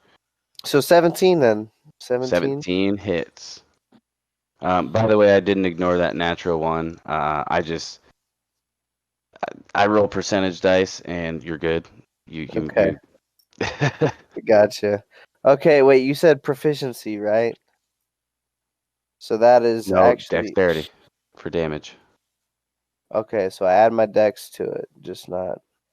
Or Anyway, it says hold on. What are you asking? No, so you hit Short plus sword, 4 short because sword. you're proficient with it. You got your dexterity modifier or whatever to add to the attack. That's fine. You just can't add any damage Okay. bonuses. It's just the die for the bonus Okay. action attack. My brain fried for a second. I was It's confused at what fine. you were asking. Yeah, I kind of asked it in a weird manner. So 1d6. So 4 on that. And that's it. No Yeah, sneak I don't attack or get any nothing, yeah. sneak. Nope. Yep. All right, yeah, you guys are chipping away at this thing, and it's getting pretty rough. Like, yeah, just slowly deteriorating, I guess, as you guys keep. Does Next he have up will be osteoporosis? Brahm. I don't know. I can't I have diagnose that. osteoporosis. I ain't got no have patience. I'm not a doctor. osteoporosis. Or maybe it's scoliosis. Who knows? He has I mean- scoliosis. I have bonitis. So I said to your mom. Bruh. Yeah, I know. Things are getting pretty hot and heavy for the skeleton there, but not the best place for plant life. But I'll just try to whip him again. I'll try to pull a dangling vine that isn't quite burned away. Try to get him. It hasn't had another turn yet. Never mind. Whip it Just real kidding. good. Yeah, not yet, not yet. Whip it real good. I might. Turns out I won't. Turns out I won't. I got the exact same roll as I did the last time I tried to thorn whips. 2 plus Oh. 5. Wow. This, just to no avail. You're trying to whip the Throw shit that out of D20. this thing. No. And it's dodging, dipping, ducking, diving, and dodging all over the place. Yeah, trying diners and to hit by these drives. things. And it managed to actually it didn't even see this coming. The whip just it shot over its shoulder, impacted the wall behind it, and that's when it noticed. So it wouldn't have been able to even dodge the attack. He just had a slightly poor aim on that one. Anything else? Or you just standing there chilling? Yeah, just like, well, hopefully his bones just turn to dust soon. Right? All right. Next up will be Merrick. So that could be a possibility. So with this being a 5-foot hallway, basically kind of how I did with the combat in the Wild Mount one. There's obviously you guys don't. We always talk about it. It's 5 foot's what you occupy. So you're able to like reach past. Kind of like push. Touch Romaris on the shoulder, letting him know you're there, and like swing because it's a 5-foot wide hallway. So you're kind of screwed for melee classes if you're not right up on them. I'm actually gonna after Brahm says about hopefully his bones just turn to dust. I'll say I think I could help with that and cast Word of Radiance. Which you utter a divine word and burning radiance erupts from you. Each creature of your choice that you can see within range must do a con saving throw or take 1d6 radiant damage. So con save 13. That's a 6. So it's probably not going to make it because I don't think Constitution's being a skeleton. Oh, it's a +3, so it's a 9 anyways. But wow, All right. I want to know who made these stat blocks, man. Either way, +3 Constitution for a skeleton makes sense. PogChamp. Poggers. Ooh, and that's a 6 on the die, so that's 6 radiant damage. All right. And so, yeah, what does your Word of Radiance look? It's just like a blast outward, right? And Yeah, it's just an outward blast of radiant white light. And what do you say? Yeah. He always, every spell he says, I thank Tempest. I think Tempest. Tempest. So, yeah, you mutter that. You mutter your prayer first, and there's always this moment where you feel his power surging right before you're about to cast a spell, and then that's when you thank Tempest and you let out the blast, and it actually starts to heavily deteriorate this skeleton, and then you hear a clatter of a scimitar and a skull kind of falling on the ground. And yeah, no, that combat, I didn't. I wasn't sure how that was gonna go. Everyone kept missing, so I was like, oh, crap. Yeah. So yeah, you guys successfully took down this skeleton. He just kind of got bum rushed, but luckily you guys weren't hitting super well. So here you are, though, in this hallway. Gate is up thanks to the pythons on Merrick lifting it up on his own. Nah, all Tempest. It was the strength of Tempest that guides me. I think with that combat, this may be his time to preach a little bit. So he's totally going to, and he's going to turn around and just kind of say, like, listen, Tempest's orders to all combatants are simple and direct: be fearless, never turn away from a fight, and obey the rules of war. I've had this hand axe with me ever since I was a young lumberjack. It was my father's trade, and I carry it with me ever since. Good, we'll learn how to Sometimes, swing it. oh, I do know how to swing it, but I don't That like to. would. Why? When I have magic, when I have nature at my command. You do, and you're quite skilled in it. Thank you. So I'm I gonna just- look at it's magical. what was that? I'm just magical. It's just magical. I'm gonna look at Merrick and be like, "Yo, remember what we talked about before we came in here? Just tone Yeah, down a notch. you said good Yeah, vibes. This is bad good vibes. vibes. Good vibes. You lied to me about the vibe. That was not. So let's just, before you make a judgment about good vibes and bad vibes. This is why we need to stand steadfast You and stay chose a strong. door Going with into a war. falling ceiling. Yo, check it out. What's up, Nova? Let's follow the damn The fairy. fairy that you Yeah, said that- was a trickster. I'm floating sure in a it's circle around the door. it's leading us to certain death. I'm sure of it, but Nova's at quite this- nice. I'm sure. gonna walk through the door. Thanks. Hi, Nova. Hey, listen. Yo. Just I'm gonna walk through the go. door. Everyone go. I'll follow you. Go. So, yeah, opening this door, you walk out onto a balcony with a view of a beautiful garden. In the middle of this garden, there is a well filled with water.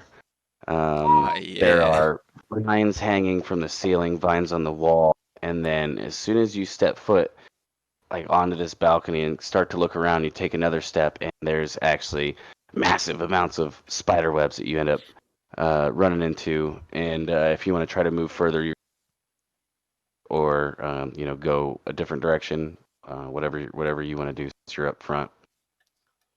You said gonna have to what? If you're trying to move through the webs, it'll be an athletics check. But there's also, the balcony is about 20 feet up from the garden, the ground level of this garden. And then, yeah, there are vines hanging, spider webs. That's all you can see just from walking in. Natural 20. What are you doing? You got to tell me what you're doing. Yeah, I'm gonna walk through. Well, the besides spider web. rolling a die. I'm sorry. Okay. Yeah, I'm bad at that sometimes. So walking through the spider webs, athletics checks is what I was. Okay. So you start kind of just pulling spider webs out of the way and making your way through this. You get about 20 feet and you walk into there's a wall at the back end of this balcony. There's not any sort of door that you walked past, at least that you saw. And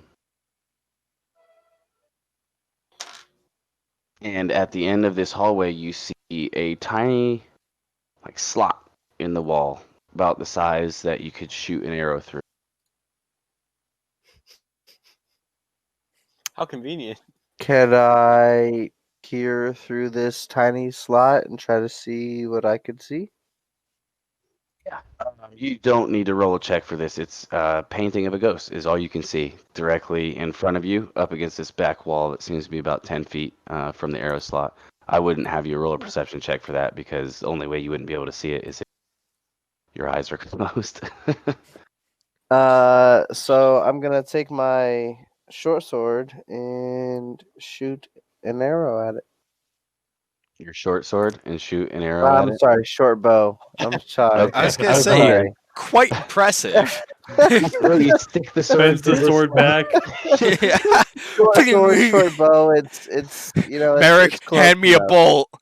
Holy hell! All right. Good lord. Yeah, so you shoot an arrow at it, and kind of the same thing. It just sticks into the painting and doesn't seem to make much of an effect. And Nova goes, "Yo, thought we talked about this." Oh, another fucking bow thing, huh?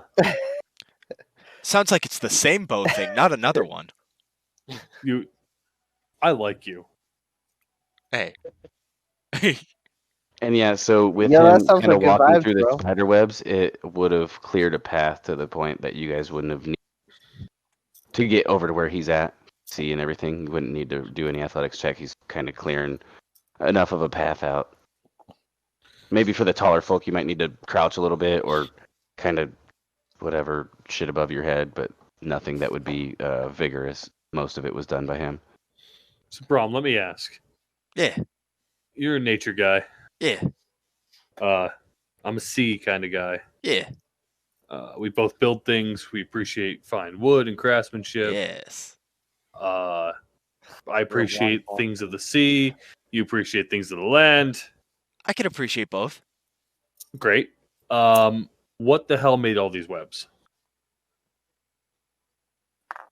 Are you afraid of spiders? I'm not saying I'm afraid of any fight. I'm just saying that things that are larger than me with 8 legs don't necessarily make me feel comfortable. I know Tempest will stand with me. Here. I think you're both. I think we're all gonna be pretty uneasy then. I think it's Is it in very the big. well? In the well? Oh, I hope not. I mean, I'll fire an arrow down. Down there. Peregrine, are you proficient in Arcana? Am Did I you choose that as one of your believe skill I proficiencies? did actually. I guess I I could did. check that, huh? You did? I am. Okay, so just automatically when you walk, feel a little bottom of that well. a little what? A little bit of a magical aura coming from the bottom of the well would Right. be I know this Peregrine feeling. would sense it right away. From a past life, I Um, feel this feeling. And just your experience with the arcane, training in arcane magic and everything. Merrick, you said you shoot an arrow or a crossbow bolt at Yep. the well. Okay, Down the roll an well, attack for me. All right. Will you hit the wall or no? Let me pull up my crossbow. 15 Or on no. the die. And then I have the Forest Temple music playing right now on YouTube. Oh, I need to play my. Do do do. Do, do, 17. do. All right, yeah. So you shoot the crossbow, and the arrow actually goes, dead center of where the water is, and boop, and sinks down to no seeming effect. Well, maybe not in the well. Well, that's good Give me a news. chance here. I'm going to try something out. Okay. Now I'm going to choose. I want to shape the water down there, and I want to freeze it. Mm. Am I able to freeze it or not? I believe. How much does that affect? Is it a 5-foot cube? If I it's a believe with body it of being a water, cantrip, it's not a very big. shape water. You said yeah. It's Yeah, 5 5 foot. foot Yeah. cube. Okay, you'd be able to freeze a chunk of the water. Okay, I was. Should we dive in? Yeah, freeze it before we can dive down there and fucking die.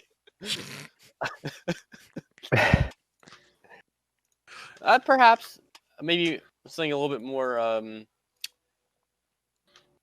systematic. We can grab a rope and slide down to the bottom. I could turn into a Alright. fish. This man's thinking. Now that's actually a great idea. You can turn into. Hang on. You can turn into a fish. Yes. Uh, What kind of fish should I turn into? I'm a fisherman. Yo, a shark, dog. Now, like Sharks aren't fish. Seems a I'm a bit. man of the sea. Seems a bit big for the well. I'm a man of the sea. I Yes. appreciate any fine fish. How Try a bass. about a mermaid? I've always had a thing for it. No, I'm sorry. I How about how about a largemouth bass? yes. How about a Hold on. giant carp? Does that exist in D&D universe? Like in the way of fish? Do they just have our fish or? There's random yeah, fish. Yeah. Yeah. Okay, yeah. I'm- Do a large I don't know mouth? enough about aquatic life. And he's Laura. just I like guess I'll have to do crawling some on homework. top of the well, like. No, so you guys are up on this balcony. Oh, still that's, okay. like, 20 feet up from the. Oh, I had a whole different picture in my head. He Yeah. turns Yeah. into a fish and Throw just me starts in. suffocating. All right, you ready? Go ahead and roll a strength check or an athletics check if you're Can gonna I try throw to. him in? Sure. Are you okay with me throwing you? Yeah. All right, YOLO. athletics check. Completely Yeah. overshoots the well. And just You get like a nat 20 and slam up It's a against the wall. 19 plus 2. It's a 21. So with that, you'd have your Oh, aim down too, but you got some force behind this thing. Like you're trying to throw him over that mountain range over there. Head. As I glide And- through the air, just the fish flaps just going. And for some reason, the fins that are on the top of the fish match like what your character's hair looks like. So it just looks silly. Yeah, and then he throws you so hard that when you reach it, you kind of like have to correct yourself before you splat up against the wall in this well. And the well that you're in now is it's 80 feet deep, or it's pretty fucking deep, I guess. Don't need to tell you the depth quite yet. What's everybody else doing up there on that balcony? Well, that's a wild Spiderwebs shape. are kind of Can I get Uh, down uh, the balcony? tiny bit. Romaris is just gonna look around and see what he can see.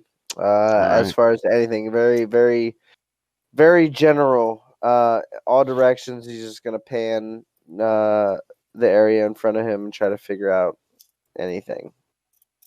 Okay. Yeah, go ahead and roll a perception check. 15. 15.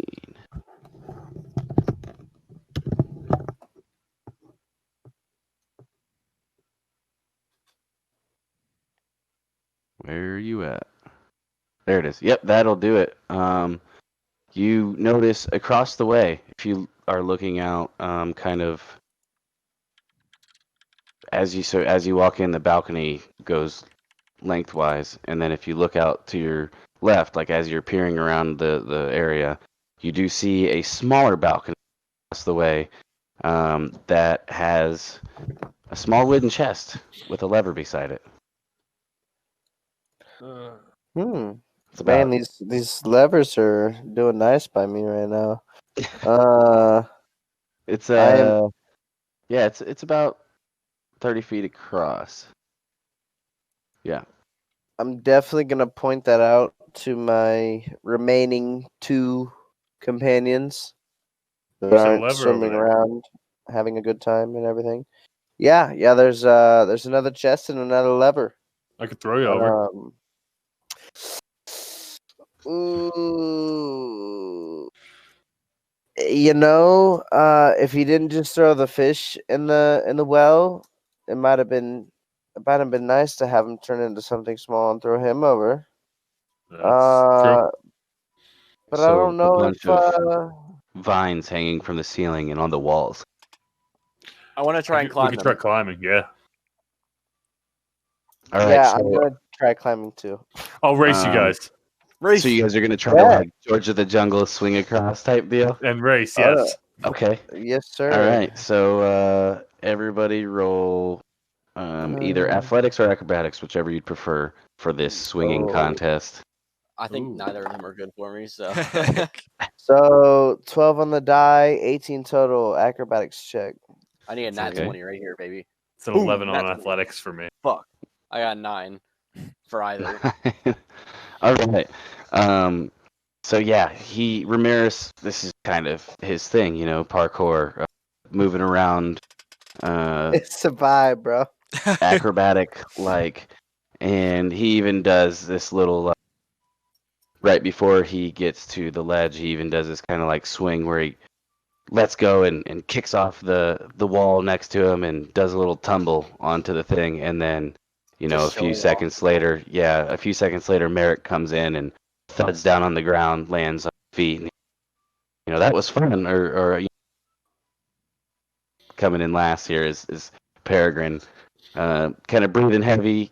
Once you land on the balcony across the way, your arms kind of feel tired for a second. You gotta shake it out. Can I say yeah. really quick about something here? I'm upset that I did not pick a bard for this this section. Sorry Right, to that hear would have been That good. would have been all too perfect. Cards So are yeah, fun. you guys, there's a small chest just like the one before, and a lever. Kid. Let the kid open it. Who's the kid? Yo. Yeah, is that Peregrine or is that? That's Peregrine. Okay. I'll open it. Okay. Yeah. All right. Yeah, it's another common healing potion. Oh yeah. You kick the chest open and it just pops a grrr, and yeah, you get your healing potion with it. 2d4 plus 2. Really quick. Does anyone need this?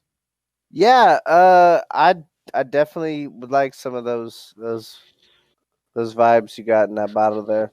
You can take the vibes. I've only been hurt once, and it was all thanks to our good friend Yo, Noel over there. So yeah. So what I'm in are you some doing? pain, dog. Brom, you're in this well. I pulled up Quipper stats to use for him. So for fish form, so that's swim speed of 40, 40 feet. So yeah, I think he's just kind of exploring, heading down towards the bottom. It says this stat also has dark vision, which I guess makes sense, going deep. Yeah. So Yeah, you just get seeing down what's there. It going on. goes about 80 feet down, and it kind of not opens. Well, I guess opens up in to your right as you're swimming down, and it's basically a hallway. That's the not quite as long as the hallway you guys with the checkered tiles on the floor. And it's about 10 feet wide. And then at the end of it, there looks like there might be some sort of raised floor, maybe a couple feet up, and it's like a smaller, like a platform, a stage-ish looking, but it's concrete. But other than that, you kind of swimming around, and you don't seem to see anything else. And so, Well, actually, there is. Nope, never mind. Just kidding. okay. So what's the way into this room? You say it was just kind of like on the right through the well, or? Yeah, like just based off of like Yeah. where. So if you were facing the well and you swam down facing the same direction you were, it would be off to the right. I don't know. Okay. And like going that way, Yeah. is it like it's pouring out, or is the next room filled with water as well? It's all filled, yeah. Okay. You go down about 80 feet and it's just fully submerged in water. So what are you guys doing while he's swimming around? And you guys opened up the chest. I took the health potion. You're good. You can just mark That that down. is- You don't have to tell me. Okay. Just let me know you used it at least, yeah. So what do you guys Um, think this lever does? That is. Hang on. That's 2d4 plus Plus 2, two. right? Yep. Okay. This lever? Well, Well, we it pull might it? have something to do with the well. did we pull it yet? I I say we yeah. can pull it to see what happens. Go for it, bro. Full send it, dog.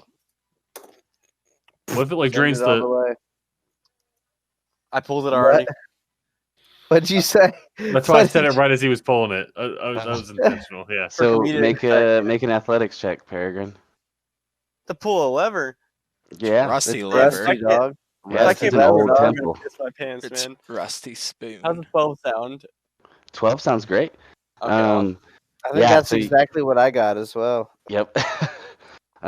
So you pull this lever down, and then you just hear the sound of water draining, and Brahm, you don't notice this right away, but you feel a shift kind of in the water as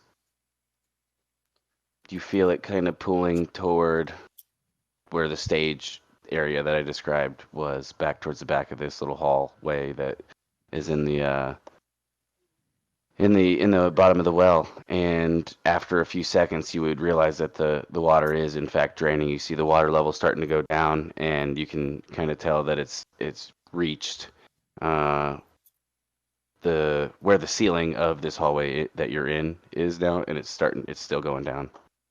And it's starting to actually roll an athletic for me as your fish. Roll an athletics check As with your fish clipper. stats. 0 Yeah. strength. You're gonna be really impressed with this number. So that's a 6 minus 4, so the 2. So where would you where do you think you would have been after, say, three rounds worth of 40 feet of movement? I mean, I You don't would know. I was trying to go into the room, so Yeah, you would have been yeah. kind of sucked toward it, but there's doesn't seem to be any sort of like sewer grate or anything that you can actually see, like a larger drain or anything like that. It almost looks like it's kind of just draining through the cracks in the floor, like almost magic or some. It doesn't make quite very much sense. But eventually the water does drain, and you are in the area of this stage and kind of flopping around as a fish. Okay. Then Are you if gonna it's change out of wild shape? I was gonna say, if this is still my time, then as a bonus action, I'd like to not be a fish anymore. All right, yeah, I figured at some point. Yeah.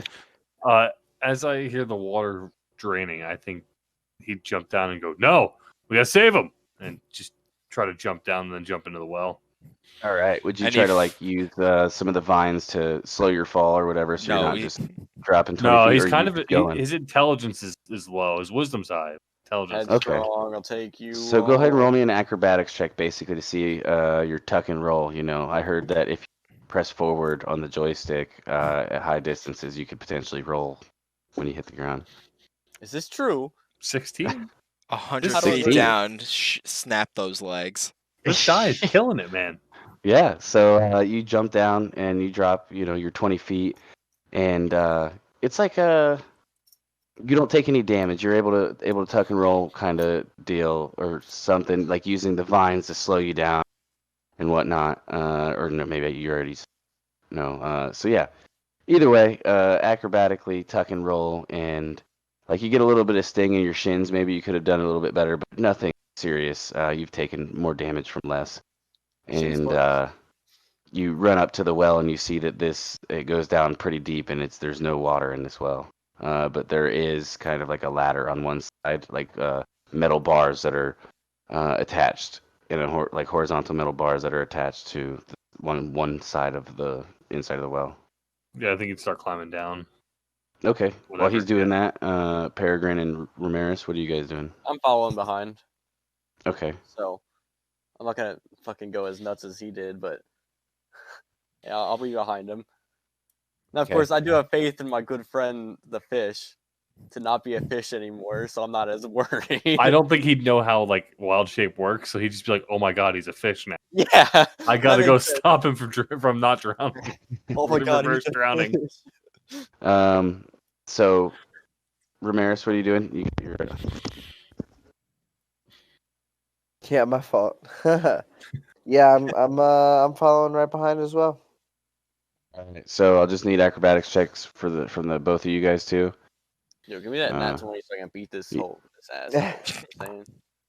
I got a- Oh, Don't make me. Don't make me die here, bro. I got a 1. Yeah.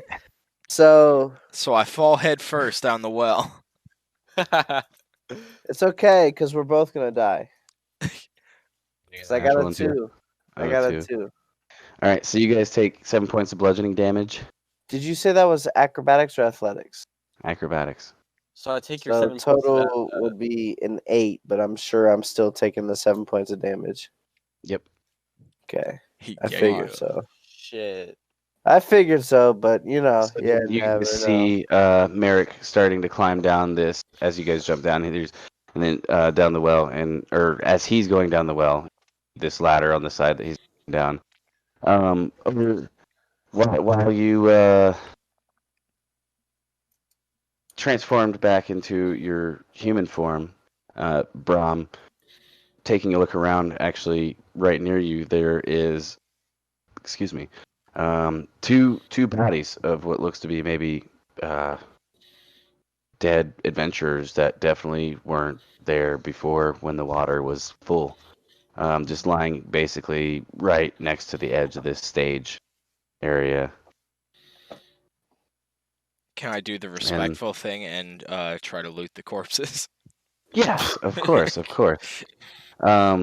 You do see some decent slash wounds in their their chest area, and you don't really find much, but you do find obviously their clothing, like like a slingshot with no ammo, and I'll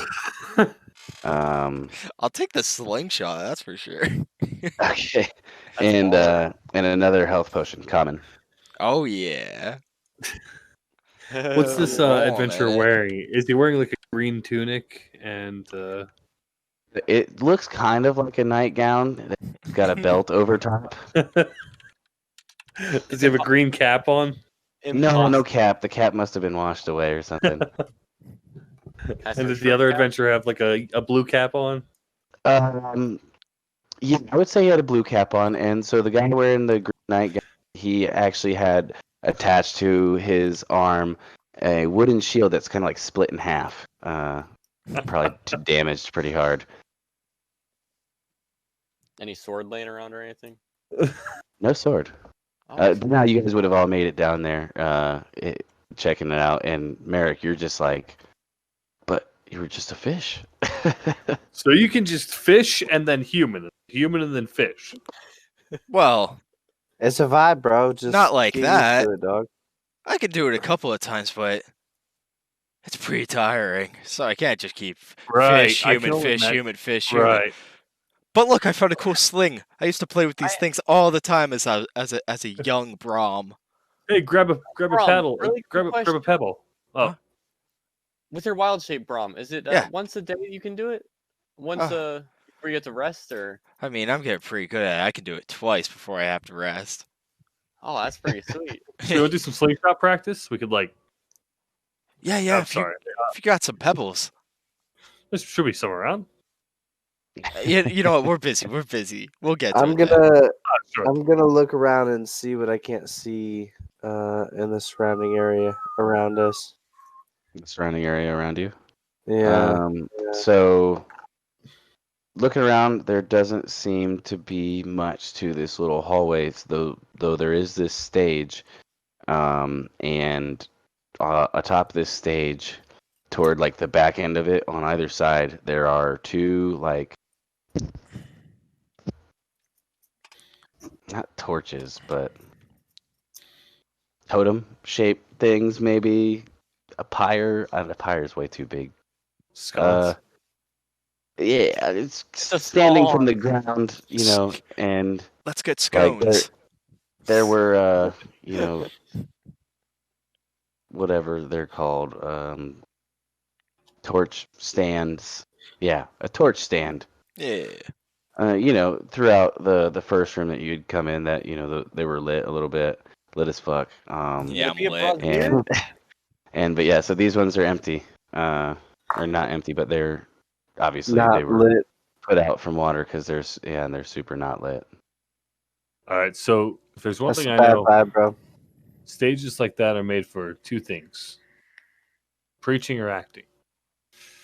So you already told me to chill on the preaching thing, so I'll try. But can anyone light those fires? Maybe see if there's a way for us to do some sort of religious rite here. I mean, I can At least make a let me pay bonfire. respect to corpses. I Can can make a pull out bonfire. You'd be able to do your create bonfire, and you guys could light some torches that you have if you want. We have It Tinder wouldn't be boxes. anything. Yeah, Well, that's yeah, what I that was too. gonna say, You but could create it magically with a cantrip. Why not? Don't say Yeah. we. I took the priest pack. as long as cantrips and it's not burning up spell slots, then let's it's might as here. well. I already made it. It's a So you bonfire. did that, and then that'd be easy enough. You torches, and then there's a flash of light in the center of the stage, and like some omnipresent music that's going on inside of all your guys' head, and it's almost like a type of sound. And I love it. after the light kind of goes away and you can see again, there's a little bit larger of a treasure chest in between the two torch stands that Can I was get not this there one? before. Ah, Yeah, when's go the for it. last time anyone's seen a musical? Oh, I love the arts. Ah, see, I Do knew you want to help you me were a open this wise man. chest? Oh, it'd be a You pleasure. said you got it, Let's bro. open it Otherwise- No, together. no, we're doing it. Wait, Ah. really Just quick. both walk up and kick it. Yeah. What is your favorite musical and/or theatrical play? Oh, there's one Cats, dog. I- I love cats. Cat Dog. I've never heard of that one. I must say, my favorite is The Tempest. I've never seen that either. You ought to check it out. It really seems right up your alley. It It does. actually is. I like to believe that I stay strong in the Tempest. That's my whatever. Sorry. Anyway. Chest. Good vibes. Kick Good the vibe chest. chest. Good vibe. So yeah, you guys open up this chest, and there is a. Wait, is that how we open chests in this line? Do we kick them? Yes. Well, so this one's a little bigger. You kick it, and you kind of stub your toe a tiny bit. You take a point of bludgeoning damage. No, I'm just kidding.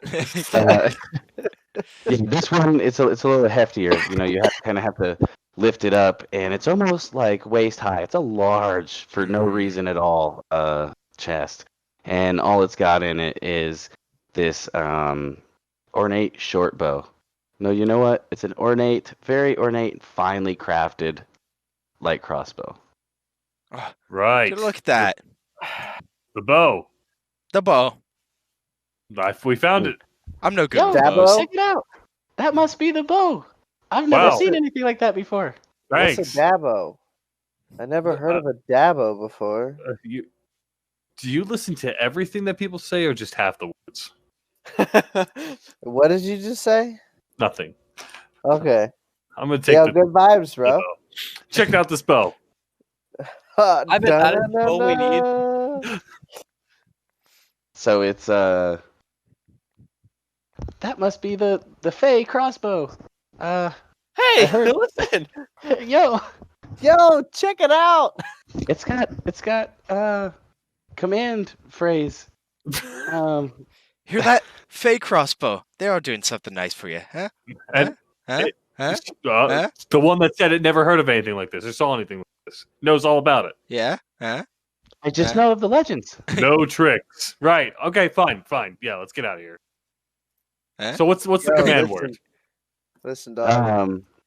It is oh gosh, dang it! I just had it pulled up. Bring me the light. Do I have to whistle?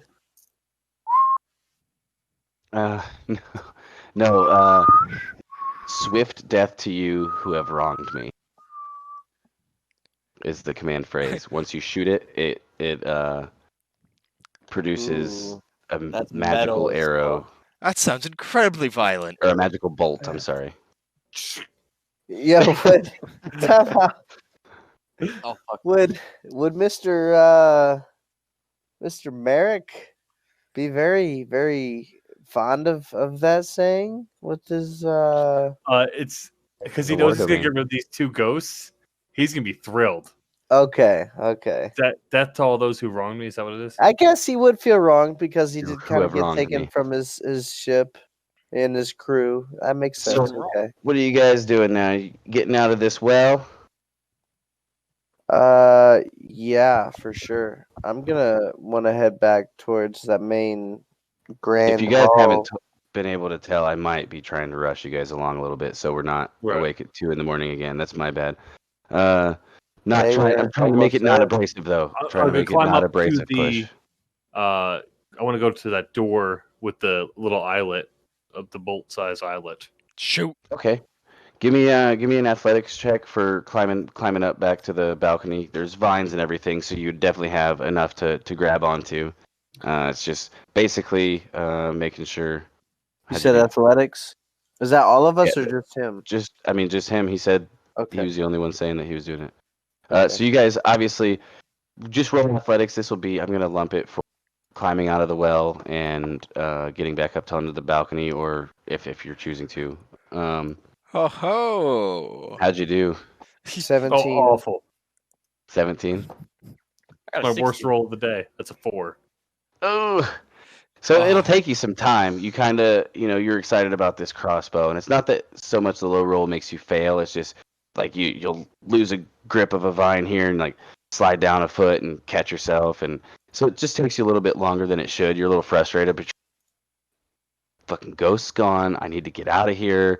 Like your mind isn't fully in front of you. Like you're like what's on your mind isn't fully on what's in front of you. Mine was wobbling on 3 for a little bit, and then it flipped at the last second over to a 19. So I'm feeling pretty happy right now. There you go. 19, 17. What about you, Elliot? I got a 16. 16. All right. Yeah. So, excuse me. Through enough time, the whole party can get up to that balcony if you want. When you get to the top of the well, you do notice that there is a door in the corner that you wouldn't have been able to see from up on the balcony that you guys first walked out onto. It was basically in the back corner. Like, yeah, you wouldn't have been able to see it from the angle, but The there is original a balcony. door. It's not chained or anything like that one door was. But Merrick goes up there, and you peer through that arrow slot. Go ahead and make an attack roll. I want to ask the other guys before I shoot. I would say, so blue and red. Do you think the blue one is good? Do you think that's a symbolism thing? No, I don't believe so. I believe All they're right. all bad. What did the ghosts look like exactly? Did they just like? Is there any kind of description for them, or? I Sorry, didn't. we didn't hear a word you just said. Yeah. We'll get to that. Can you hear me? Okay. Yeah. Yeah. Yeah. Okay. Then. Yeah. Then I'm not gonna say anything. Then. What do you think, Nova? Would the Dookie want us to just shoot both? Yo, No. I mean, ghosts can't ever be good that I've experienced. They're always mean. Neither have I. You're talking sense. Death to all those who have wronged me. And so yeah, you anyway, he shoot starts this- blasting. So he starts blasting. So you shoot this crossbow and you say the command word, and it's weird. It's like since you're a cleric, this arrow that starts to form or this bolt that starts to form where you would normally knock either way, knock a bolt into the crossbow. It's just a divine. It's like glowing, divine energy in the shape of a crossbow. Launch it, and it shoots directly in the center of this painting, and the whole thing starts to burn up, and you hear a little squeal, and the picture, the painting of the ghost now forms into the ghost itself, and it looks and it like spins around, turns invisible, and runs off into a different direction. Well, it almost worked. Painting's gone. Ghost is further down the hall. Woo! We're getting somewhere. Want to go kill the other one? Yeah. Yes. Now don't yell at me here, but I believe there's also 2 more after that. Then We Just did don't see a forget lot. We got a lot to that. kill. I saw 4 when we walked in the building. Maybe they represent something. Maybe it's like The red and what colors were the other ones? Anyone see? I believe Blue and yellow? green and purple. Blue, green, and purple. That was green and yellow. I don't know. Maybe it's That like maybe That yellow one and was the first one that you guys saw was red, and the boy. I don't know if I actually told you what color this one was. Did I?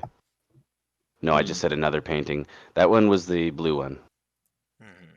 Could I make some sort of like, I don't know, check to like determine if like I can draw some sort of connection that they maybe like elements or something? Or Yeah, go ahead and roll a history check. And since you were kind of already talking to Nova about this, she will assist you, so you can make that check at advantage. all right, One of her things that she can do. that's quite nice. Thank you. 19. Okay, and so she's just like, these ghosts, and she's kind of like muttering to herself, but out loud, and there must have been something that she said that made you think you're just, oh, okay, there's, forest and water and fire, and then you can't place your finger on what the purple one might be, but as far as the other 3, it seems to be element related in some way, shape, or form. I think that one might have been related to water. The fire one's across the hall. We have a earthen one to find, and can anyone think of what the purple one might mean? Maybe it's the soul. or shadows. Spiritual. Dark. Well, I do Spooky. love Purple can nature. be Let me dark. think. Nature. This is your thing. Yeah, I know a lot about nature. Why don't you ponder that while we go shoot this one? We should shoot this one, and I'll think. Yes. Can we just go back Yeah. across, go over, and So you have the doorway at the bottom of the garden, like it's outside of the well. Obviously, you got like the one that you wouldn't have been able to see from when you first entered that balcony. And then you have the door that you came in that led to the twisted hallway. yeah, I think. Do you guys want to go back and shoot the one in the other hallway? Yeah. All right, let's do it. Okay. So yeah, you guys make your way back through this twisted hallway. You could see the. Excuse me. You could see the gate that Merrick lifted up, and make your way through. And it's still so weird. It throws you off. It kind of almost makes you guys a little sick when you're walking through it, just because the hallway still like twists as you're walking it. Like you don't feel like you're, moving upside down or anything like that. But the people in front of you, obviously, they look a little bit, skewed until you make it out of this hallway and enter back into the first grand the grand room, whatever that you first came in, and you notice that one of the torch holders is lit with a blue flame. There's four torches out down there. This is great. Well, we did something right. Yes. Or wrong. Whatever. Death to all those who wrong me. Hop a shot off of Mac Rain. This door or the hallway or the checkered floor hallway across the way. Yeah, I'm not walking in. I'm just firing the shot from like the doorway. Okay, and that's 80 feet. I long believe that's shot, the min range for Yep. crossbow. Okay, yeah. So go ahead and make an attack roll. Basically, just don't get a 1. Because it's a 2. large. There you go. Yeah, because I mean this thing's huge. So Right. you say you're swift death to those who wrong me, or death to those, and launch this divine arrow or this divine crossbow bolt at the painting, and the same thing. You hear the high pitched screech, and the ghost kind of looks at you and twirls around, turns invisible, and shoots away out of sight. And what you guys notice behind him is a catty corner from the blue flame a red flame lights one of the torches. Okay, really quick, not to be that guy, but it's almost 1 o'clock. I know. Yeah. I cut out a lot. It's fine. I was kind of taking a long time to describe some things. That's on me. It's not your fault, man. I blame myself. I'm a slow player. Roll slow. So, was there any other doors in this hallway, like north or anything, or was it just the two on the side? In the main room. Yeah. So go ahead and make a perception check if you're looking. Something no one has done in this room yet, I don't believe. This is the main room. 20. Yes. Unnatural 20. 18 for Okay. me. All right. You do see Romaris Shuffle. directly across from the way that you guys originally came in from fighting these wolves. That there is actually a small tunnel that you could crawl through. About the size. Not you'd have to crawl. Couldn't walk through there by any means, but it definitely looks the size that any one of you, maybe with the exception of Merrick, could fit through because of his shield and plate armor and pretty large, bulky guy. Yeah, I'm gonna point that out to the rest of the party. And ask Nova if she knows anything about what's going on through there. Yo, check it out. I guess I could go check it out. Nope. Yeah, you do that, dog. Full send it, bro. And then yeah, you hear, and she kind of like flies into this crawlway, and about 10-15 seconds go by, and just looks like a stairway that leads to a door with a ghost painting above it. And Epic. I'm gonna look That sounds over good. at Merrick and ask if I can borrow his crossbow. I was gonna say either I'm getting naked or you're carrying this. So good luck. All right. Yeah, I'm gonna take it and crawl through there and follow the staircase to the ghost painting. You wrote down the command phrase. So yeah, you go up there, and there's a door in front of you, and right above it is just another painting of a ghost that is green, or green clothed ghost, or whatever, like the green whatever. Yeah. I'm gonna say, "Death to those who have wronged me." All right, and fire your thing. So roll an attack. Basically, if you don't get a Whew. 1, you're good. 13. All right, so same thing. And for the ones that are in the room, you hear a really, really faint squeal, like screech. You probably wouldn't have heard it very well, but it's high pitched, so it'd travel. And then a green torch is lit, and then Is lit. same thing that you see, Romaris, like from the other two being destroyed. The painting burns up, and then the ghost appears and kind of goes invisible and spins and runs away, like flies away. And when you guys do that, you hear like a little cackle. And directly in the center of the room, this purple ghost is summoned right in the middle of the room, in the middle of these 4 torches. One of them is unlit, and it's a purple ghost, actually a figure that you can see, not a painting.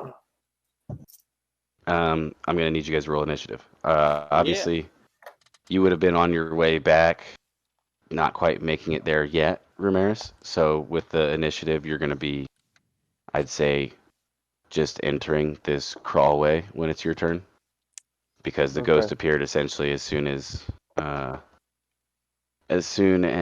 you destroyed that painting.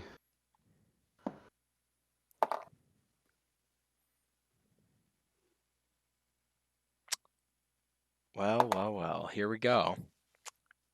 I got a 16. 14. 18. 2 plus 8, 10. Yes. 14, 16. I'm sorry. Which one was which? I I got had Brian, you 16. had a. Okay. I was gonna say I heard you guys. I just got them mixed up. Um.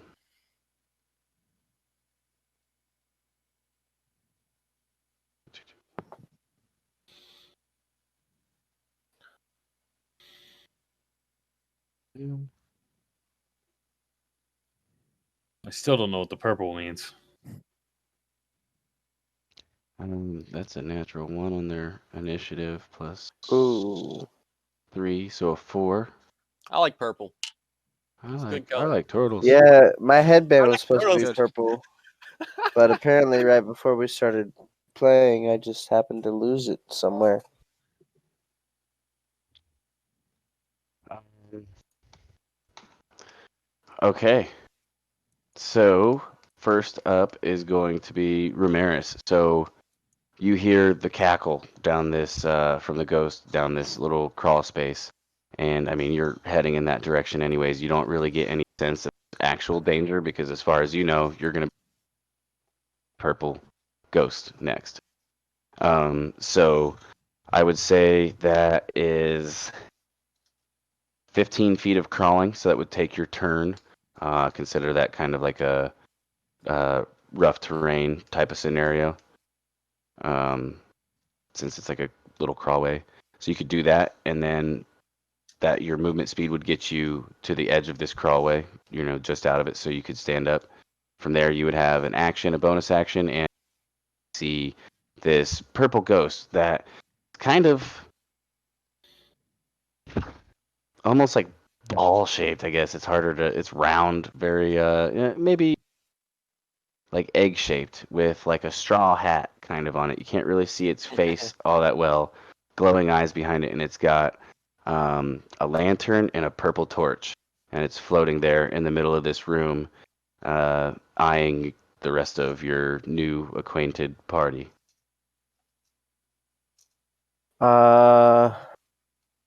So you said I had an action and a bonus action, correct? But I don't have any movement speed. So the only thing that I can do is shoot my short bow. I'm gonna shoot my short bow at it. You have that crossbow still. Yeah, I'm gonna say death to those who have wronged me and shoot my crossbow at it. So roll an attack. So you'll just add yeah, rogues are proficient with crossbows, I do believe. Let me check that to double check. Or let me look at that to double check. I believe they are, but yeah, go ahead and Yeah, double roll check. just like you're shooting your short bow. The D8 damage die if you hit. For short bow. No, that's D6. And I do think, have for advantage on that light because crossbow. they haven't attacked yet, right? They haven't taken a turn. Correct. They have not taken a turn yet in this combat. So that's a 13 on the die. Do I get any pluses to that? Dexterity for sure, and I'm trying to see So that'd be a 17 at the least. simple weapons, hand crossbow. So you wouldn't be proficient with a light crossbow, just a hand crossbow. So you just add your dex, yeah. No. What was it? I'm sorry. 13 on the die, so 17 total. You have that's right. You have a 18 Plus 4. dexterity. Yeah. Yeah. So that definitely hits. Go ahead and roll a D6. 6. 8. Hold on. Let me. Light crossbow. Yeah, D8. Sorry. 5. 5 points, and then if you're not proficient, do you guys know? I don't know why it's You hitting add me your right now. deck. You still have your dex modifier. Still, you add your dex. Okay, it's just the proficiency on the attack roll. Okay, making sure that if you weren't proficient, you don't get a bonus or some shit. Yeah. So go ahead and add your dexterity to the damage. So that's 8. So You you said shoot. add dex to it, Yeah. so that's 9. To your damage. Okay. 5 plus 4. 5 plus 4 is 9. Okay. Um, and yeah, so you shoot this crossbow at the ghost, and it sticks into her figure or person, whatever, Egg shape. shape, something. Yeah. And Silhouette. yeah, it makes purchase, and it actually, as soon as it hits, it starts to glow a little bit, seeming to do a little more damage than you might have thought it would. But that's your action. You have a bonus action, and that is it. I'm gonna chuck a dagger. Okay, Yeah. yeah, roll an attack. You just kind of quick draw your dagger out of your belt, throw it. 6 on the first. Oh God, nat 1 on the second. So Oh, you're hitting one 10 of us. or 12. 6. So 10 total. 10 total. 10 does 10 not hit. total. Yeah. Your dagger just goes clinking on the other side of the room. Straight through her body. Just no. Yeah. Awesome. Love it. All right, so that'll do it for you. Next up is going to be Peregrine. You just watched a radiant-looking bolt go and strike this ghost, and it reacted to the pain pretty harshly. Okay. I wonder if he knows that we can see him. Oh, he's putting shorts on. Cool. All right, so I'm gonna go ahead and go for the chill touch again. Okay. Not completely certain if it's gonna do anything to her, but you can only pray, right? So yeah, I'm gonna I charge can it only up. pray. Ooh, does a 21 hit? Ordinarily, yes, it would. You say ordinarily. Yeah, you do this chill touch, and you launch out this spectral hand that reaches, boop it on the nose, or maybe slap it in the face, or however you want it to I like make the whole physical slap in the face contact. idea. And it looks like it would normally, how it would normally, but it just doesn't seem to be affected by the cold damage of this Isn't it at all. necrotic? That is Oh, is it necrotic? Yes. Oh, well, either way, it's does not take any damage. All right. Basically, is the best I can describe that. So you have bonus and movement still. Let me see if I have any bonus actions worth doing here. I have Misty Step, and that's it. So I think I'm fine. I'll hang out right where I am. All right. So yeah, next up will be Merrick. You see, like I said before, the radiant bolt, and then the chill touch. The hand comes up and tries to hit this ghost and makes purchase, but it just doesn't seem to affect it at all. And Okay. next up will be you, Merrick. All right. First thing, keep your aim strong with that bow, son. And then I'm gonna cast Guiding Bolt at second level. Yeah, second level spell. Okay. That is an attack roll, so be 17 to hit. He knows it. All right, it's 5d6 Ooh. What kind of damage is that? radiant. That's radiant. Yeah, I thought so. Cool. 1d6. Yeah, fuck it. Ooh, not pretty. And then that is 15 points of damage on 5d6. Big. I mean, that's half. That's half a total you could get. So that's not bad. I always, whenever I have to roll multiple damage dice, I'm like, as long as I can get half. You just got demonetized. Yeah, I'm gonna have Did to you put just a kiss a censor girl, of bro? that. But yeah, man. No, I don't know. Yeah, so the same thing as when that bolt hit it. You've cast a spell a few times. You're not just a level 1 character just starting out on your first adventure. You've fought some undead, you've fought some things before, and you're pretty familiar with the damage capabilities of this guiding bolt. And it seems to do more than what you expected, but Okay. you're just like, yeah, thank Tempest, and you reach out and cast it after grasping onto your shield. And this thing, it kind of shoots and hits it, and it blasts, and after the immediate light of the blast kind of dies down, you see there is a light on this ghost, and it's looking pretty rough already. Or I guess pretty rough already. I'm sorry, I didn't mean to get loud in my mic. And then bonus action, I'm going to cast Sanctuary on Peregrine. Okay. So you ward a creature within range against attack. Until the spell ends, any creature who targets the warded creature with an attack or harmful spell must first make a wisdom saving.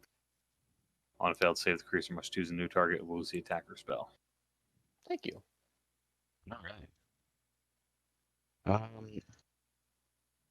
So yeah, this blast and it creates the aura around it. Next up is going to be Brahm. After he reaches over and thank Tempest, and this one almost sounds as a demand instead of like his normal thank Tempest. It's like he's helping somebody else. He's thank Tempest, and you feel just like almost like an aura come over you. It's not really. I thought it was for Peregrine. That is Yeah. for me. Yeah, that's what I meant. I was gonna narrate that before it was your. Okay. Forgot Because to you narrate said it. you feel it come over Yeah. you. Yeah, my fault about that. Bruh. My brain is kind of in a million spots. So Understandable.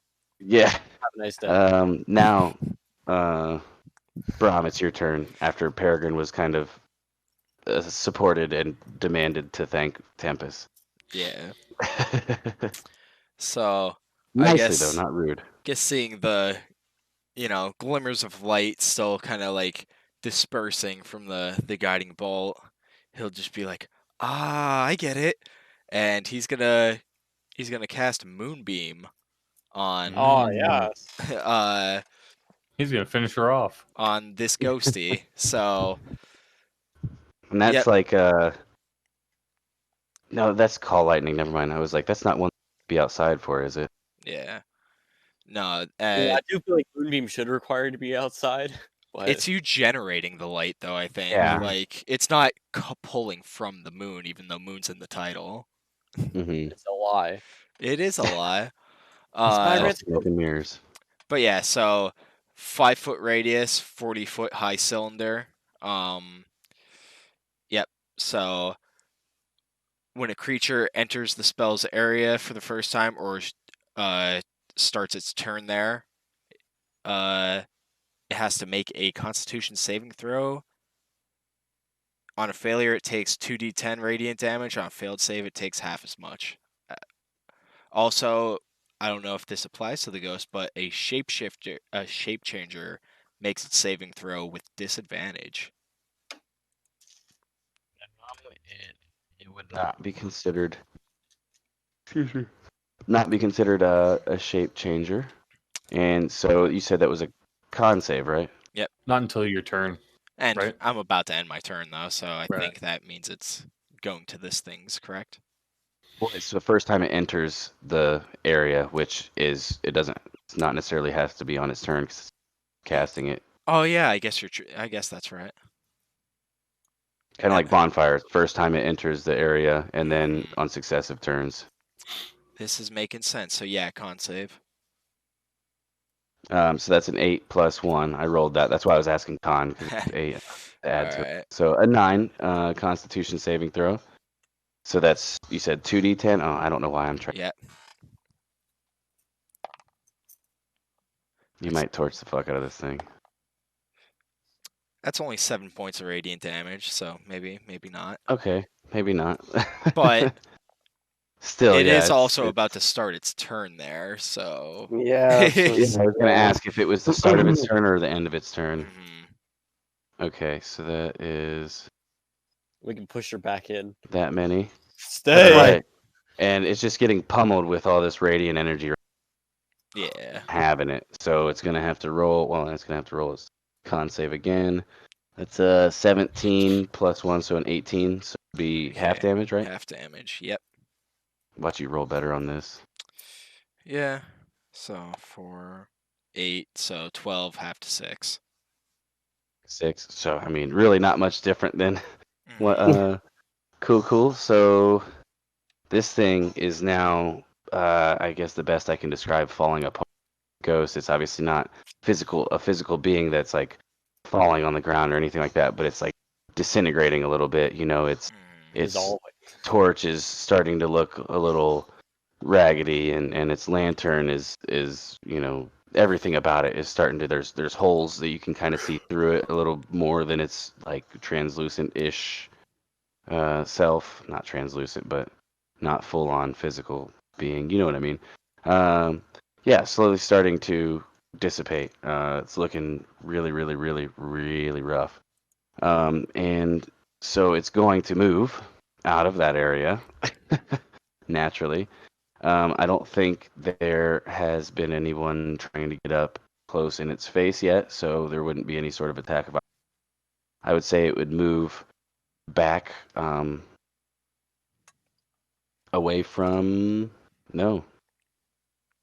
It's going to move toward you, Brom. This moonbeam. I mean, you weren't the one doing this damage. The most recent, and this moonbeam hit it twice, and it was kind of just like, oh, what what the hell? In the What the best hell? female, yeah, what the hell? God dang it. Gang. God dang it, Bobby. Dang it, Brahmi. Brahmi. Yeah, so it's going to float on over toward you, Brom, and make an attack with its lantern, attempt to bash you with its lantern in like a spinning motion. I saw propane. Oh, That's a 10 plus 5, a 15 to hit. no. Oh, nice for a druid. Oh, you guys are level 4, so you probably have some.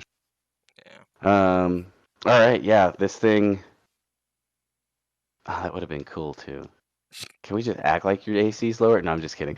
So he swings out with this lantern, and actually there's fire that trails behind it, and you're just able to kind of like dodge underneath it. Or no, do you have a quarterstaff? Kind of No. block it with your quarterstaff or something? Yeah, well, I wasn't gonna say that anyways. I have a shield and hand axe. Yeah, I was There you gonna go. say. Yeah, you block it away with your shield while you kind of try to duck, and it actually torches a little bit of your shield. It is a wooden shield. Just too. like, yeah, just kind of burn put marks some burn mark on it. It's- Yeah, Yeah, it's pretty cool. Some grill marks. and it's Remember that for the fan art.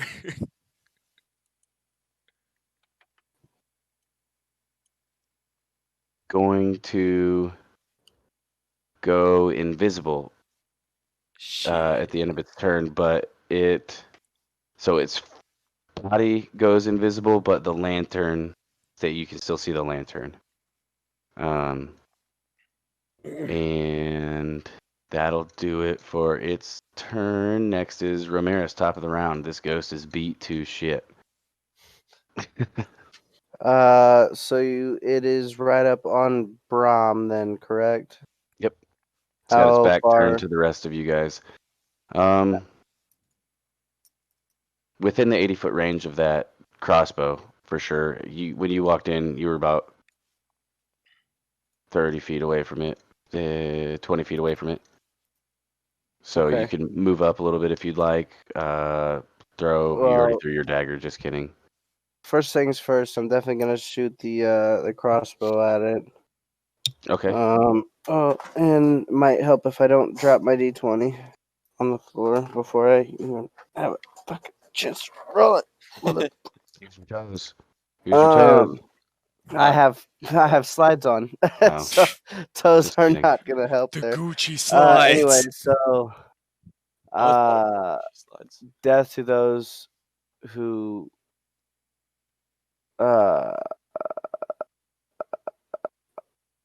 hurt me. Death to those who That's death. for sure. Yeah. That. No. There was sarcasm there, but Yeah, I know. Isn't it written on the side of the crossbow? I can't Damn, why can I read. not remember now? I just had it last turn. Death to those who have wronged me. It is written on the side of the crossbow. I was Yeah. gonna withhold that, but I'm sorry, I just had to you're say fine. it. You're fine. Yeah. We'll go with that. What you said. I can't read. He's gonna be like, "Yo, good vibes." What he said. That's I what can it is, dog. fight. Death to those who Let's get wronged it. you. Yeah. Death to those who have wronged me. Yeah, that's right. Okay. Well, that's gonna miss anyway, so works out that I couldn't remember. It was a 6 on the die. Probably not gonna hit. Yeah, no, that A definitely 4. misses. Nope. 100%. Yeah. So you got a bonus action. You got movement. I'm gonna move up on this guy, this ghost, and use my short sword as my bonus action. Take a swing. Which if I'm behind it, do I get 5 feet advantage for movement, right? flanking? The what? You have 35 35 feet of movement, right? Yes. Okay, yes, you'd be able to make it up there. Ordinarily you would, but since it's invisible, that would provoke disadvantage, or that would cause disadvantage on the attack. So with you having advantage, and so it's a straight Yeah. roll, but you will still be able to get sneak attack if you hit because Brahm is within 5 feet. Yeah. Go bro. Yeah. 17 plus 4. That'll hit.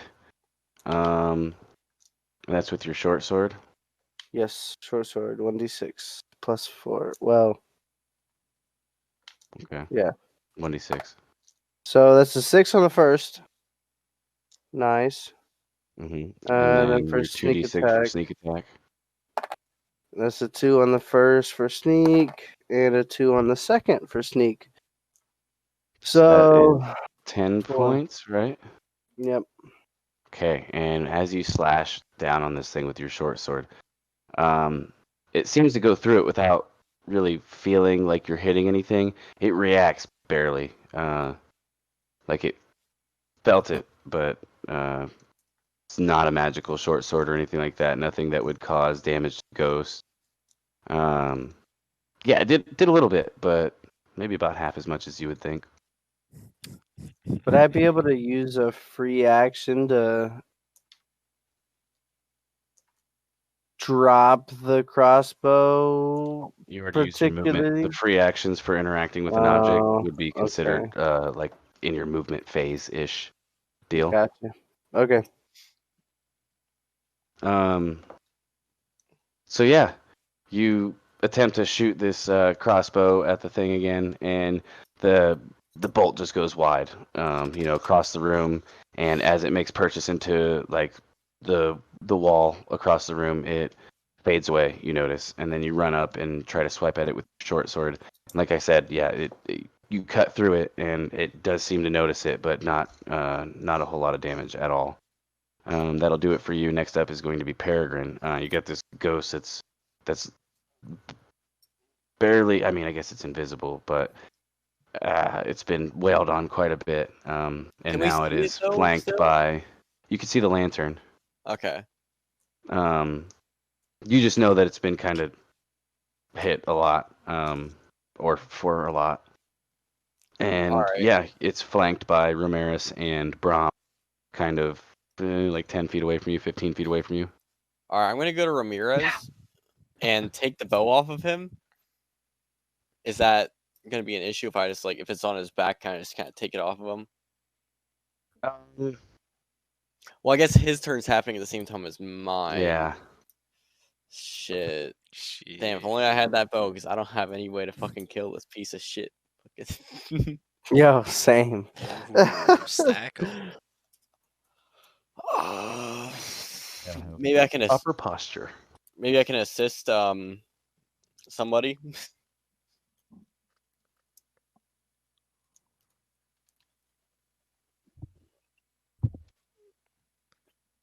Yeah, I have nothing to help anyone with. Yeah. He's getting ballsy. Oh goddamn. Well, I guess you can like T-pose. Yeah. So you have nothing on or casted a spell at it or anything? I don't know what you I mean, what you have. Since I have a fuck it, I'll do true strike. Okay. Or, yeah, just because what's its weakness? Is there any saving throws or anything for that? I don't know. Actually, no. It's just you point a finger at a target, and a target in range. Your magic grants you a brief insight into the target's defenses. On your next turn, you gain advantage on your first attack roll against the target, provided the spell hasn't ended. I just realized that was a thing. Yeah. I knew there was some sort of advantage for that thing. I should have just read it Yeah, my bad. I mean, I didn't attack anyway. Right. Last time with the skeleton, but yes, a true strike. Let me hear it, baby. So you would know through study. Excuse me. There it is. My studies at Harvard. Yeah, at Harvard College Ale. Brovard. Robia. Brovia. Yeah, Brovia State Bro. University. Yeah, I did a year at Brovia.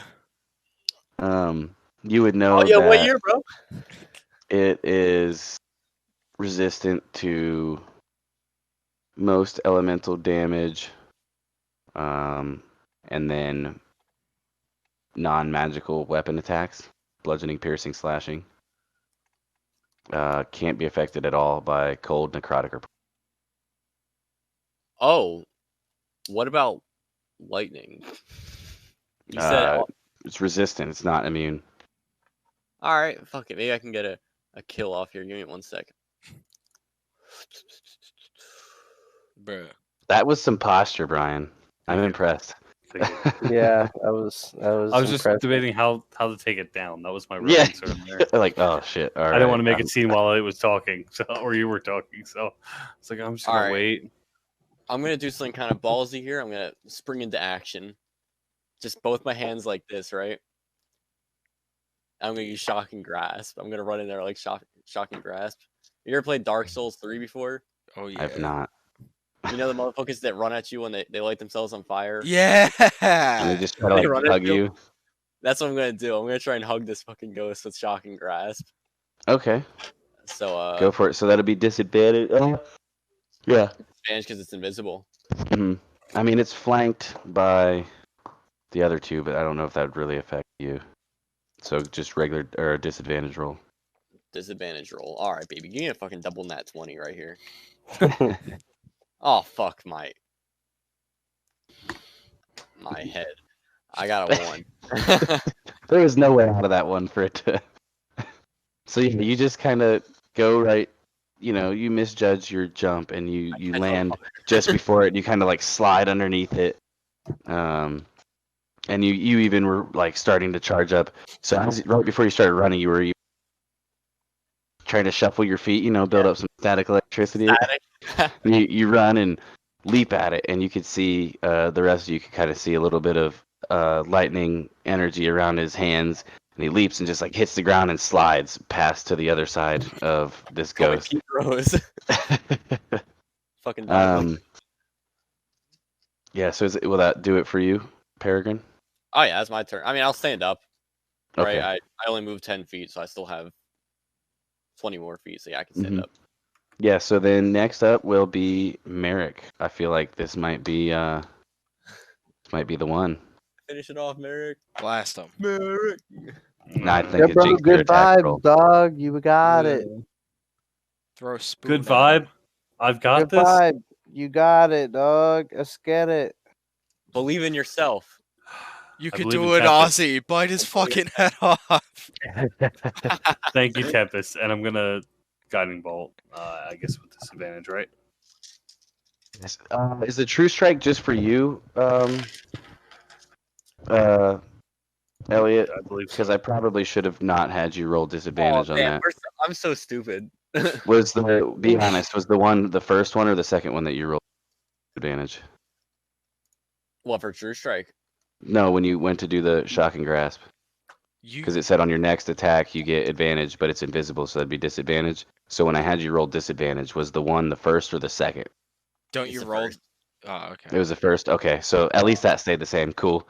Thanks for being honest. I always thought Yeah, I appreciate that. I always thought he rolled both at the same time anyway, so it'd be kind of like a I don't know situation. I don't know.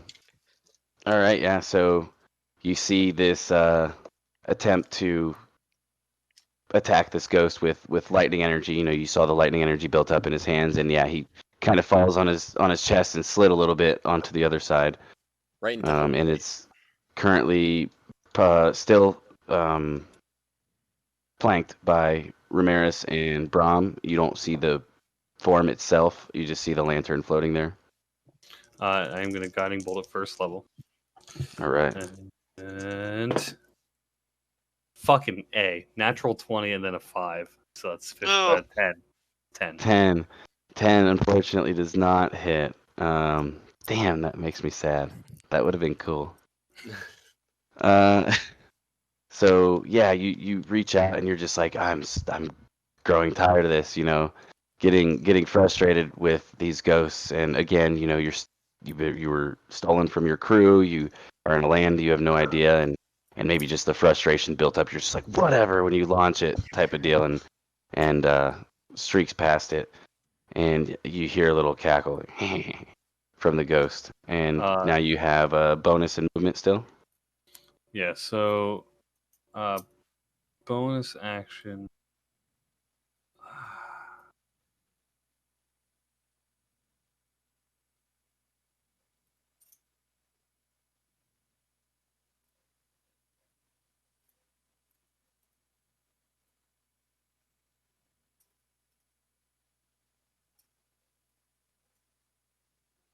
Yeah. Okay, so I am going to cast Spiritual Weapon. Right. Make an attack with that thing, man. You're gonna Yep. drop it down in there. Yep, and it's just going to be another. It's actually going to be a flaming looking sword, kind of like the one on his shield. Mhm. But obviously the flame does nothing. It's just for visual effect. Right. And yes, as you cast it as a bonus action, you still make an attack roll with it. On one creature within 5 feet of the weapon. So I'm actually going to attack Brahm. Stab No, me. I'm kidding. And we will certainly try to hit it this time. Maybe. Wait, how are you Straight attacking? roll. Straight This roll. one will be because it would be flanked if you're getting it right up on there. I would call it flanked with Peregrine as he stood up and turned around after he slid, because it's flanked, you know, this way from Romaris and Brahm, but then you're kind of right Filling there. in I'm the fourth. assuming. Yeah. Okay, cool. So yeah, spiritual weapon, this flaming looking thing, and that is a natural 20. Actually, a natural 20. Go ahead and roll. That's a D8, right, for damage, Yeah. and it's force, I believe. I It think it's is force damage. Yeah, force damage. Unless Yep. it's radiant. Okay. D8. Cool. So that's 8 right there, plus the cool thing I love about spiritual weapons is you get to actually add your modifier to it as well. Right. 1d8 plus your spell casting. I rolled a fucking 8 on the die too. Hell Holy yeah. shit. You're just ready for this thing to be dead. I'll take a picture of this for you, Bill. That's 13. Right, so yeah, narrate this last little ending Oh, of this hell no. combat. This is you. for This me. is all you. I I want don't to want to DM. take the final blow. This is your big bad Take it. evil guy. Take Yeah, it Yep, to you're Flavor doing it, Town. Bill. You're big doing it, Bill. bad. Take it to Flavor So Town. Flavor Town. Yeah. Anyways, much that could be said about Flavor Town, but yeah, you go to launch. You made an attack at it, didn't you? Is my brain? No, you guiding bolt. So you go to launch your guiding bolt, and it isn't. It didn't hit the ghost at all, and you're just getting more and more frustrated. So you summon your spiritual weapon, and it's just like you said, that flaming sword, and it comes through, and it just like slashes down at a diagonal thing, and actually the first thing you see is the lantern itself kind of shatter and fall to the ground. You see a torch fall. You see the form of this ghost appear, and it just almost like it's a physical form. Kind of you see the two portions of it when it slashed down kind of separate and then disperse away, and then in that instant, initiative's over. But in that instant, the fourth torch lights purple flame, and up from the middle of the floor rises Knew it. I fucking knew it. this elevator of sorts, this platform, and that's where we're gonna end it now. 'Cause 1:30 in the morning. Sure is. We're going home, boys. And Thank you, Tempest. these characters are eternally stuck right here until we may be off camera some other time. Finish figuring out how to get out of this temple. So thanks for hanging with us. It was very, again, a little bit of an impromptu deal. Doing this one shot, we didn't want to miss too much. Like we mentioned, Katie's kind of just getting back into the swing of her job after she moved. They're kind of messing around with the schedules, so we'll figure it out. She'll be back tomorrow to play in our Wildmount campaign. Elliot and Brian, hopefully you guys had fun being players together. I know this is kind of a little bit of everywhere kind of session, but Yeah, it's a Yeah. totally different vibe playing with Brian, I gotta say. And Yeah. you're a pretty good DM, so it's all good. so oh yeah, and there you go. You got your He's going on the wall. Yeah, sorry, he's going on the wall. But yeah, I mean, I had fun. There's some prep that I did that I tossed out. I'm not gonna lie, because it was kind of dumb, anyways. Even if it wasn't taken.